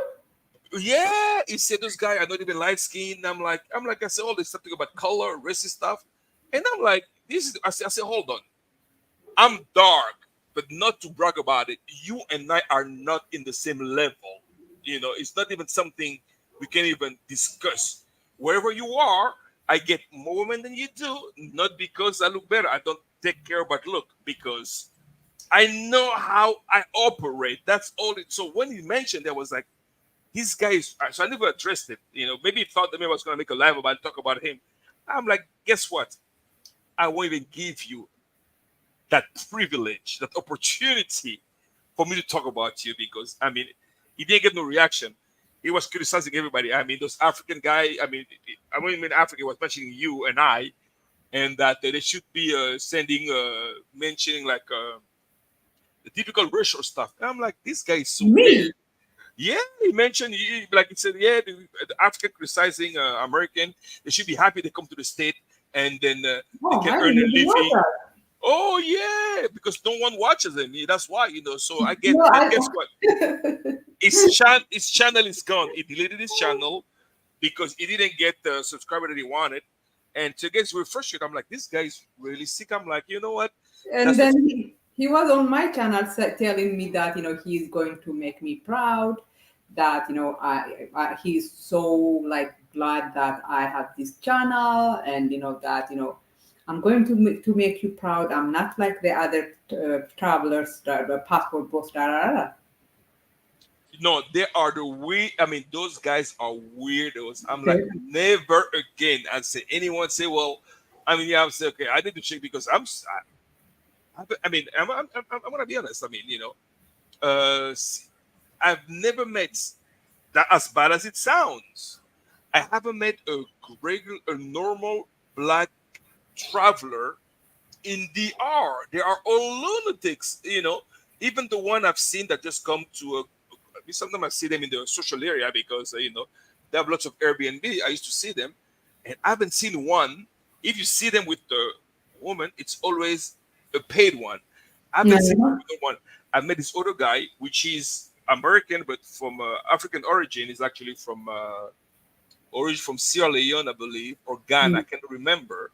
and he was staying in the same building where I was, and then that's what he was doing, was going out and pay for. I'm like, this is just nuts, And then he asked me, "Well, can you introduce?" Because he met, like we live in the same place. He met my wife. He said, "Well, if she can actually introduce him to some." I told my wife, "Don't even think about it because you're gonna get some. Because those guys aren't normal. I mean, those guys, all they think about is transaction." And I'm like, don't. Those are not. And this other guy that you mentioned, I thought it was normal. So I'm like, okay, perfect. Let me introduce you to someone, just to see, because because they are women, they know who's who. Guess what? The guy flicked. He said, no, it's okay. I'm not into dating, because he was a normal person. So they just don't know he doesn't want to meet that. No, they don't. They don't. They do not. So after, I'm like, you know what? Even the person I criticize the most, guy, I don't even think he is normal. I mean, he might not, sleep with sex workers, but I don't think he's normal. I've listened, because when I watch those people, they talk about the cold approach. They act like teenagers, literally. I mean, I'm like, are those guys still in high school? And he will have like 200 people in his life defending him, listening to him. Like I said, well, there's a problem. There's a big problem in this space. I just can't believe those guys are, because they criticize black women. I'm like, I said, I don't have an issue with black women. I'm sorry, know. And the way, like, the way they interact. I mean, we see them like in real life, the IRL life. The way he interacts with men, he freezes. He cannot. He doesn't know how to interact with men. I mean, he can't. It's just, yep. Those guys are weirdos. I mean, I thought they were like. You have Norm as your friend. Norman, you talk normally, like I mean, when he talks, you talk like it's back and forth. But with him, if you see him with other men, it's almost like talk. It's a monologue. It's a monologue. He will stay quiet. He will ask questions. It's just like no interaction. There's no interaction. No interaction. Monologue. There's no dialogue. It's a monologue. And I'm like, wow. The other person talking. Yeah, and this space. I mean, because Norm, you're not into that space, because you're in a different. You deal with different type of peeps, but me, I just get into this because out of boredom, they start coming to my feed, and I said, okay, I see those YouTuber, like traveling across. I thought they were really they were like, but at the end, those are sex tourists. That's exactly what they are. They just go, just travel for sex, and so they're not into culture stuff. Weirdos. I met, I was like, wow. I'm like, you know what? I'm not dealing with this nonsense anymore. It's crazy, because you deal with something totally different, but if you knew, you'd be shocked. You even give. I think, me. I like to give people time of the day, but you're more categorical. You're like, you know what? I'm not wasting my time. That's who you are. But me, I'm like, yeah, let me try to see her. Let me give the guy the benefit of the doubt. Guess what? Big mistake. Those guys all are weirdos. When I mean weirdos, they just no social skills. No, how come you come to DR and complain about DR? You can't date because the dating DR is awful. I'm like, really? That's the first time I hear someone saying that. Yeah. And there's another one is in Sao Paulo, and he said in Sao Paulo, women don't pay attention to him. I'm like, I said, hold on. First of all, a YouTuber. Being a YouTuber is not a profession. You need to understand. Being a YouTuber is not a profession. It is not. If you meet anybody of substance, the first thing they're going to ask you, what do you do for a living, right? You guys are a YouTuber. Guess what? You automatically disqualified, because there's nothing you can bring on the table. And this YouTube thing, this YouTube cloud, it doesn't work overseas, because if you're a YouTuber, to them you're just a broke guy. That's what they look at you. They don't, and YouTube is not today. That person we're talking about posted a YouTube a post on Twitter, and posted on their community post on YouTube, saying that YouTube is trying to compare, being a content creator on YouTube to being an employee of Twitter. I'm like, when Elon fired the Twitter employees, they're gonna go to another company and get either get the same job or better, or if it is less, it's not going to be like entry level. Exactly, and those are technical skills. But if your YouTube channel, forget about YouTube can ban you, but easily. Forget about banning. Your popularity can crash. Maybe someone more exciting came along. True. And if that happened, you probably could go to Rumble, but you're gonna start from the scratch. Exactly, and he was comparing himself to Twitter employee. I'm like, I said, hold up. Twitter employee is first a technical guy. They got a skill that can apply, that can use in a different company, different areas of life across various platforms. But you're a content creator. You know what you're creating? You know what YouTube is all about? But advertising. Finding women abroad. It's not, probably. Since I don't look for that stuff. Exactly. It's not sustainable, first of all. And it doesn't I mean, think about it. It should be a story. Technically, if you're the guy that went abroad, met a girlfriend, got married, and this and that. But the problem they are complaining about in the United States, they are running into the exact same problem abroad. Against feminism, they go to Brazil, which is also a feminist place. They go to DR. I said, DR, it's an undercover feminism because those women are not submissive at all. Not at all. DR are far from submissive. They actually, even if they're submissive, like no reservation. If you watch his channel right now, he has so many beautiful women, but his live barely gets like he gets the same number I'm getting, like 50. I know. I've seen it. But they said at the height of COVID, he was one of the most popular passport bro content creators. Exactly, because COVID people were bored. They have nothing to watch, but it's so you might be popular today, tomorrow you might not be. Yeah, because you have to. I mean, the thing about YouTube, you have to be able to sell something that it's like it has to be something that has to do with some type of. It has to be a. People have to look at it and see what's in it for them. It has to be sometimes you don't even know. Sometimes you don't even know what people want. Maybe what they want, you might be selling it, but they want to buy it from someone else. Exactly. Maybe, someone prettier, someone younger, someone. Exactly. I've watched Ace Live. Ace Live is a guy that is a real traveler, and I show his Chilean content. It's called Ace Live. If you look at his Chile content, it's unbelievably good. It really shows the culture, the food, the Haitian who lives in Chile. He's a black person. Yeah, it's like it's actually is very good. And you look at his content, you're like, wow, you wanna watch it. Actually, you're learning something because it's not about a woman, and he's traveling with his girlfriend, and so you really enjoy it. Like they were stuck in because it's snowing in Chile right now. So they were stuck in the snow. The car broke down. I mean, if you look at it, it's really entertaining. I'm like, wow, you wanna watch what's the next episode? Like a series of things, And then you have Check and Effect. Check and Effect go see all the black community in different part of the world. It was in Colombia. He said he went to Choco, where it's predominantly black. So he went to Mexico. He showed us black Mexican things that I wasn't aware of. So when you watch the problem is this for me though. Sure. Maybe right now that is exciting. But next year, maybe, I mean, even in TV, right? There are shows that are at the top, but then, 3-4 years later, people don't want to watch any longer.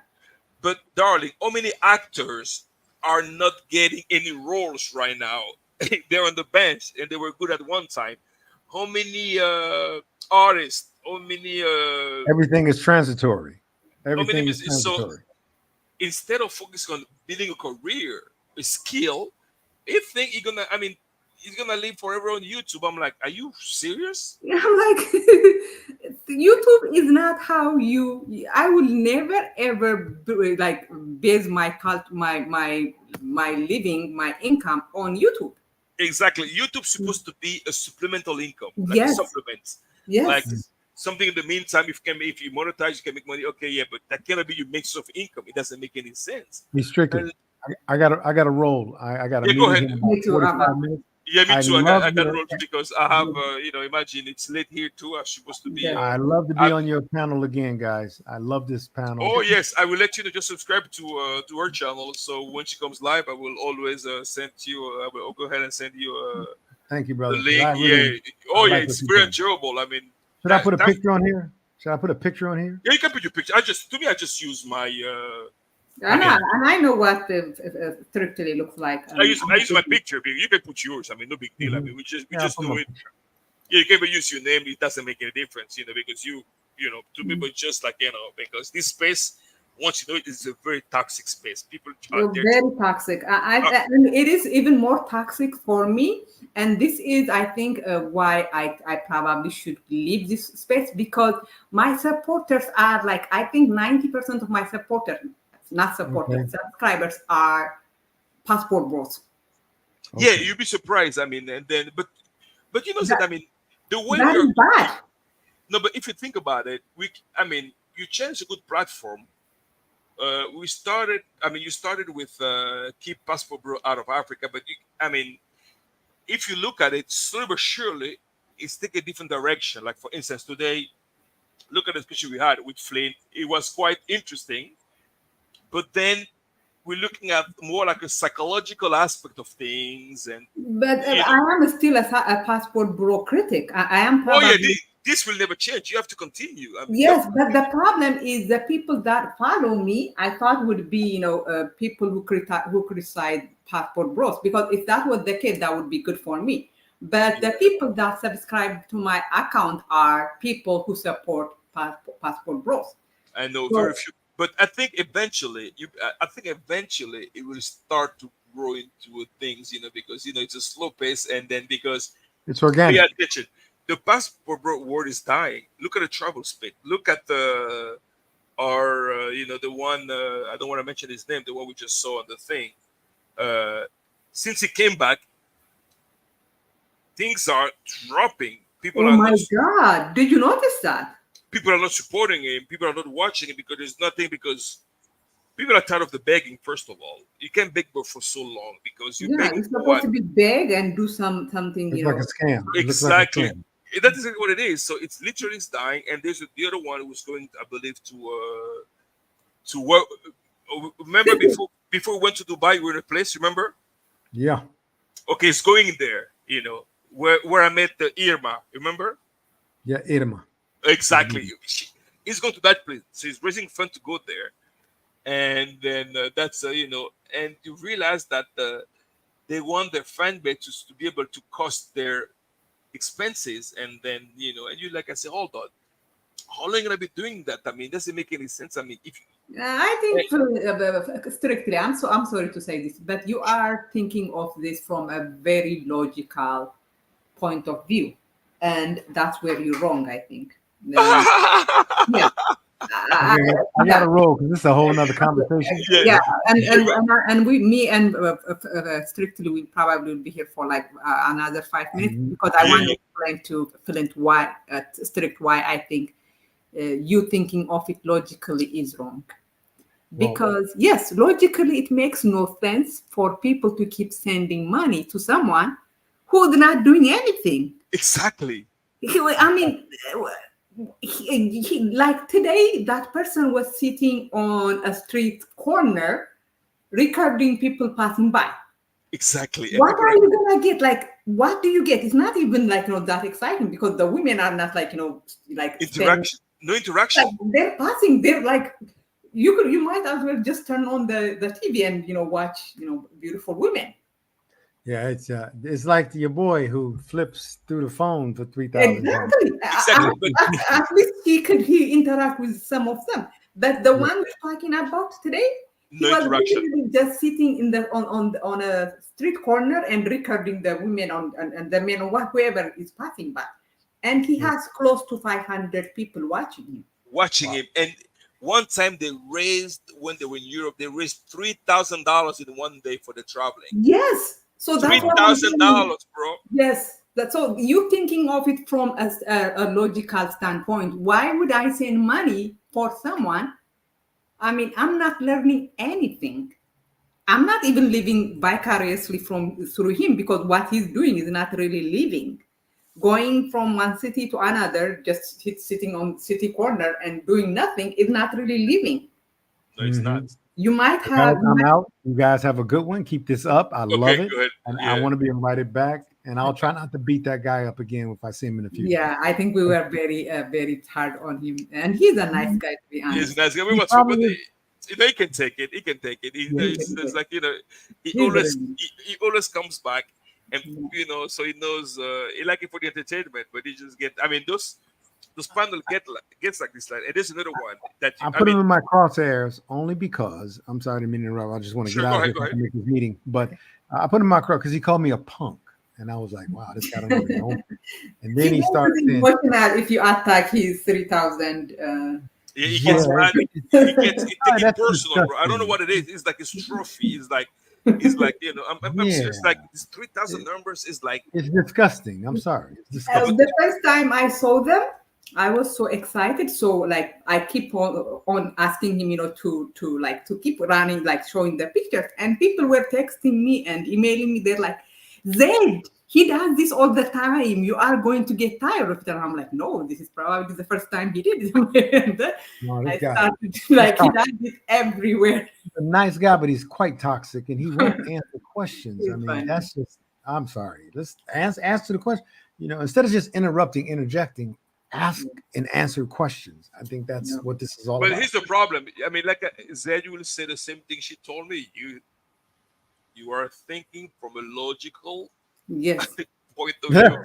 Yes. And you can't use logic in this world. I'm telling you, in this YouTube thing that when you deal with, unfortunately, they're gonna think I'm attacking them. They say, well, this African guy always attacking Black American. I said, no, I'm not attacking Norm. Norm is I've known Norm for a long time. You're like a virus now. It's not that kind. It's sad to say that it's not the same. So to me, I thought that people I've dealt with in my life, I've never met this type of low-minded people.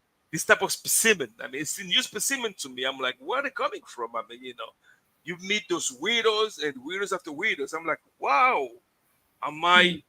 sometimes you just wonder, I mean, am I wrong or am I too old? But no, guess what? I'll meet people with my age or maybe a little bit younger with the same mindset, with the same frame of mind. I'm like, wow. I have a hypothesis. I'm gonna let normally, and we will wrap it up because okay. Well, let's do that. Zed, I always subscribe, so I know when you go live, I always gonna be when I have time, I always subscribe. So I have time until Monday. Monday I'm gonna be busy, but before that, so I have a date tomorrow actually, and I am like it's 1 a.m. I think. Okay. You guys have a good one. Yeah, it's okay. Take care, and we'll talk tomorrow. Okay, take care. I want to talk to you a little bit longer. Okay, sure.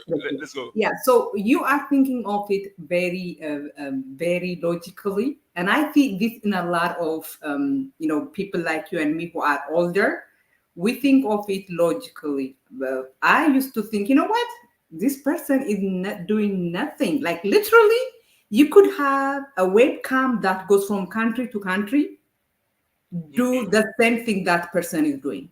Exactly. Because that person is not even interacting. They're not even saying hi to people passing by. Nope. You could have a robot do what that person is doing. Exactly. And I agree with you because they think, I don't know what, I mean, sometimes I wonder, they think that, first of all, you're in a place where, I've been to Sao Paulo. And let me tell you it's a place where, it's a very vibrant place where the economical scale, because Brazil, Brazil, believe it or not, I think it's the 6th or 7th world largest economy. Yeah. Mm-hmm. So they have money in Brazil, but the thing about it, they also have big poverty. Yes, so I think it's like it either the most unequal country in the world or the second or the third. Like Chile, I think is there's more inequality in Chile. There's a big gap. But I know South Africa, I mean, Latin America is known for that, for having billionaires living next to exactly. But there's less poverty in Chile than Brazil. But of course, Brazil got the largest population. Therefore, there's but then Brazil is like, of course, it's much larger. But Sao Paulo, in Sao Paulo during rush hours, when I was there, people travel with helicopter. Helicopter, yes. Exactly. Brasilia, the capital city, has the most helicopter per capita in the whole world. Yes. So go figure. So you're in Sao Paulo, a vibrant city with people with real money, and then you're just a simple YouTuber, and you think that women are going to be interested in you? It's impossible. You have nothing to bring to them, first of all. But when you go to Salvador de Bahia, which is poor, Salvador de Bahia is like if it was a country, it would be like a poor country. Oh, okay. See? So therefore, when you go to Salvador, they're economically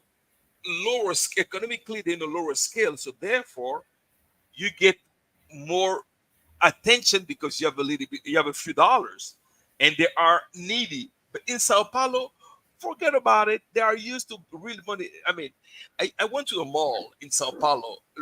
I've seen people coming out of Louis Vuitton and Hermes like they go to Walmart with like a car full of LV bag and Hermes bag and accessories. So if they know that reality, it's a whole different reality. The same thing with DR. In Santo Domingo, the reason they don't come to Santo Domingo because you have lots of Dominican with money. I can show you a video where all you see in the restaurant when I'm back to DR, when I make a doc on it, you see Ferrari, Lamborghini, Rolls Royce, like it's nothing. So you come there as a regular dude with no education, with no jobs. They are not interested in you. They don't care about you. You need to understand that. It doesn't work like that at all. That's why they are failing in places where the economical scale is higher than they can only go to poor places. That's why lots of them they hate something. And when I went to Ghana, I went by myself. I'm a female. I mean, I'm a woman. And of course, I stayed in nice hotel and everything. But even it's harder for a woman when you travel, to create create like interaction stuff, right? Because you're a woman, and especially when the guys are hitting on you. But I was still able to have fun. I was still able to go to the beach. I was still able to go to shows. But this guy cannot do that. When he was in Ghana, he actually said that Ghana is like there were a lot of people with money. Imagine if he could not compete in Ghana, in Sao Paulo, which is probably 10 times richer than Ghana. But here's the thing. It's not like it's an actor.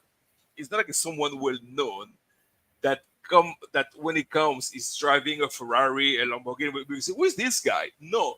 You're coming on foot, walking with your camera, recording people. You are not interested. And people, me personally, when I travel, because like you will never see me, the footage I'm putting on my thing, those are old, and it's usually me with my friend and talking, or I put shorts of things that I've done. I'm ashamed to walk with the camera and recording people because people don't like that. It's strange. It's strange, I cannot be on the live talking the whole time. No, it's just to me just weird because I just can't. I will post just small footage of things that I'm entertained with my friend. I cannot just go around and filming. It looks ridiculous. Why don't you hire? You're an American. You probably could afford to hire a cameraman. Not a real cameraman, but exactly. Yeah. That looks better because people don't take you seriously. And then when they ask you, see a journalist, I say a journalist recording what the street. And then, so they need to understand that. It doesn't work. Unless you are documenting something, you're going to museum, you're going to restaurant, you're doing review on Airbnb, you're doing review on hotels, you do review on the culture. Then it's a different story. But everything is based on you have a whole bunch of incels on your live stream. Comment, and the way they are insulting those women, like she had that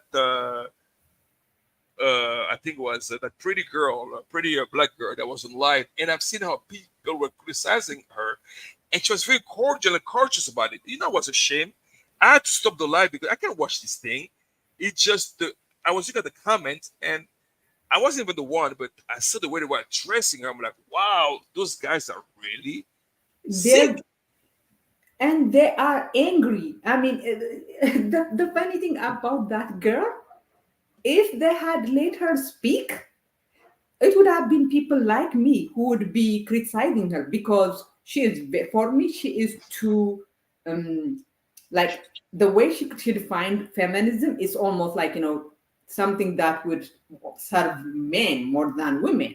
Like, but they wouldn't let her, because a lot of the things she was saying was actually supporting what they say. Exactly, and they were still attacking her. But they wouldn't even let her, they wouldn't let her finish, so they didn't hear the last part. Like, she was actually saying something like, the fact that she said she only dated black men should have been, something that they should like. It should be an indicator, exactly. And she was very, she talked nice about Yes. everything, and they were criticizing about her hair. And I'm like, I said, are you guys serious? I'm like, wow. And I'm gonna be honest with you. Something I will never do, me personally.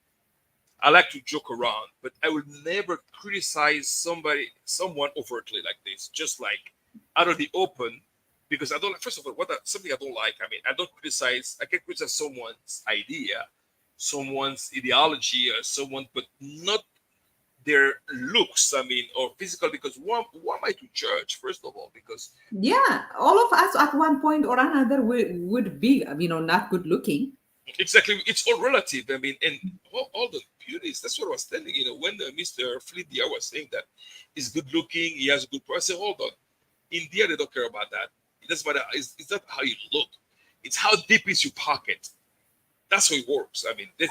Don't you think there are much better looking? You're a good looking guy, strictly, but I'm almost sure that there are much better looking guys than you are in DR. Of course. So the idea that women will, like beautiful women will, be tripping all of themselves to be with Flint because he's good looking is delusional. Yeah, it's delusional, because I'm like, let's face it, and people always like their own kind.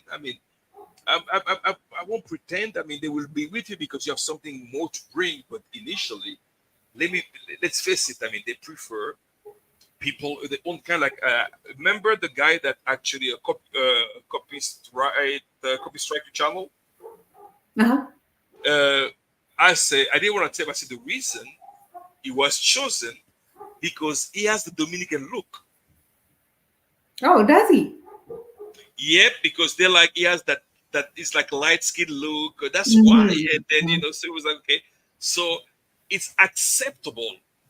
But if you're like a dark brother like it becomes more competitive. You really have to bring something on because I'm gonna tell you, even that guy, I am almost sure that if the person is him, but they spoke, they're from the Dominican Republic, and have the same money and everything, the people would go, the women would go to. If I have a choice between someone who speaks my language and someone who doesn't, I'm gonna go to someone who speaks my language and who understands my culture. If there's everything being equal. And then speaking about is not to criticize. She's an attractive woman, but don't even bring them up. Okay. But in the DR scale, she's not. She's not. That's what I thought too. She's not. Yeah. She's not. So here, she has lots of competition. Okay. Believe me, because here no one will look. Honestly, she's gonna have very few people actually looking at her because she doesn't have the prototype that Dominican. Yeah, but But when you bring her to the state, you present her to those guys that think, yeah, he got a trophy. But locally, I'm telling you, this place is very competitive. You have pretty good. But here's the thing, though, strictly. I like what you said because there is a lot of delusion that they say, they are the preferred for, Germany women, that German women, da da da da da. But That is I not don't true, think so. I don't think so. darling. We aren't. We are not the preference, No. but in our own, let's say, because let's face it, it's very complicated. I mean, because I've lived all over the places. I've dated women from different backgrounds, Yes. and I was dating this girl from. She was Serbian. And then one day we had a discussion. Even Norma knows her. Next time we're gonna bring the topic. You're gonna see how fun it is. And at one time she said that the only reason I was with her because she was blonde, and that I can show her to my associate, my business partner, and that. But I was preferring because I was commenting on. Facebook, sometimes you comment on what this pretty girl, this pretty black. I said, wow, pretty. And then she used to watch my comment on Facebook because, you comment always appear when you're friends. And she said that I see that you prefer black women, but you with me because I'm blonde. When she said that, because I'm blonde and white. And that they're like, it was a plus for me. And she literally said, that's the same day I left her, I broke up with her. Like, you know what? I'm not doing with this thing because you think that because you are actually what are you superior. That's how they see. Yeah. They look at us not just because we're desirable. They look at us, they sexualize us. Out of curiosity, they want to try, but at the end, their preference is their own kind. And the only reason she was with me, I want to tell you why. Because when I met her in Dubai, I met her in it was ladies' night. And then I met her and we were talking, and she was like, I'm not going with you. She said, like I said, well, I never said I was going to take you with me. And then during the same night, I dropped a friend off, and then because they lived together, a roommate, she didn't get off the car. She said, well, I'm coming, let's go out to eat. So we went to my place, we had some food, and that's how the relationship got started. And guess what? The reason, because Dubai's expensive, the rich was with me because she has just lost her job. She has lost her job. She met this black guy who lives by himself. Yes. Who has a business, who drive nice car. So I was a good catch for the moment. Yes. So at the end, if I didn't have those attributes, I'll just be a regular black guy like invisible. And they need to understand those things. And the same thing in VR. Yeah, you know what? It's surprising because the person, the guy I'm going talking about is es de Congo también. But my ex. You see, so he went to after me, he got into a relationship with this girl from France, and they met here. She came here and they met here.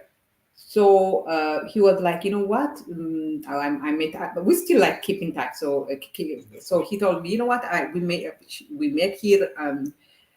French white women, like black women, black men. Da, da, da. So they went back they got married actually. Okay. And it is in a small city in France. And he said he thought every black guy in that small city would be working with a white woman. But he said it is so rare. Like the reality that he expected and the reality that he got was not the same. They actually got divorced in less than 6 months. I know why. I know it's less than 6 months because they annulled the marriage instead of getting divorced. That's how fast they got divorced. Wow. He said in that city, like the black men are not getting white women like left and right. That's what he thought he went expecting. No, because I've traveled all across the globe, and I'm gonna tell you. I mean, like I was in Turkey for 3 months, and then at the end I made this. I was getting my residency in Turkey, and I met this girl from because I spoke English. She was actually she was Russian, and then that's but to date local Turkish girl is virtually impossible. So they're just not into black guy, and they stick to their own kind. It's easier to date a Turkish woman abroad than in their own place because it's not accepted socially. and then they prefer their own kind. But abroad, it's a whole different story because you live in a different country. Then then it's more acceptable. But when you are in their environment, unless you have a good career, a big business, or something about to offer, you are not a candidate because what can you offer that the local man can't offer? You know, I that's mean, this the thing. Fetish cannot. You cannot marry fetish. impossible. I I mean, can.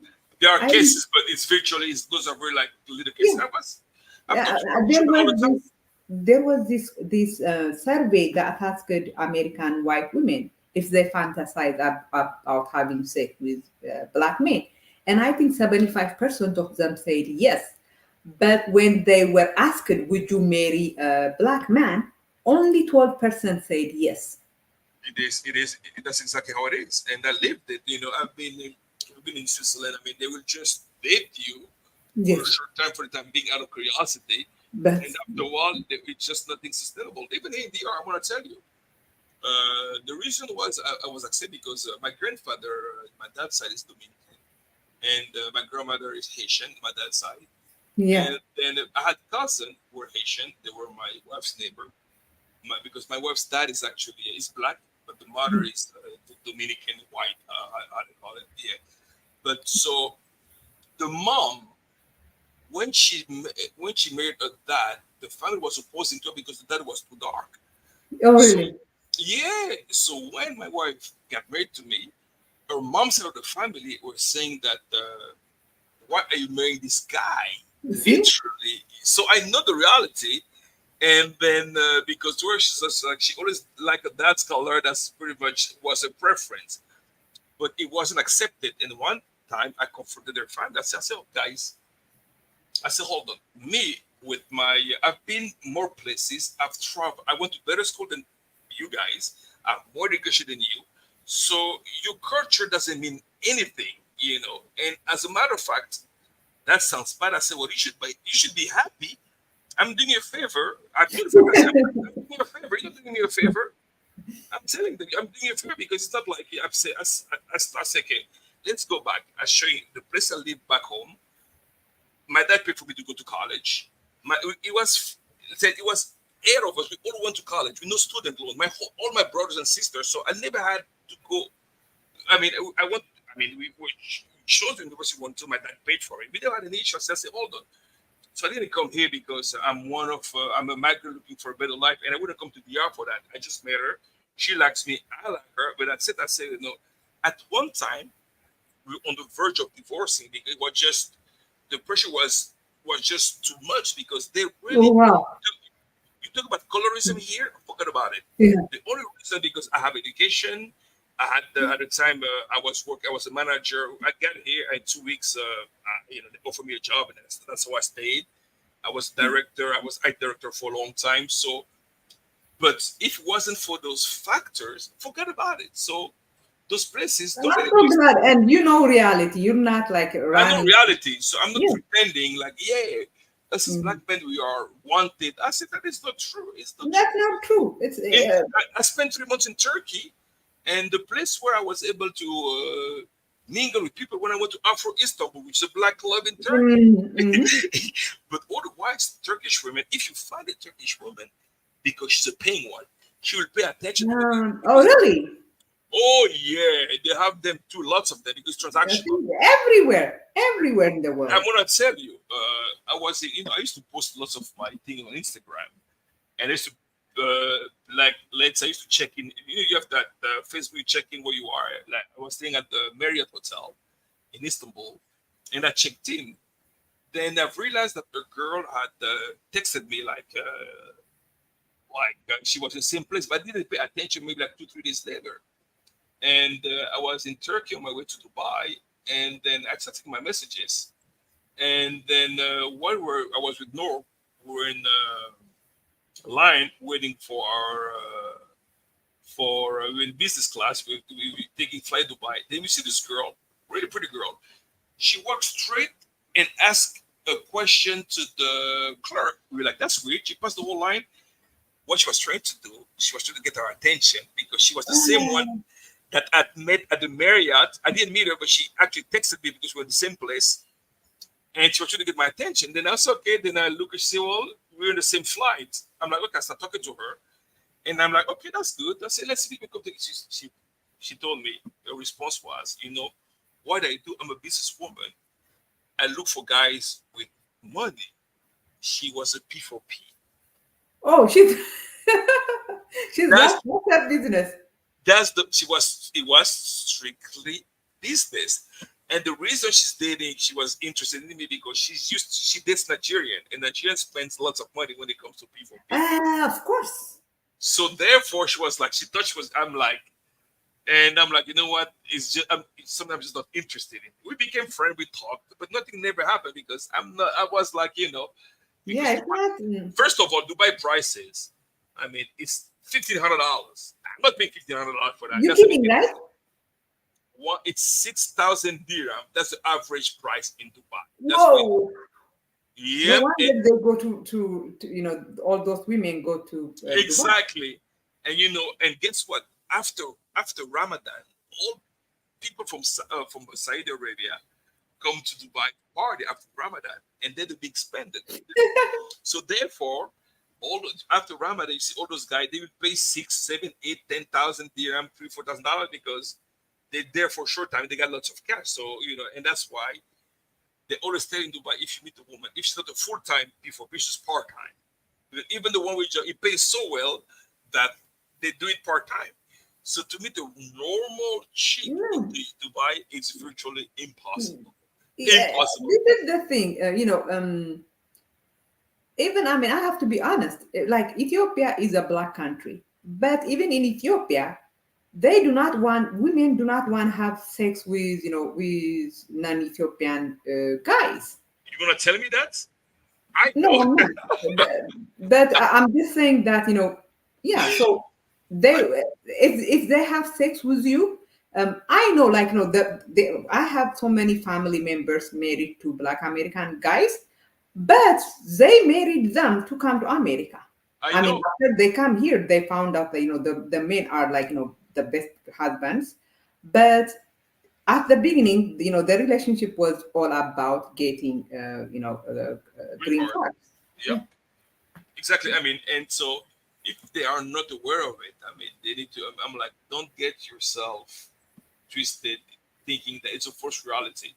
I mean, I've traveled over 50 countries, and mainly European, and you when you go there, you realize that it's just for the time being. But you are a cultured man. Yep, it's just infatuation in the meantime, But after a while, reality. You are not this man. All their reality comes from curated, propaganda videos on YouTube. Oh, you know what? So and so on YouTube says that German women like us, but you have gone to Germany, you have gone to all these countries, and they don't like us. I was in Switzerland, and I can tell you, the only time that someone paid attention, it was transactional. It was never we're gonna meet unless, and first of all, in order for you to meet and sometimes the reason that was a point of interest because like when I travel, because at the time, Airbnb is a new thing. I used to stay in hotel. I said the Marriott, so they know if you said the Marriott. So therefore, those ladies are in the lobby or in the restaurant. They see you coming from your room. They are interested because I have something to bring. They're looking at the dollar signs, and that's pretty much it. It's not because of you as a person. If you go as a person, they are not interested in that. And then. So when you just walk around and put up, I mean, where they're gonna look at you, where there's plenty of Brazilian men or plenty of Dominican men, they're just gonna look. I mean, what makes it so special, especially in a place where they have, like Chile, for instance. I mean, they have free access to the United States with their passport. They do, yeah. So therefore, being an American, your American passport is not even a big deal. It's not a big deal. So they're like, okay, well, perfect. And the majority of women there work, and the feminism is huge in Chile. It's huge. Forget about it. Those women are they are empowered. They are not interested. That's why in those places they won't do well. But when they go to third world countries, they can do well because in a cultural standpoint, they are more between quote submissive because the culture is like that, but it's not because they want. The proof is, like I've said, I always give this example. I knew this girl from Iran. She's a P4P in Dubai, but when she goes from Iran, one of the most conservative place. Yes. In Dubai, she's a P4P, and when she goes to her place, she's a Miss Goody to you. Like she doesn't do anything. She's just like that's what it seems like, and and that's the reality. And guess what? And she was telling me, the region doesn't like Iran because women are oppressed. Women has no right, and so nobody. Imagine they had when they had that girl that was they had a big protest, a big march they did when the girl was killed in police custody in Iran. Her last name was I don't know. I remember. Oh yeah, she was killed because she didn't wear a veil. She was arrested, and she was but people were marching against it. They're against wearing that veil. So what my point is, nobody, men nor women, want to feel enslaved. And in those places, they feel like they have no rights, so they can't wait to just get out of that bubble and be in a place where they are free. I like what you said. My friend was talking about, in Ethiopia when AIDS came. The women that died from AIDS are women people thought were, they didn't have sex with anyone. That are like the most decent women, the women who did not, have sex outside marriage. What came out is that the women you thought were from this great family, those were the ones dying, whereas the women people thought were sleeping around all over the place. Maybe they were sleeping around, but they were doing it probably safely. They didn't die. The ones that died is women you thought they would never have sex with anyone before they got married. Wow. So so conservatives, like you said, in Iran, you would think, a conservative country like that woman, when she went home, she's probably behaving like, she will never have sex outside marriage, but she's doing, the deed, right? Exactly. But I have another story I want to tell you. We were in Dubai. My friend is Emirati, a local guy. I love cigars. I was buying some cigar. And then a beautiful woman, at least a silhouette looks good. She had the face wasn't covered, but only her head was covered, and she was wearing an abaya, without the burqa. Right. So, and my friend told me she's a P4P. I said, how is that possible? She's covered. She said, how do you know? He said, first of all, she came to the cigar store to get her attention because Arab women don't buy cigar for their men. He's just not part of the culture. He said, yes. He said, you'd be surprised because they know I'm Arabs, and lots of Arabs prefer Arabs women, and then she's a P4P. And they come from Bahrain to there. And I was like, okay, that's something new from the culture. So people think that you don't see those things in those places. No, they are wrong. They're different things what they do. They're coming from a different states, from Bahrain, which is different countries, and to their P4P in Dubai, which is a more open society. Yes. So the point I'm making is like or Bahrain. Bahrain, exactly. Bahrain, Oman, we are under that false perspective that those women are more submissive. No, they're submissive within their society because they're afraid of being outcast, they're afraid of being lynched in some places. That's why they abide by those rules. But it doesn't mean they like it. So they need to understand that nobody on earth want to feel enclosed or enslaved. That people want the freedom. Everybody want the freedom. People want to be able to do what they want on due time. And I had a family member, a family friend or something that went to Dubai, to Bahrain, and she came. I mean, she came back, and we were she came back with no money.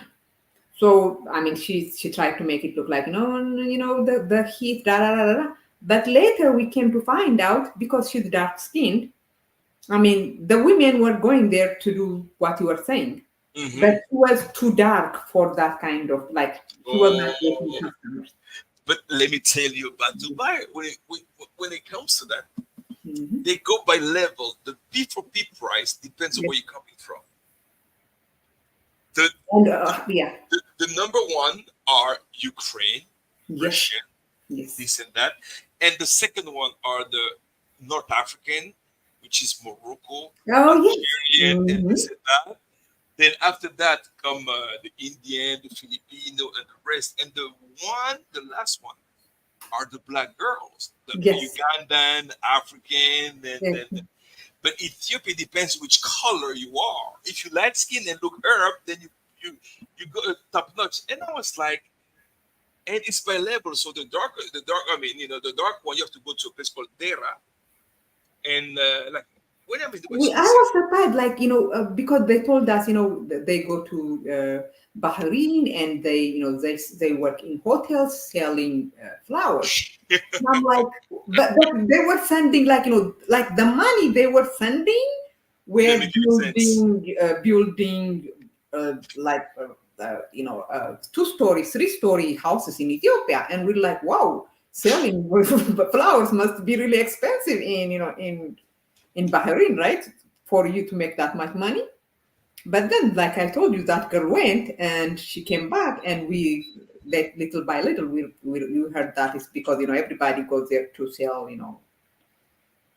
yeah, that's what they do. And then you'd be surprised. And then, when you're new to these things, you don't understand the culture, you don't speak the language, you don't really have even though English is spoken, so certain things, lots of people get fooled, They don't realize that the girl actually dating are retired. She finally found the jackpot, and then she just settled with you. But it doesn't mean that she's conservative or none of that nonsense. So, who? I know guys who married ex P4P, and they thought this girl was very good. How can you tell? Like because I know a girl. I met her in 2016. I knew what she was doing, and I met her last year, and she was married, happy with kids. And I met her husband in a restaurant, a very nice guy. And I was a poor guy. He was actually a German guy. So he was talking to me. He said, "Hey, this is a nice girl. She came to Dubai to study. She did this." And I'm like, "Okay." And she's actually she's from a place called Gonder in Ethiopia. Gonder. Oh, okay. Yeah. And then that's where I am from, by the way. Say it again. That's where I am from, Gonder. Oh, wow! What a small word. Okay. And then, Gonder is it's a state and also a city. Exactly. And she was talking because I know her. Because she's the sister of someone I know personally. So I was like, okay, that's interesting. And then you start knowing things because they can play you think they're like regular, and you meet those girls. What you do? I'm a nurse.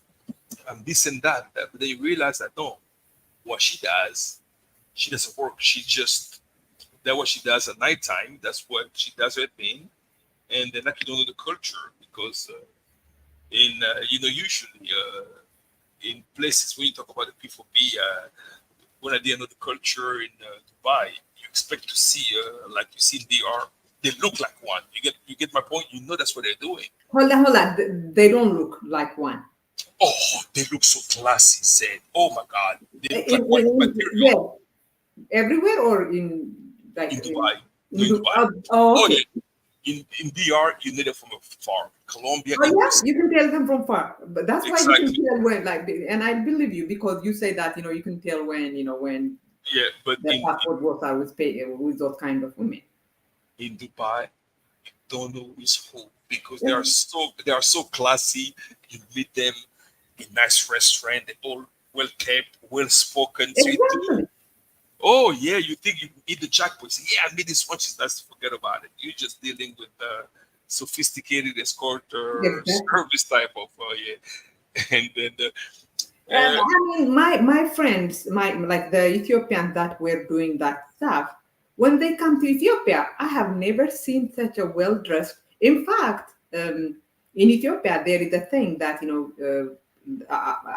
like Ethiopian Americans, the Ethiopians who live in America, we look like homeless when we go to Ethiopia. But the ones coming from Bahrain or the other Middle East countries, they look like they are like almost like celebrities, like the way they dress. So they look. I mean, yeah. Seeing them, they look up to par. I mean, you will never think. So you think, and they were spoken because the culture. I was like, wow. When I first got there, I was like, wow, this part has all those nice, beautiful women, and as normal. When we first got there, we talked to them, and then we didn't know. And my friend used to tell us one day, we went back to the hotel, said, we gotta come for dinner. And they were like, that's all you want, dinner? We're like, yes. And she's like, I'm a businesswoman. And I was like, okay, I'm a businessman too. So what? So businesswoman is a term used to let you know that it's business. It's business, like like you guys say, pay for play. And what they will tell you, because it's technically illegal. They will tell you, "Where's my gift?" And you gift. It's like so. And you ask, "How much is your gift?" When she said 6,000 dirham, and I was like, that was like because it's like $1,600. Almost like, yeah. I still got the screenshot. I still got the thing, and because I was so shocked to say, I was like, "What? $1,500?"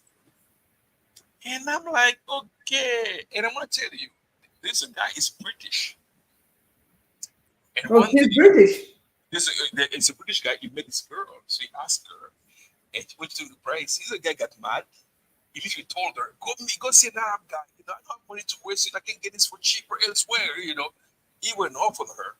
I had to tell him, bro, because was trying, bro, relax. I mean, and the girl she was Ukrainian Nigerian. That Nigerian, the mother was Ukrainian. So imagine she was a mixed girl. Oh, okay. Nigerian Ukrainian. I mean, she came out, so and she was charging 6,000. The guy got mad at her. He said, "No, you cannot do." I said, "I'm not paying that." I'm like, I can do it for X amount of price if I go with the Filipinas. He said, and that's when I realized, okay, because the Filipinas are cheaper than the Ukrainian one and the Russian one. I mean, it's just the things I've learned to that place. I mean, when you think you've seen it all and you've learned it all, Dubai was literally schooling me on real life. I'm like, and my experience has been in like the thing you said about the flowers. Something reminded me because I think one of my friends was telling me how she was selling flowers. I mean, she's married now and she lives here in America, but probably she doesn't know that I know what selling flowers mean. Basically, I think what they do is the customer would come to you and be like, "No, I want to buy flowers." So what they do is they actually do buy flowers from you, but not at a regular price. Like she said, like they sell flowers for like $1,000. It's a cover up. It's a cover up. It's no one buys flowers for $1,000, no matter where in the freaking world you are. Oh yeah, and I'm telling you, the first time Norman and I we met those two girls from Morocco. We're happy they invited us to what they say after in a place called Roberto. We met them and they said, "Well, let's go to a club." We went to the club, the next club. When the bill came, it was $2,000. What they do, they will lure you in. You go there, you buy a bottle, and we didn't. It wasn't expensive. Norman and I, we looked at each other. We're like, "Wow." We like never again because we just nice Moroccan girl. They invited you, but what they do, they bring customer to the club and they get paid for that. And anything, I mean, of course, but either they work for a club, but they're also available for different type of services. Mm-hmm. At the end, the West all hustle. And I'm telling you, I mean, I've seen everything in my life, and I didn't know this place was just like, I mean, it's just crazy. when it comes to them, like people, what you see is not what it is. It's not straightforward because of the culture. And I know that a lot of Ethiopians that go to Bahrain, at least, do that thing. Like, same thing with the UAE, with Dubai, exact same thing. They just because Arab guys love to pay. To them, it's normal.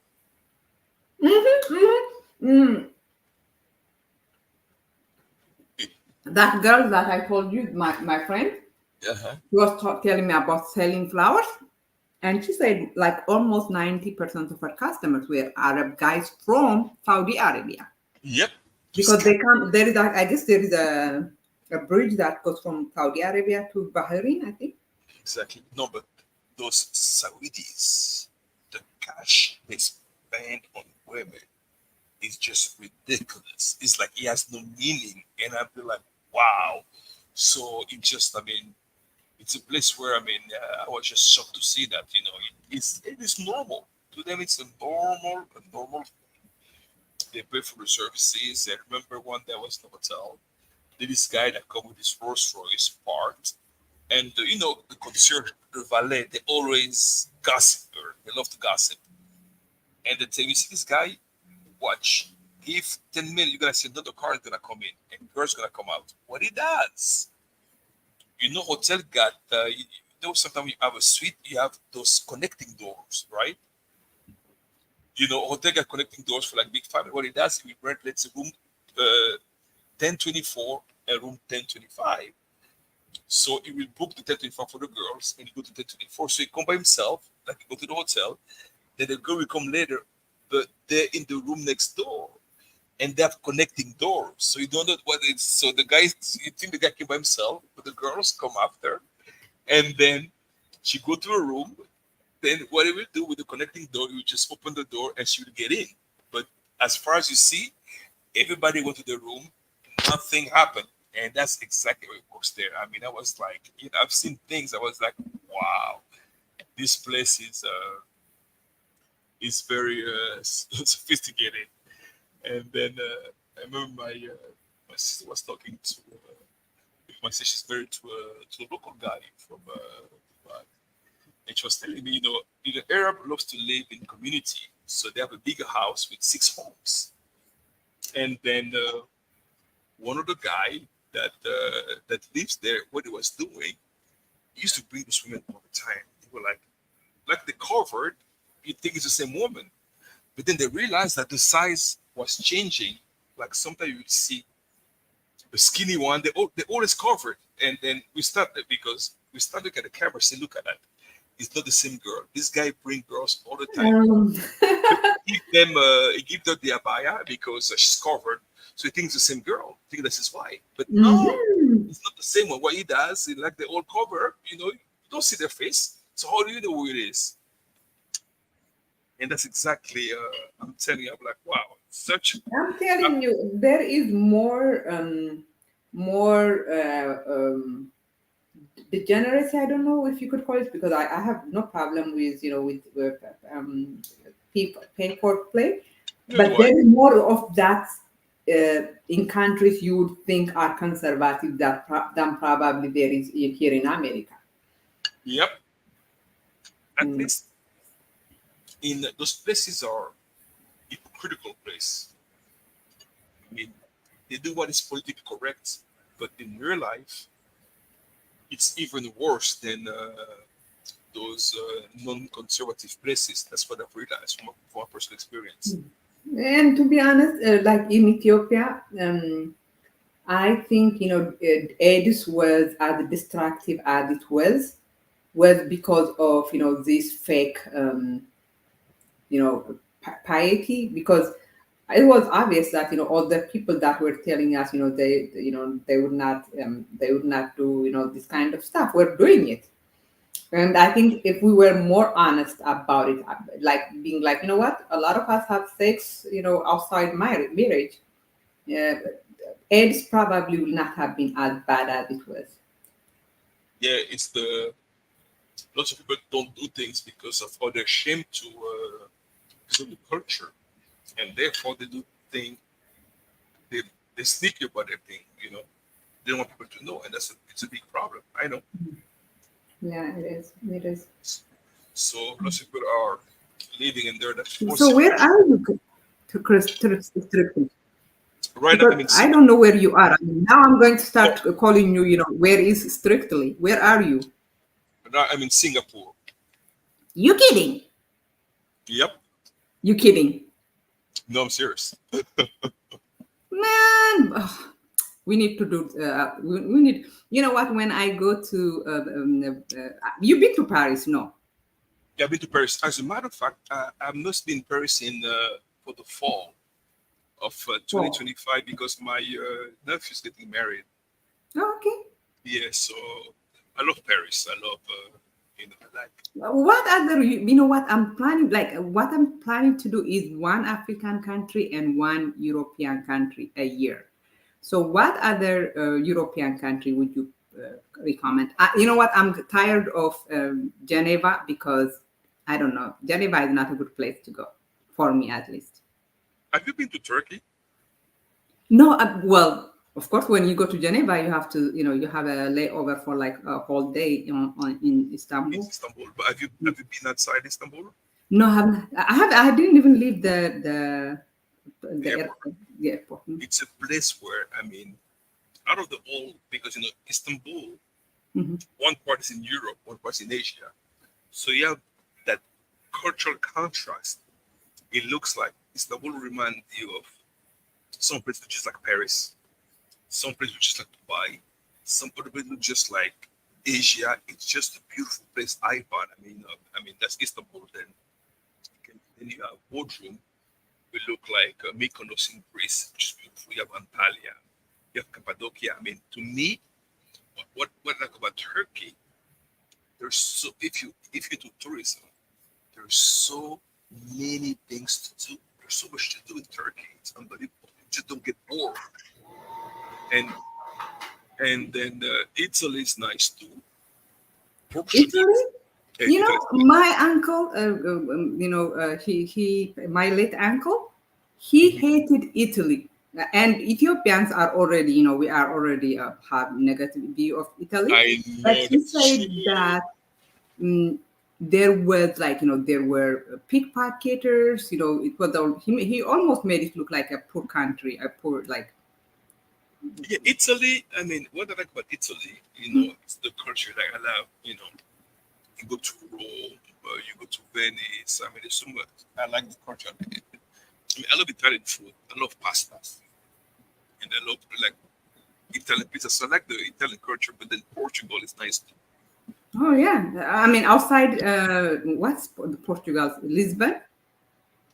Lisbon is nice. Porto is nice. Okay. I've been to Porto. I've been to Lisbon. Those places are nice. And I've been. What was the place? There, I can't remember the name of it, but it's nice. But as far as there's so many things to do to miss Turkey. Turkey is it encompasses everything. Turkey got border with Greece. Yes, I forgot that. Yes. And it also a border with Bulgaria, which is an eastern country, like the exactly. Former United. And they have also a border with Armenia. So it's a place where when you're in Turkey, you have the opportunity to visit those neighboring countries. And I was in Georgia when I was in Turkey. And flights are so cheap. So when I was there, I just went ahead and tried to visit neighboring countries. I went to Bulgaria. Let me interrupt you. Flights are so expensive now. My ticket is like $900. To France? To Paris, yes. When you're traveling? From San Diego. Yeah. To Paris. Yeah, that's about right. $900. Yeah, but $900 is, you know what? Because before my brother used to work for Etihad or something. So we had my ticket to go to Ethiopia from America was like $300 some. Wow. Yes. So maybe I'm not. So this is a normal. How normally they are priced? No, you can be. I'm surprised. I've seen cheaper before. I've seen $500-$600. Let me see something. You kidding, right? Yeah, which let me see for Sunday. Let me see. Which place are you? I used Google, Google flights. Which date? Pardon me? Which When date? you, yeah. I'm not gonna tell you the exact date, No, but just not exact date, but just about like, mid July. yeah, just an idea. Let me see something. What are you using? Like what do you fly? I usually use Expedia. Huh? I use Expedia to get the Expedia. I use Expedia to get the pricing because they give you all. But you're a frequent flyer. Maybe you get discount. Oh, I use Air France a lot. I have I don't know how many miles I can. But Air France goes everywhere. Air France go everywhere. With Air France, you can go from San Diego to Paris with Air France here. Let me see. I should have done that, huh? Yep. Because the airlines I'm flying with called North something. North. Okay. Why? Yeah, you use one of those charter services. Yeah, they have. And when is your return date? Just about. Huh? How long you gonna be there? 10 days. A week. Well, a week in Paris, another week in Italy, and another week in London. Oh, it's a nice trip.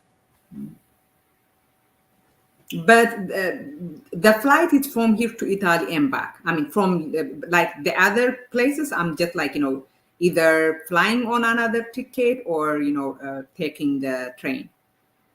Yeah, I'm looking at pricing right now. Let me see. Yeah, please send me because I'm going to buy. You're right. But it's 1,082. Why is it expensive? 1,088, 900. You're right. That is weird. Yeah, I was like, what the like? This I is was weird. shocked. Yeah, 914. 914, huh? Well, see, I probably got one. The cheapest one I found is if you leave on the 15th is $649. Wow. On $649, the cheapest one I was able to find, $649. You know what? For my for the Ethiopian flight, because I want to be in Ethiopia I am buying it like right away, like because what happens is the closer you get, the more expensive it becomes. Yep. Mm-hmm. No, you're right. It's expensive. It's weird. What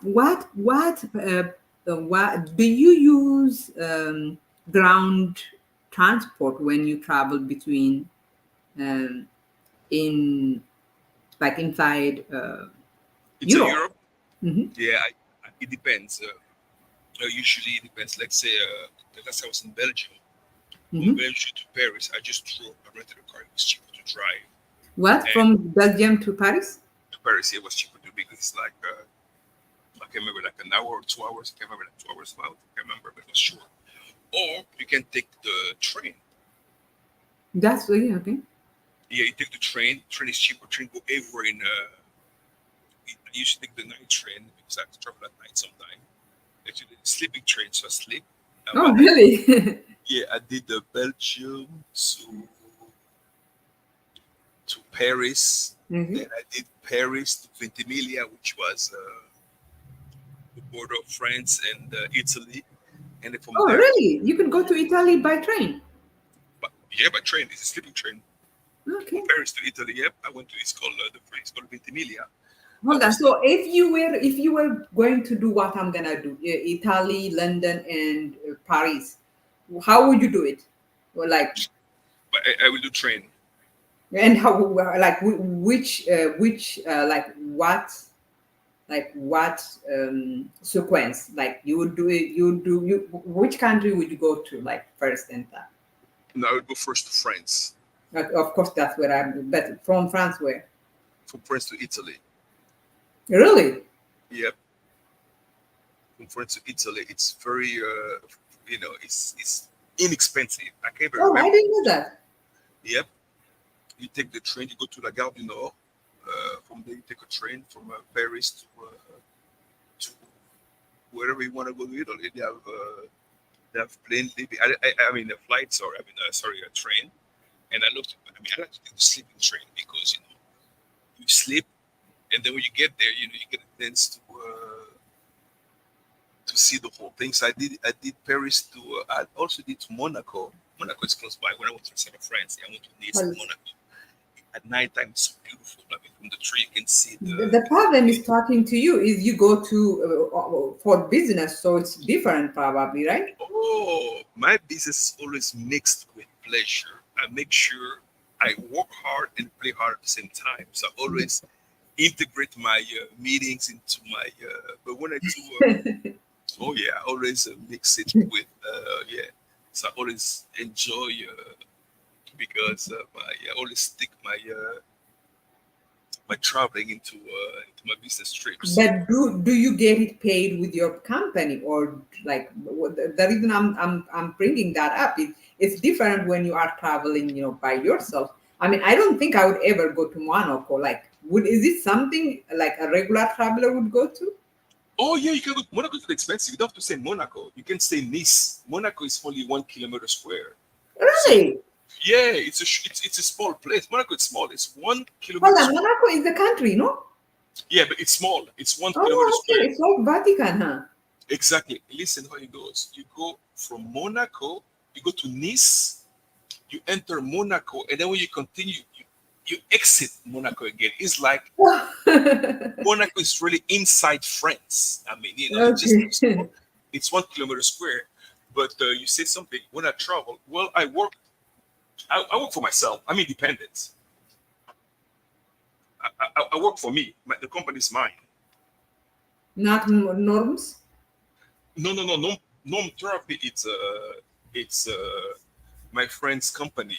My company, it's called Asset Management Fidelity. We deal with investments and mutual funds and in real estate. I work in investment. I've been doing this since 2012. It's been so for the past 12 years I've been independent. So I just work for me, Yeah.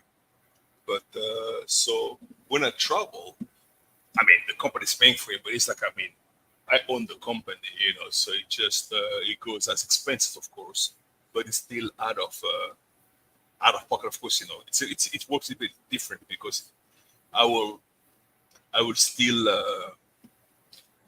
build the company for that and get the tax write-off. But you're billing yourself almost, right? Exactly, but then you get the tax write-off, you get expenses, all that stuff. That's why I travel. But I always like to what I do. I love to travel, but I use lots of miles. Yeah. Like my credit card that I use is I accumulate miles. I use points. I always do a mix of things. Like my hotel, it's always almost free because I can travel a lot, and I still so I get all those perks. I try to maximize things. Sometimes I can buy my tickets with my miles and my point and accumulate points again. So that's all when it comes to traveling. So I'm a savvy traveler. I travel a lot, but I know how to travel pretty much to travel cheap. At the same time, because this flight can be sometimes pricey, especially those long flights. Like I like to fly business. What I do for my business, I will get an upgrade using my points. I will buy a cheap ticket, like economy class, and using my point, I will just get an upgrade using my points. So I don't pay. I have to pay like $2,000-3,000 for a flight. I always my point to do the upgrade. That's how I travel. But you know what? When my brother worked in, do you know the company, right? The company I'm talking about. Etihad. Oh, you said it so easily. And I've been.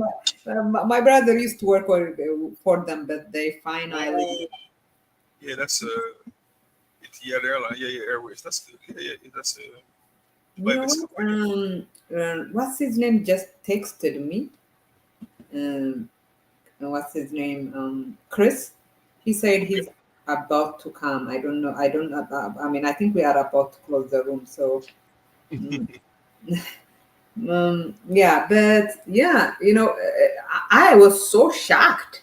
I'm like, Wow, my brother was really like, but here is the thing about traveling. Whatever money you spend, you get it back by the fact that when you come back, you have your body is relaxed. You're like, you know what? I have escaped from this stress. So I love traveling. I love traveling. Traveling relaxes me. And you seem to have places in everywhere you go, so it's probably not as expensive. That is true because, like for instance, I mean, one day of the panel we'll talk, so you can understand a little bit of yeah, because we have places in like even when I go to London, for instance, I don't pay for hotel when I go to London because we have places in London. The same thing with Dubai, of course, I don't pay for. So sometimes my travel comes pretty much handy. So because if not, I also have family members all over the places, you know. So Yeah, exactly. But by the way, that's what's gonna happen to in London. I'm in London. I have a family, so it's like, as long as I got there, it's like here you are. I mean, everything is covered, and my cousin there is a doctor, so it's like, oh yeah, yeah. yeah, Dr. London, it's like oh yeah. I'm gonna ask you, like, I'm gonna email you questions because Okay. my brother and I were talking about, Africans living in Europe versus African living in America. Hmm. It seems like African living in America have more money than the ones living in Europe. That is correct. Why that? But here's the thing. The good thing about America, there is no prejudice. Yeah. If you qualify, if you're a doctor, Hmm. you will get the job that you deserve. Even though people are gonna say there's racism, which is not Mhm. true. But in Europe, based on your color, God, people, I like one thing about being menopausal is you are cold in your feet and your face is like burning hot. So I have this thing going on. So I okay, didn't. Go ahead, my dear. yes, So yeah. The thing about Europe, there's a prejudice when you're African, or when you because they haven't accepted the fact that you might be qualified. The job is difficult in the United States. It doesn't matter where you're coming from. Come, you're welcome. It doesn't matter where you're from. You're American, or even you're a Greek or you're a Greek, you get the job that you deserve. So you don't face this prejudice that you will find in Europe, and which is a reality. London could be slightly different, but still, it's still there. But the rest of Europe, forget about it. Forget about it. As a professional, the US is still, I've always said that, I mean, the best place when it comes to African, especially in the health industry, legal industry, or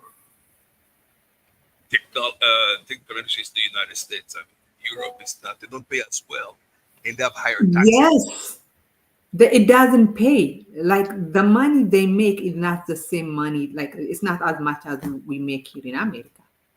You cannot compare. You can't compare when it comes to your, the Mhm. average salary and most of the jobs are really for the local one. They have lots of the jobs, the work policy are more complex than the United States. United States, you qualify, you apply, you get in. But in Europe, they have a quota. I mean, if you're a foreigner, you cannot get this job. If you this and that and that and that, the United States is open to everybody. So When my ex went and married that French girl, to get, even though he's an American, to get even a living permit, like a residential residence permit, he had to have a job. yep, Oh, they might. please come back, Papa. He has to have a, a job, and the job, he has to be in that job at least 6 months before he can get residence permit. It's not even like citizenship. Before he can be like, yeah, you don't need a visa any longer to live here. You can live on a permit. No, they're me. Listen, we complain about the United States, but overall, we shouldn't. Like I tell people, Yeah.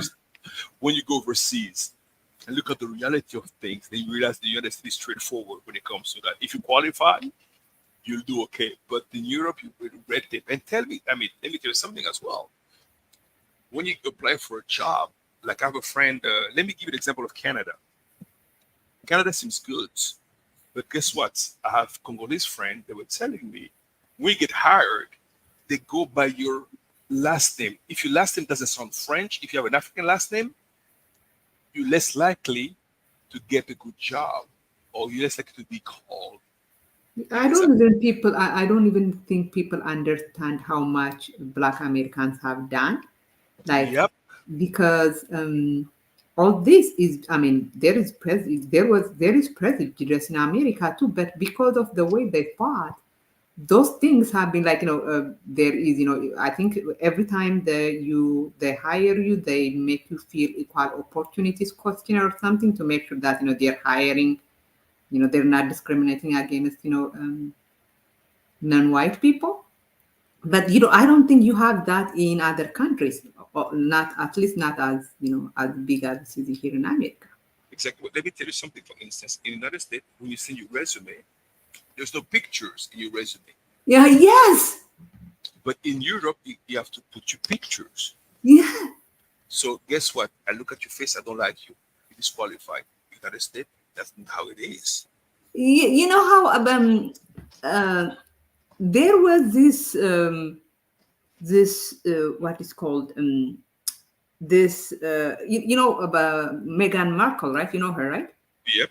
So there is a group of white women who hate her. And they started this conspiracy theory that when she sent her resume, she made her, like, she lightened the picture of the skin. I'm like, why? I'm like, you don't send, pictures with your resume. Then I realized that's what they do in Europe. Yep. You gotta have your picture in your resume, otherwise, even the DR, even in Chile, all those places are like this. So the US, so when you looked at it, I mean, the protection level that you have in the United States is not comparable to the rest of the world. I mean, they don't, I mean, and if you have a last name, like for instance, in Montreal, Montreal is mainly French. Mm-hmm. So I have a friend, he's Congolese, married to an Asian woman. Oh. His wife got a French last name. So she get called all the time. But like he has an African name, he said he has a hard time finding a job. And I was supposed to hear this. Yep, that's exactly how it is. Because his last name, and you know why? I'm like, why is that? Because the majority of recruiters are actually, if they aren't Haitian, they're Canadian. And the one discriminating are the Haitian discriminating against the African brother. Can you believe that? The one from Haiti. Mm-hmm. Because Montreal got a lot of population of Haitian. And they are the one, they are more discriminatory than the local one. It's crazy when you hear the story. I'm like, wow. Yeah. That's when you realize that the United States doesn't have, you don't have those issues. You might have them, but not as as glaring as they are in Europe or in Canada. Listen, me personally, let me be honest with you. Living in the United States, I have to complain about not getting a job or having some issue because of my color, of my, it was really easy in the IT field. So to me, I don't have any anything. I don't have a bad experience with the US. I'm almost sure that it exists because studies, like they do studies where they would say. I didn't say it doesn't exist. There's always a level of discrimination. But think about it. I'm gonna send my resume. How do they know if I'm black or white when I speak? Imagine. Actually, when you are an African, you kind of get like they actually think you are. When they hear your African accent, they actually kind of prefer you because they think you are. Yeah. Yeah, because in the IT field, I never had any issue at all. Even when I was in college, to me, never really, I cannot, I mean, I can tell you I've been the victim of discrimination, me personally. Didn't have But any I issue. think it's because we probably do, but because there are so many studies that found that, like when companies see, your name is, they think your name is, a black person's name, they would like, what, we don't want to hire him. But at least that those things are being discussed in America. In other countries, when you discuss them, they call you racist. They call people who talk about discrimination racist. That those are the ones that are called racist. That is true. Like for instance, but let me tell you a story. When I went to Israel, that was, I remember when I came in, it was easy.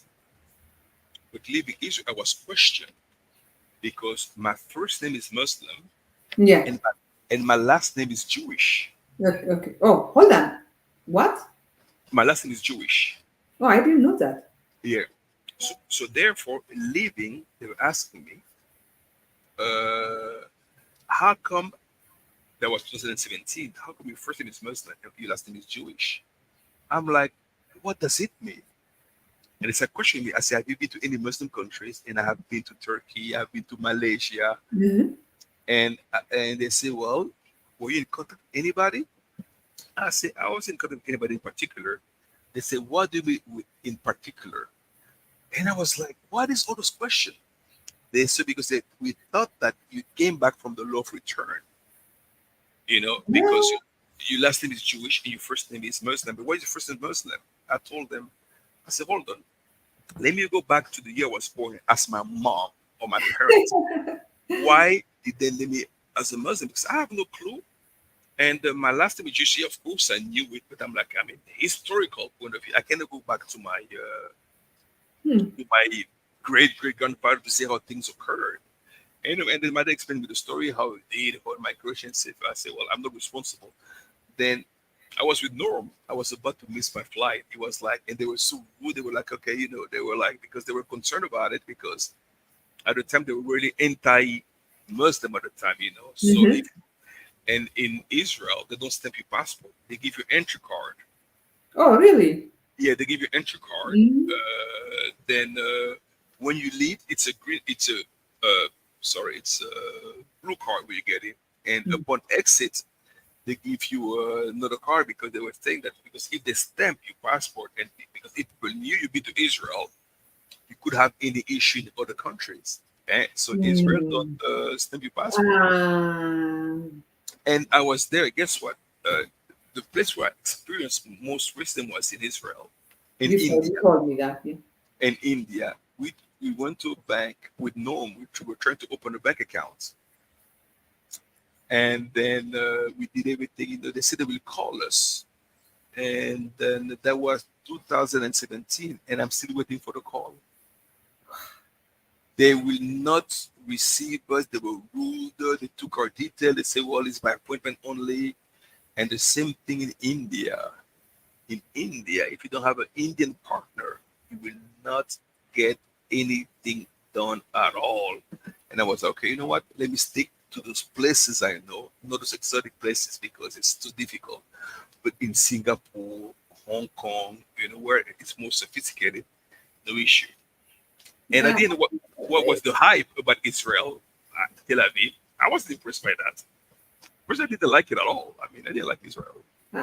My parents wanted to go to Israel before they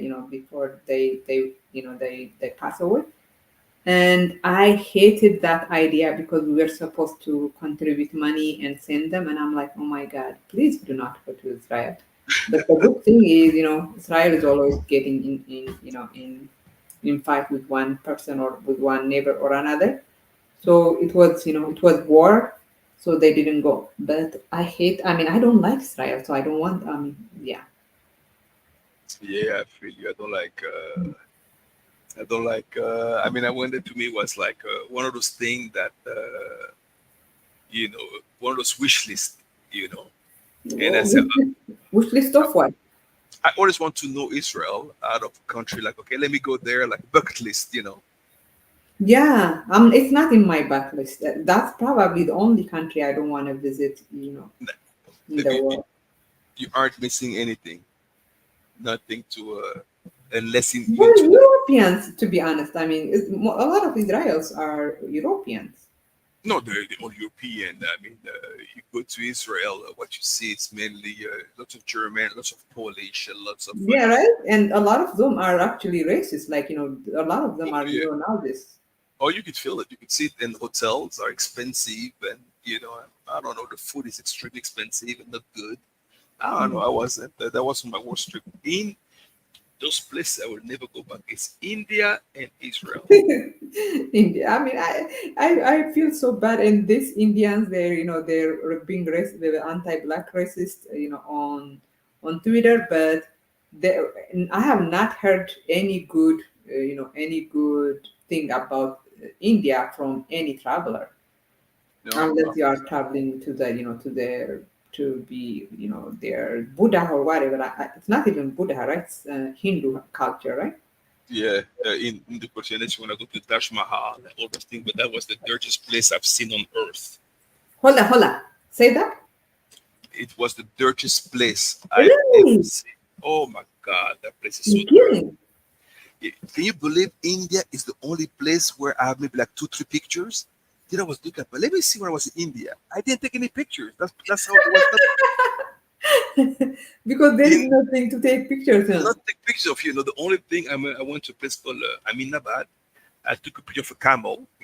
At the time, I've never seen a camel, and then that was pretty much it. I was like, wow, I literally don't have any picture of India, but I picture of Malaysia, Singapore, all those places, Hong Kong, but India. No, and it was like, and we went there 3 times because we were trying to make some business there. We were trying to, but it was. I'm gonna tell you. At the time, I was dealing with food and beverages, so I was interested in buying powder juice. So I went to India to meet the owner of the company to see if we can actually make business, because the company was FDA certified, all those stuff. And okay, good. And we went there. Once we went to their factory, where they actually manufactured products, we decided not to do business with them because the place was so Oh my God. the place was so dirty, and the main ingredient for powder juice is sugar. So the bag of sugar, those 50 kg bag of sugar, I know. were actually on the floor, and the floor was wet. Oh my God. So then I'm looking at the thing, and I'm like, and I asked them, how come you guys are FDA approved? They say no. What they do to get the approval, they hire a manufacturer where everything is as all the US specs, and they get their stamps. And when they get the stamp for the inspection, everything, they go to their regular factory, which is the dirty place, and they looked at it. And the bad part about it, after we had drunk the juice already, and Norman and I, we felt so sick mentally, like, I can't believe that's what we just drunk, because this is just, and I'm telling you, that's the dirtiest place I've seen. I mean, and I was afraid of eating, because I wasn't used to Indian food. So the first 2 days we were sick because the food was so spicy, and we just stuck to Outback, McDonald's. No, Outback was Imagine going to all the way no.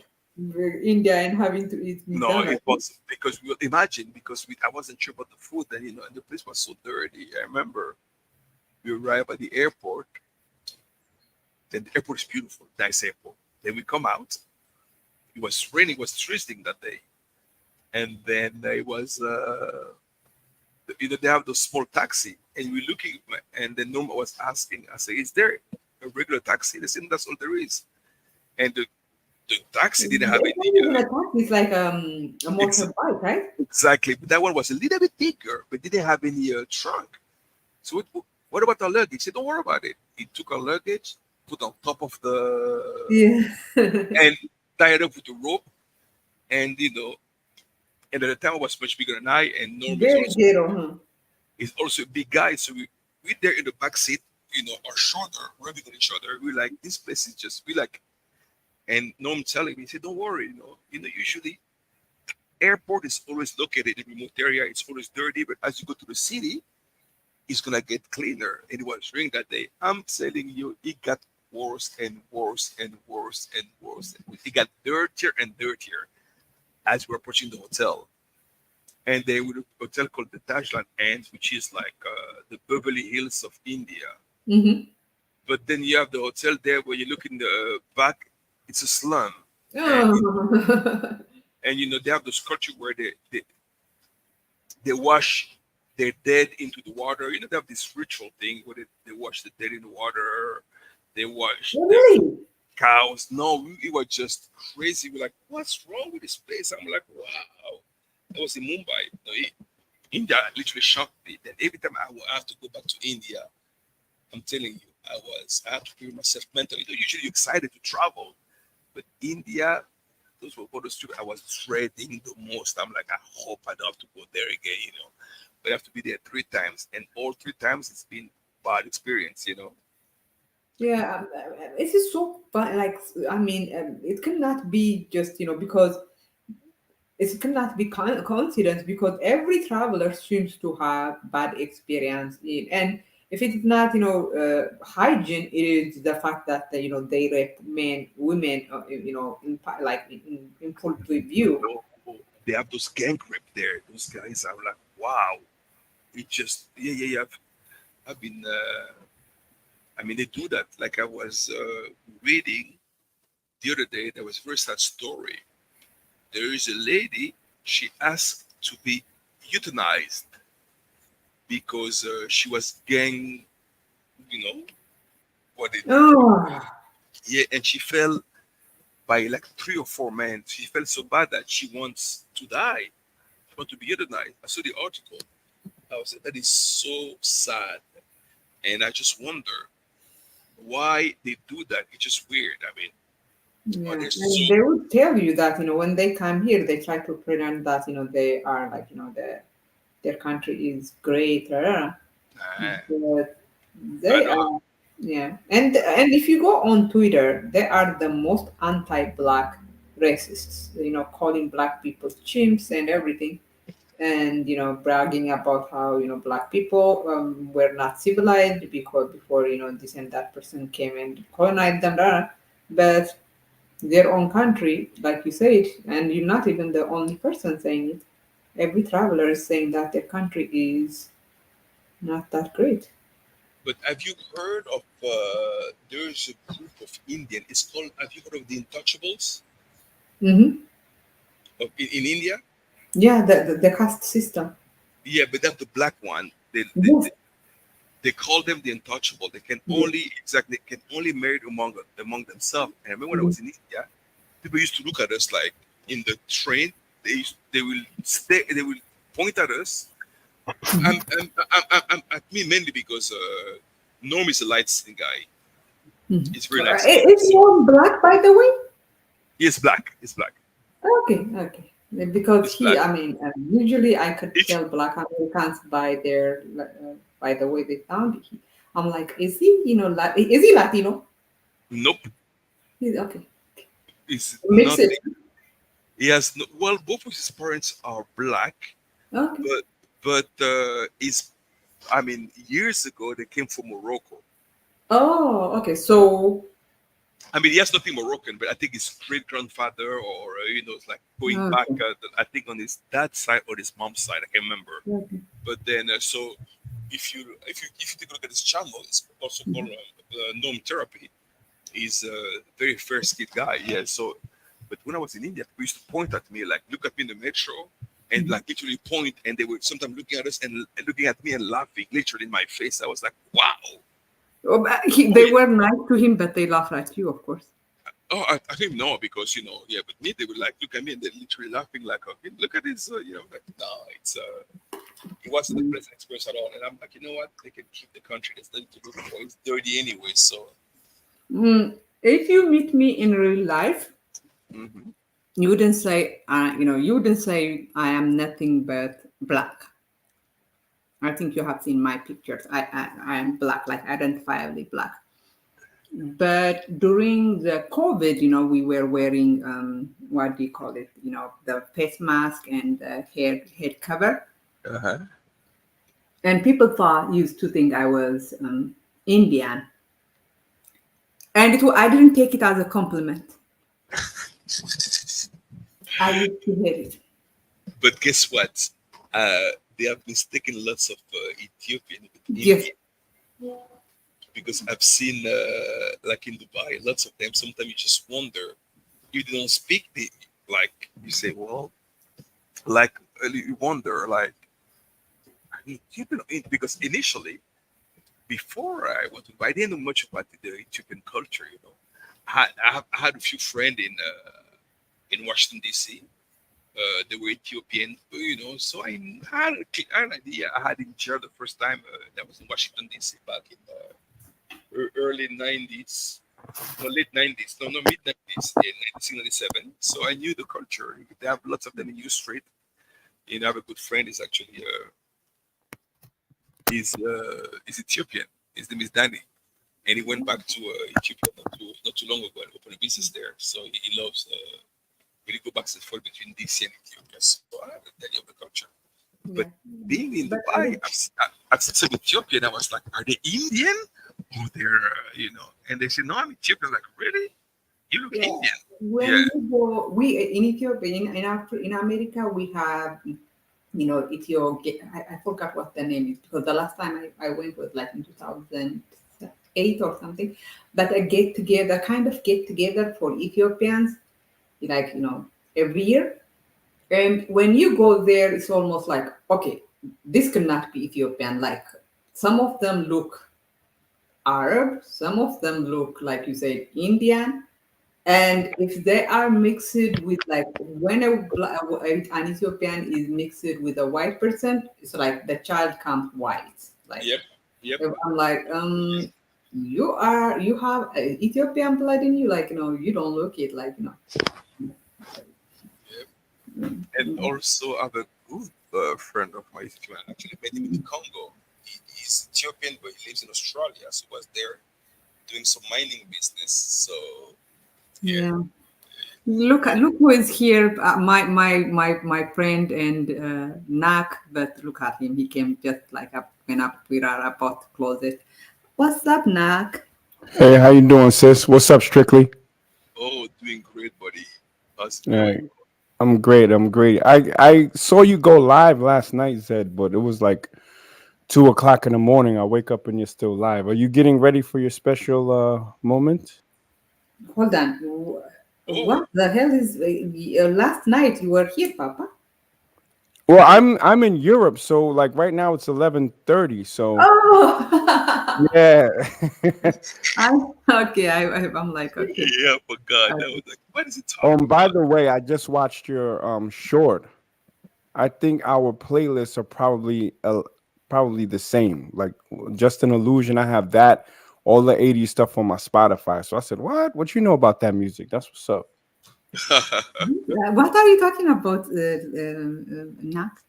You have a video where you're playing Just an Illusion. I think your TV's in the background. It was like 70s, 80s, and 90s. Yes, R&B. most of the music, because I do not know, like, 90% of the music in that. Oh, you don't? You just like the sound, I guess. Yeah, but I was playing, Era James, what is it?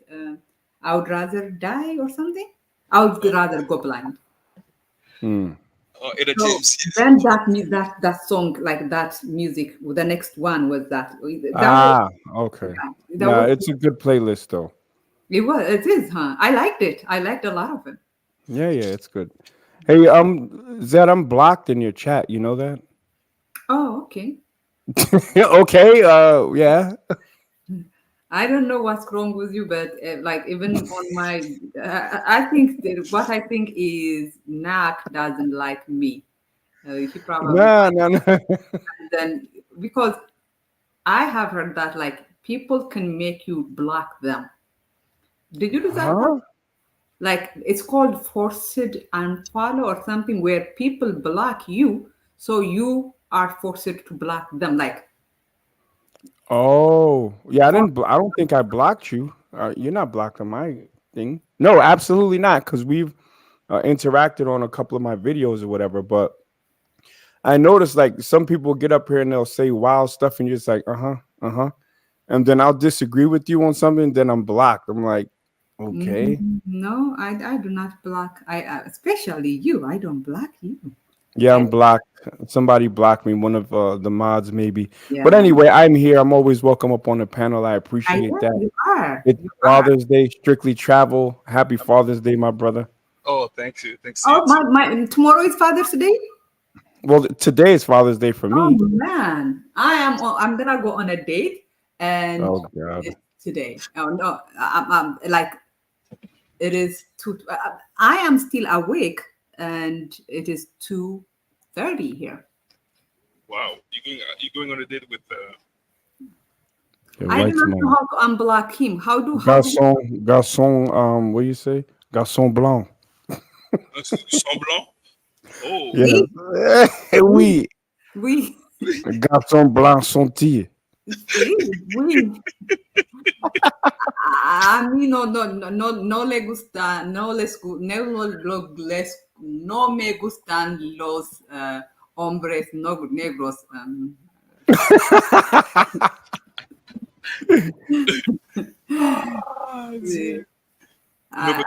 No, you did this with the white guy? Yeah, and the thing is, it's my first time going out with a white guy, so I don't know how it would go, but it's not even like, I don't even want to think about it, because I don't want to stress it. Just look for the cues of fetishizing of black women. Don't think so. He was in my house for like 4 hours, and he was not fetishizing. So 4 hours. Wow. 4 hours. Okay. He came to fix my car, my TV, and unlike you guys, he was not trying to make me feel, stupid. Well, how do we make you feel stupid? Not you, but a lot of black guys, they think, you are like, yeah. Zed, you're so smart, but then you generalize a whole race of men, which doesn't reflect your intelligence. So I don't know what's up with you. Yeah. I guess she has, I think experience is based on the strictly. Remember, you and I were talking there. Was I not smart talking to you? Oh yeah, no. I don't doubt your smartness at all. That's those words came from Mr. Not easy. Me, I don't. No, she is smart. She's very intelligent. You could tell by the way that she writes. But I'm just saying, the generalization of a race of men doesn't jive well with her intelligence. It's okay. We are trying to get rid of, to be equal with black men, and to be equal with black men, we are going anyway. She always runs from the intellectual conversations with me. But look, the brother yesterday, did he say he was Moroccan? Well, it's not Moroccan. I think it's, when you do your DNA thing, and then I know he's. Hold on. How did which one was Norm? Norm. Okay. No, I think it's. No, go ahead. His grandmother was Moroccan, or his great grandmother. I think his great grandmother. No, okay, yeah, because he said that he was Moroccan. No, his family came from Morocco, and then married. Black from I think from Chicago, and on his dad's side, I think on his mom's side, grandfather came from or grandmother came from Morocco, so he might have maybe 25% or 10% of Moroccan. That's what I thought. I don't believe it, because he doesn't have the phenotype of an Amazi or a Jew or the descendants of slaves that built the walls in Meknes, and he's not an Arab Moroccan or descendant of them.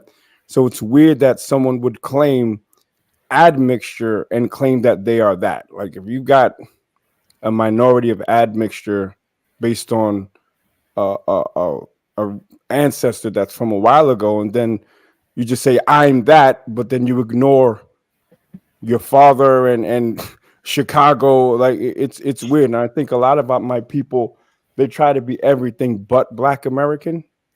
You know what I'm saying? Which is crazy. Like you come from your mother and your father, so why would you just claim something that is not even your mother, but it's your great great great grandmother, and then that's cap. That's cap. I think it's not that close. I need to because I know. Yeah, I mean, Now I heard it, and saw it, right? you kind of said No, it. I need to ask him if it's his great. I know it's not his grandmother. I think it's his great grandmother, if I'm not mistaken. Who the hell is at my door? Hold on, y'all.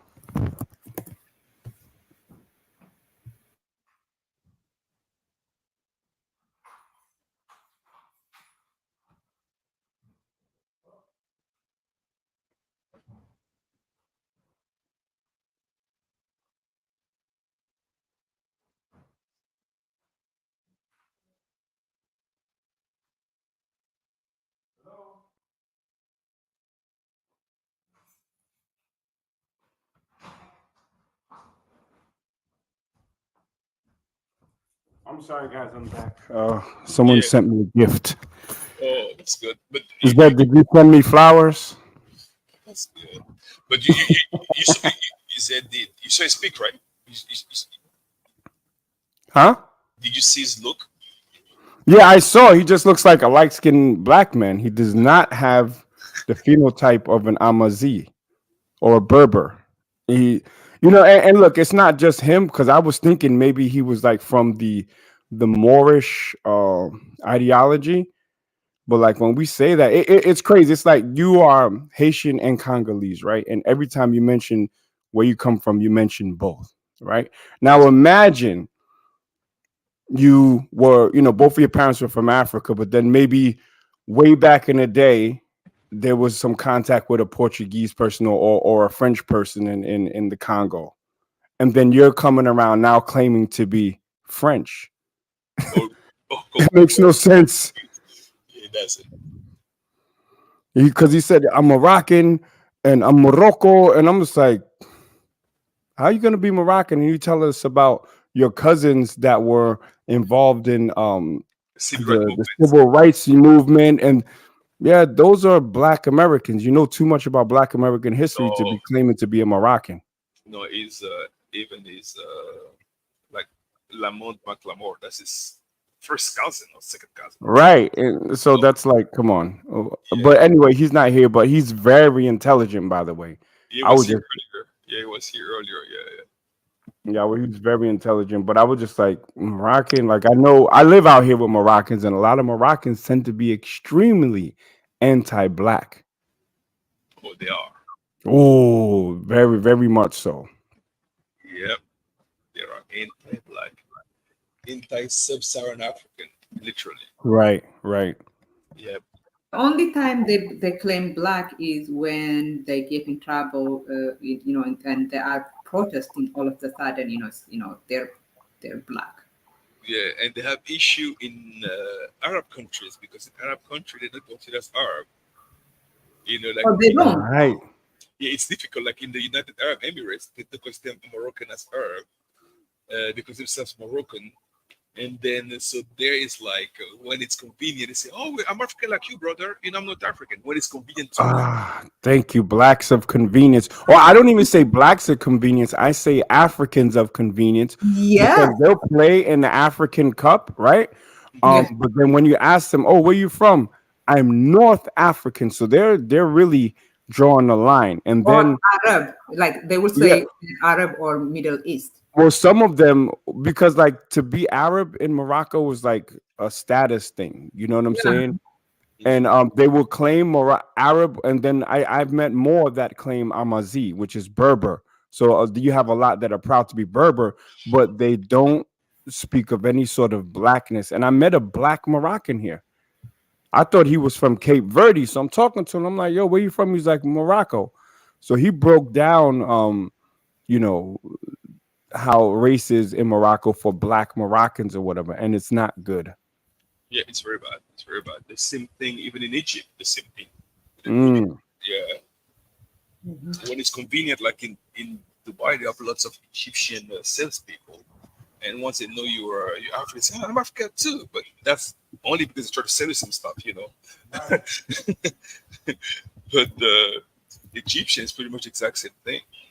They don't want to have nothing to do with blackness at all. Remember, they actually literally sued a Black American, like the movie maker, because the movie maker probably quite correctly pointed out, ancient Egyptians were black. An Egyptian lawyer sued him.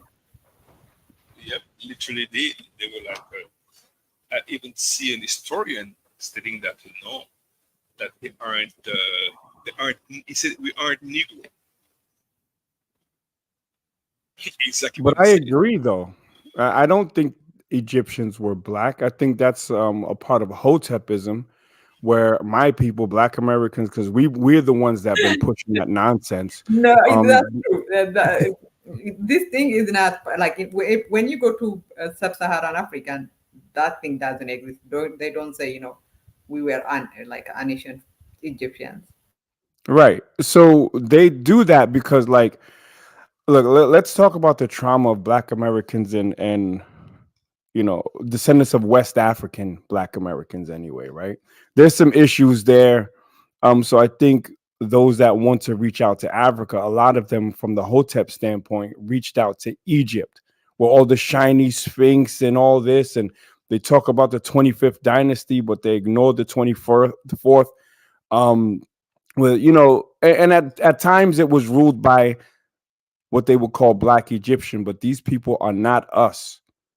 You see what I'm saying? Just like Northern Sudanese are not the same as Southern Sudanese. So I'm just like, why are you jumping onto that culture when it's not? It has nothing, literally nothing to do with us. We don't look phenotypically like them. We don't share the same history, anything. But they just want to attach themselves to. I think it was the 25th dynasty was a Black dynasty, and say, yeah, we were kings. We were Egyptian kings. I'm like, yo, if you look at all the hieroglyphics, there's some of them that had the Blacks as slaves there, as the muscle to build the pyramids, not the engineers of the pyramids. So I say we need to mind our Black business and stay on the west and central part of Africa if we're going to reach back out to Africa. Yeah. And then see that you mentioned about Sudan. Sudan is literally in when you listen to the Emirati talk about it, say, well, our Arabs brother, the Sudanese, literally, because the Sudanese in the United States as Arabs. So it's quite interesting. Imagine that what is their official language? It's Arabic, and then in the law system, you see that in the UAE, all the judges and all the lawyers and lots of doctors actually Sudanese, and lots of them were given Emirati citizenship. So it's quite interesting when it comes to them. But that's the northern Sudan. South Sudan, no.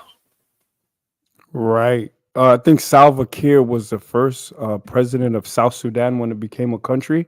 He used to wear like a cowboy hat or whatever. And you had ethnic cleansing from the quote unquote Arab North Sudanese. And then you had that Darfur conflict with the Janjaweed and stuff. Now they have this, what is it? Fast strike unit or some sort of unit. They're attacking Black Africans. But these people are not like us. These are like Manute Bol's people. You remember Manute Bol, the basketball player? Oh, yeah. Yeah, those are his people. You know what I'm saying? Not Black Americans. So when my people jump and say, yeah, it wasn't called Egypt, it was Sudan. And I'm like, bro, that's not where we come from. If I was plucked out of Brooklyn and thrown into Sudan, I'm going to stick out like a sore thumb, much less in West Africa. You know what I'm saying? So, I mean, it's pretty obvious that we don't come from there. Yeah. And then, but surprisingly, when I'm in Dubai, British Sudanese come to me speak Arabic. They think I'm Sudanese. And I was like, I don't look Sudanese. But then I realized that the reality is that this mix before it became South Sudan. And north, what's the west part? of the Congo, where the Equator, we have border with Sudan. So people of that region are pretty much the same in the border of Sudan with the Congo. And they realize in that part of the Congo they're tall. Like my brother is 6'11", and I'm 6'2", and I'm the shortest of the brothers in my family. So that's we kind of yeah. But South Sudanese have a specific look. They have like a small head, and they're extremely tall. The majority of them, and the average height in South Sudan is just crazy. I feel like so as you say, those are not. We are not. I mean, I think they're the tallest people in the world because there was this thing out, pretty much like white propaganda saying that the Dutch were the tallest people on earth, and I'm like, no, nah, that's cap. It is the Sudanese, the South Sudanese. Thank you. And when you know. I'm trying to agree. I'm trying to ask: is this the South Sudanese problem? Yeah, the tall because I've seen them, and like I remember, Now. I met Manutbo in 1997, I believe, because they came in Mutombo. We had a common friend, so one thing we invited at his house. That's the first time I met him, and he came with him. He's like 7'2", and next to Manutbo, he was so small. And I remember we were by the pool. You have to go up. His feet were so big that by climbing the stairs, he has to put his feet sideways, for his feet not to get stuck on the stairs. And the guy was so tall and lanky. I was like, this is a weird guy. And his wife was maybe like 4'11". So imagine the contrast. A 6 foot tall, and then with the 4'11" wife, that was just. And this guy was he was so lanky and tall, but he looked so frail. Exactly how tall he was. Like, wow. Mutombo was a beast in the NBA. Yeah, but he had some shoes from Adidas that I had when I was a kid. Yeah. They were nice. They had like they were like Kenyan sort of not Kenyan, but East African like cues in them. They were nice. Like they were almost like African Adidas shoes. But they're all tall in his family. They're all tall in his family. His sister, she's like 6'6". His brother is like 6'9". They're like, I'm like, wow. And I remember her husband was much smaller, and she's not only like 6'6" or 6'7", sister, but she's big now. I'm like, she's impressive. Like this family, they just like, but he has he has a brain tumor, right? Right? You know that Nakmizi? That he had a tumor in his brain, Dikembe? No, I did not know that. Oh yeah, Dikembe's been since maybe like he went to surgery. That was maybe a year ago, and we haven't heard from him after that. So we don't know if his family keep it secret. So we don't know if he's what? Yep, Dikembe Mutombo. Yep, he's actually had a tumor. He's been sick ever since. We haven't seen him. He had a brain. I don't even know him, but yeah, he's been treated. The last thing was October 16, 2022, that they say was being treated for brain tumor, and we haven't heard from him ever since. So we don't know if he's in which state he's in. Yeah. Oh man, I hope he's all right. Yeah, but because I have a friend, he's a journalist, a good friend, and the last time I talked, we said, well, only his family knows about, and his house was in Atlanta, Georgia, was put for sale. Let me see if Chris is up, because I like when Nak is here. Yeah. Is Chris the black or the male feminist? Yes. Yeah, I think I saw him in the chat. He tried to free Meezy. So a salute to him. Strictly, this is a lot different than the other channel, right, Kaizos? You bounce quick, bro. I was so sleepy, and I started dozing up. I'm like, but that's the serious channel. I mean, but it's funny though. That's like it's like a humorous thing. And the problem is everybody talks at one time. Right. I felt so bad yesterday because I'm like, I hope they don't think, I was saying all this to impress Nak. Because no. when I was listening to it, I'm like, I was talking off topic. And I hope, I went there because of Nak, and I'm like, I hope they don't think, I was saying all this to impress Nak, and I'm like, Now, it's very low brow. It can get high level, but yes. it's you don't know what you get. We've had some really toxic conversations. What we did is me and two other Black Americans, we roasted a Nigerian for Juneteenth. You know what I'm saying? So it And was like a celebration. And Because if what I you, like is you guys are like, you guys get along. Like they usually miss you. Like they're like, I see them like when you are in my channel, they will be like, nah, we need you here. So it's not like there is animosity, even if there is a lot of like back and forth. yeah, there's no animosity at all. Some of them, sometimes it gets a little personal, but But it's not. at the end of the day, I call it like a family feud. You know what I'm saying? Distant cousins. If we didn't like each other, we wouldn't be in the same spaces. We have Pan African conversations. I'm not a Pan African, and we have really good debates. So it's a fun space. It is a fun space, and the way he runs it is so nice because he is. I am so impressed because he's not in the chat a lot of the time, but the chat still works. Like I wish I could do that. Like you don't have to be in the chat for that because sometimes he has 2-3 rooms running right at the same time. Yeah, he's like does partnerships and stuff like that, but that doesn't work as it should all the time because if he has too many Nigerians run it, then it becomes a all Nigerian show. So Yeah, obviously, huh? but how does he do it?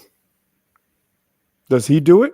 How does he do it? Like how is he able to run 2-3 channels at one time? Oh, because he simulcasts and also he empowers like certain people. He asked me, he wanted to give me some sort of like super moderator powers where I can bring people up and drop links. I don't want to do all of that. You know what I'm saying? I don't do YouTube for that anymore. But there are certain trustees who have like powers on the channel who can run it. Well, I have Chris. I mean, Chris can bring like Chris does that for me, but he seems to have. He actually had given me admin status at one point, so I could bring people up and everything. So I don't know how he's able to give multiple people. Wait, Chris has his own channel? Chris is like me on this channel. Like I don't know if you noticed, like a lot of the time I would not be in this room, but Chris is. And Yeah, I see. He's mellow. Chris is mellow, so he's not really with all the nonsense.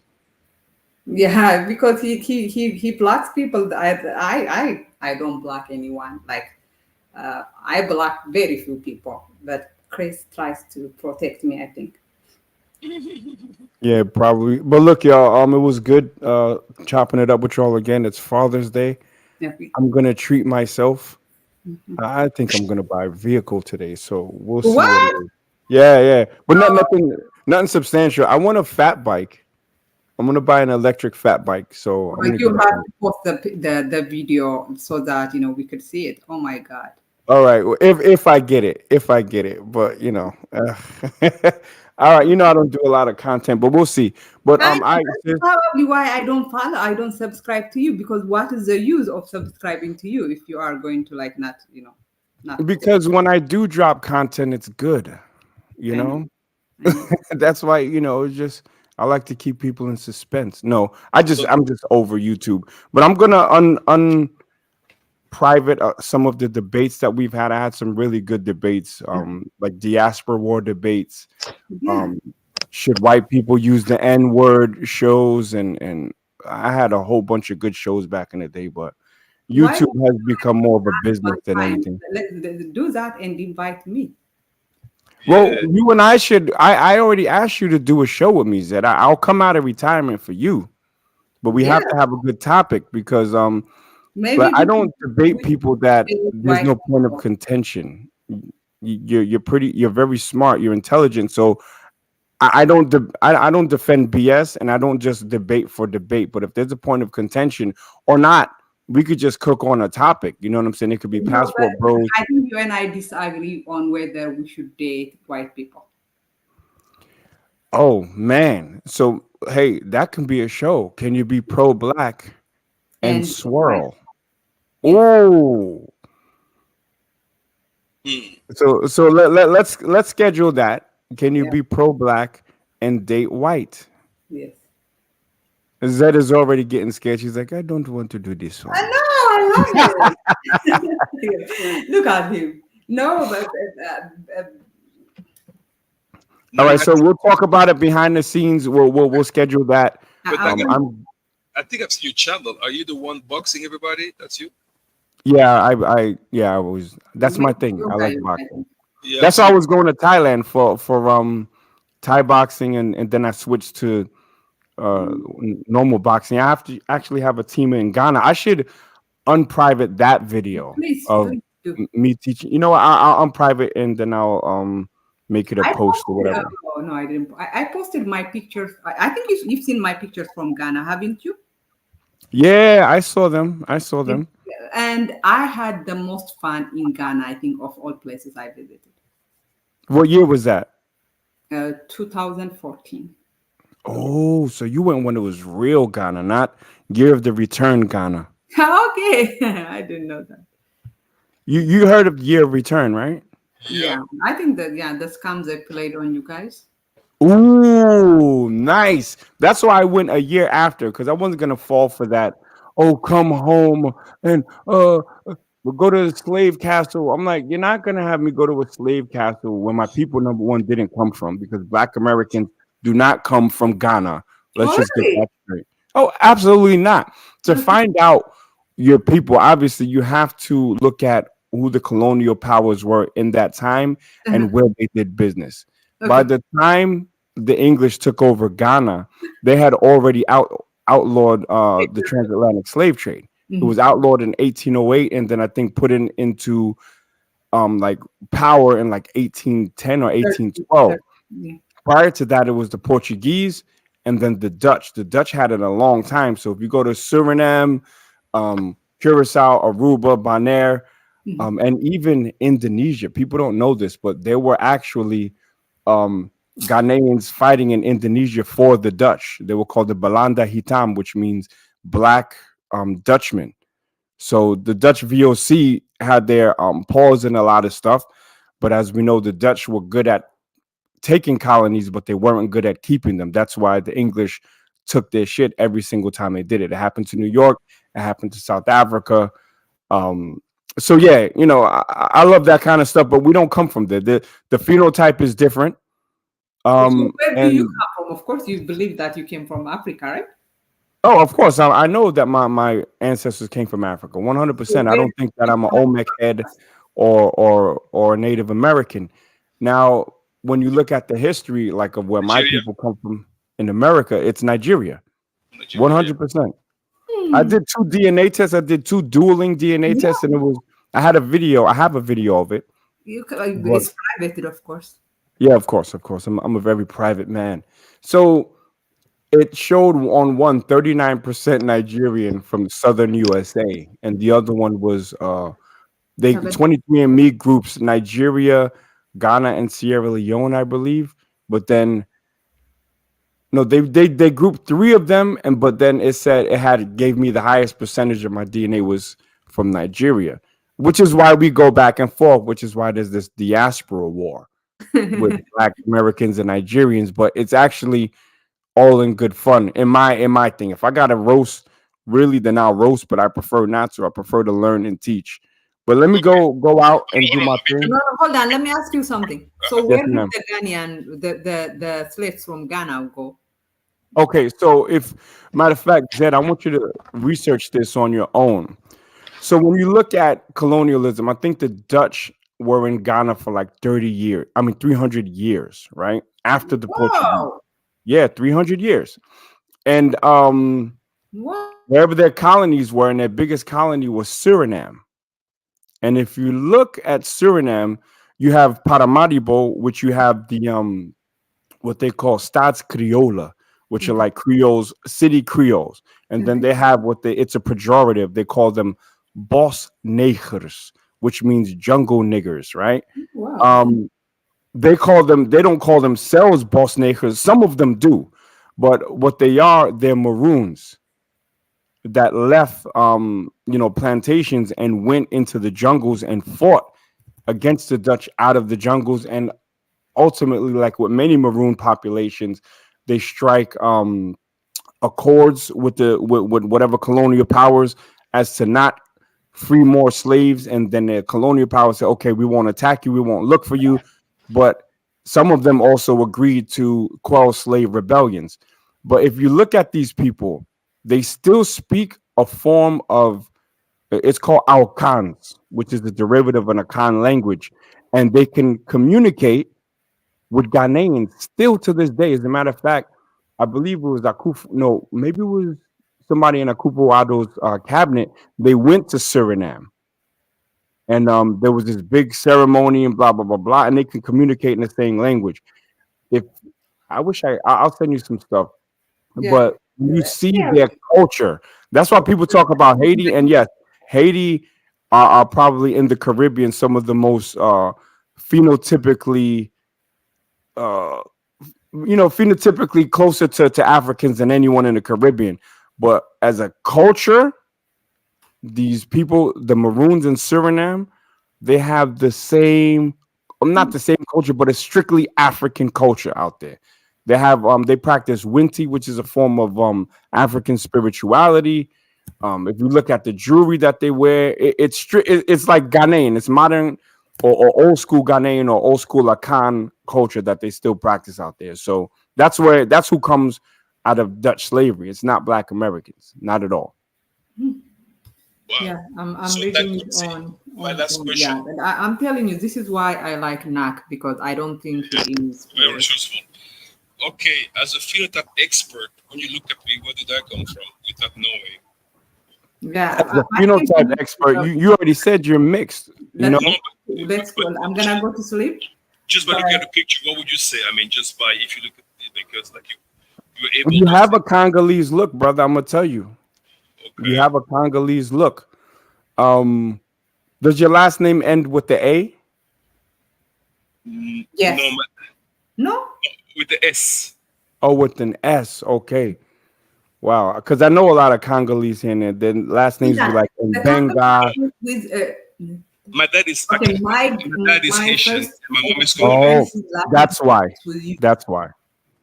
Yeah. My ex-boyfriend is like 100% Congolese, and his last name ends with U.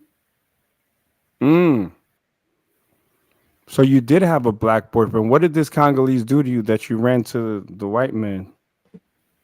I have never. I mean, I don't. I'm just messing with you, sis. Yes. But yeah, look, man, we can talk all day about it. Zed wants to go to sleep, but just Google Maroons of Suriname. Maroons of Suriname, and it is remarkable. So, and you will see that phenotypically and even culturally and linguistically, they trace their roots to Akan peoples out of Cromanti. 100%. All right, y'all. I'm done teaching. I'm about to go spend some money. You heard? Happy Father's Day, you too. All right, thank you, sis, and salute Strictly Travels, my brother. Hold on, let me ask you one more thing. Yes, ma'am. Call me sis. What would the equivalent of sis will be? Because bro sounds so. Excuse me. You call me sis, right? Sis. Right. Like to say sister. What is the equivalent? Because I like to call people like what they call me. Mm-hmm. What is the equivalent of see, sis is a way that Black Americans that come from like a conscious, what I understand that I'm speaking to a Black woman. It's a form of respect. Like when I don't call Strictly Travel bro, because bro is like a diminutive version of brother. So when I say I brother, like I mean that. So when I say sis, I mean that. It doesn't mean you're my actual sis, but I'm showing you respect, as a Black woman. So what should I call you? You call me honey.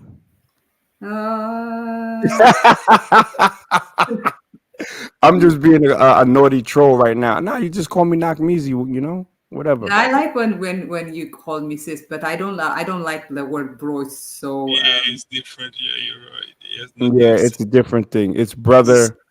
I yeah, don't like calling people king Knock and queen because though. I like his voice. I mean, I like your voice too, strictly, but I think that don't knock. Do you like the way knock strictly the way knocks? Whatever. Yeah, so I'm gonna call you brother. Yeah, you can call me brother. That's peace. You know what I'm saying? But look, what we should avoid is calling each other king and queen. That is some hotep cringe. If a black man calls you queen, he's trying to get in your underwear. You know, if a black man calls another black man, Oh, don't do your hair like this and don't do your. I went out with a guy like that. It's like I almost felt like my whole body is being judged. Like no, if we have another date, I'm gonna come with weave. and if a man calls me king, Mhm. I'm just like, bro, I'm not your king, dude. What about if a woman calls you?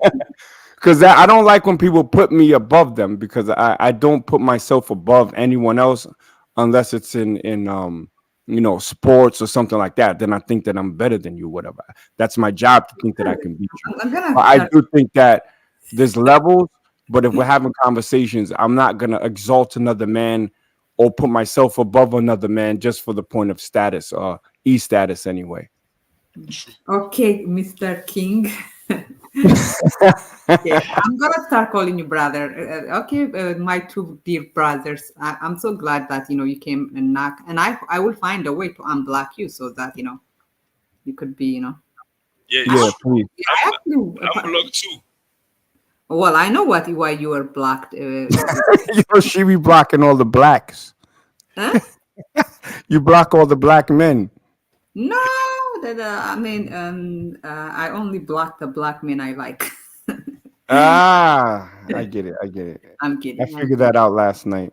But Uh, I gotta get out of here. Yeah, but I want to make you my admin so that because you know how to run rooms, so that Yeah, I'll keep everything in order. You know what I'm saying? okay. Let me email you, okay?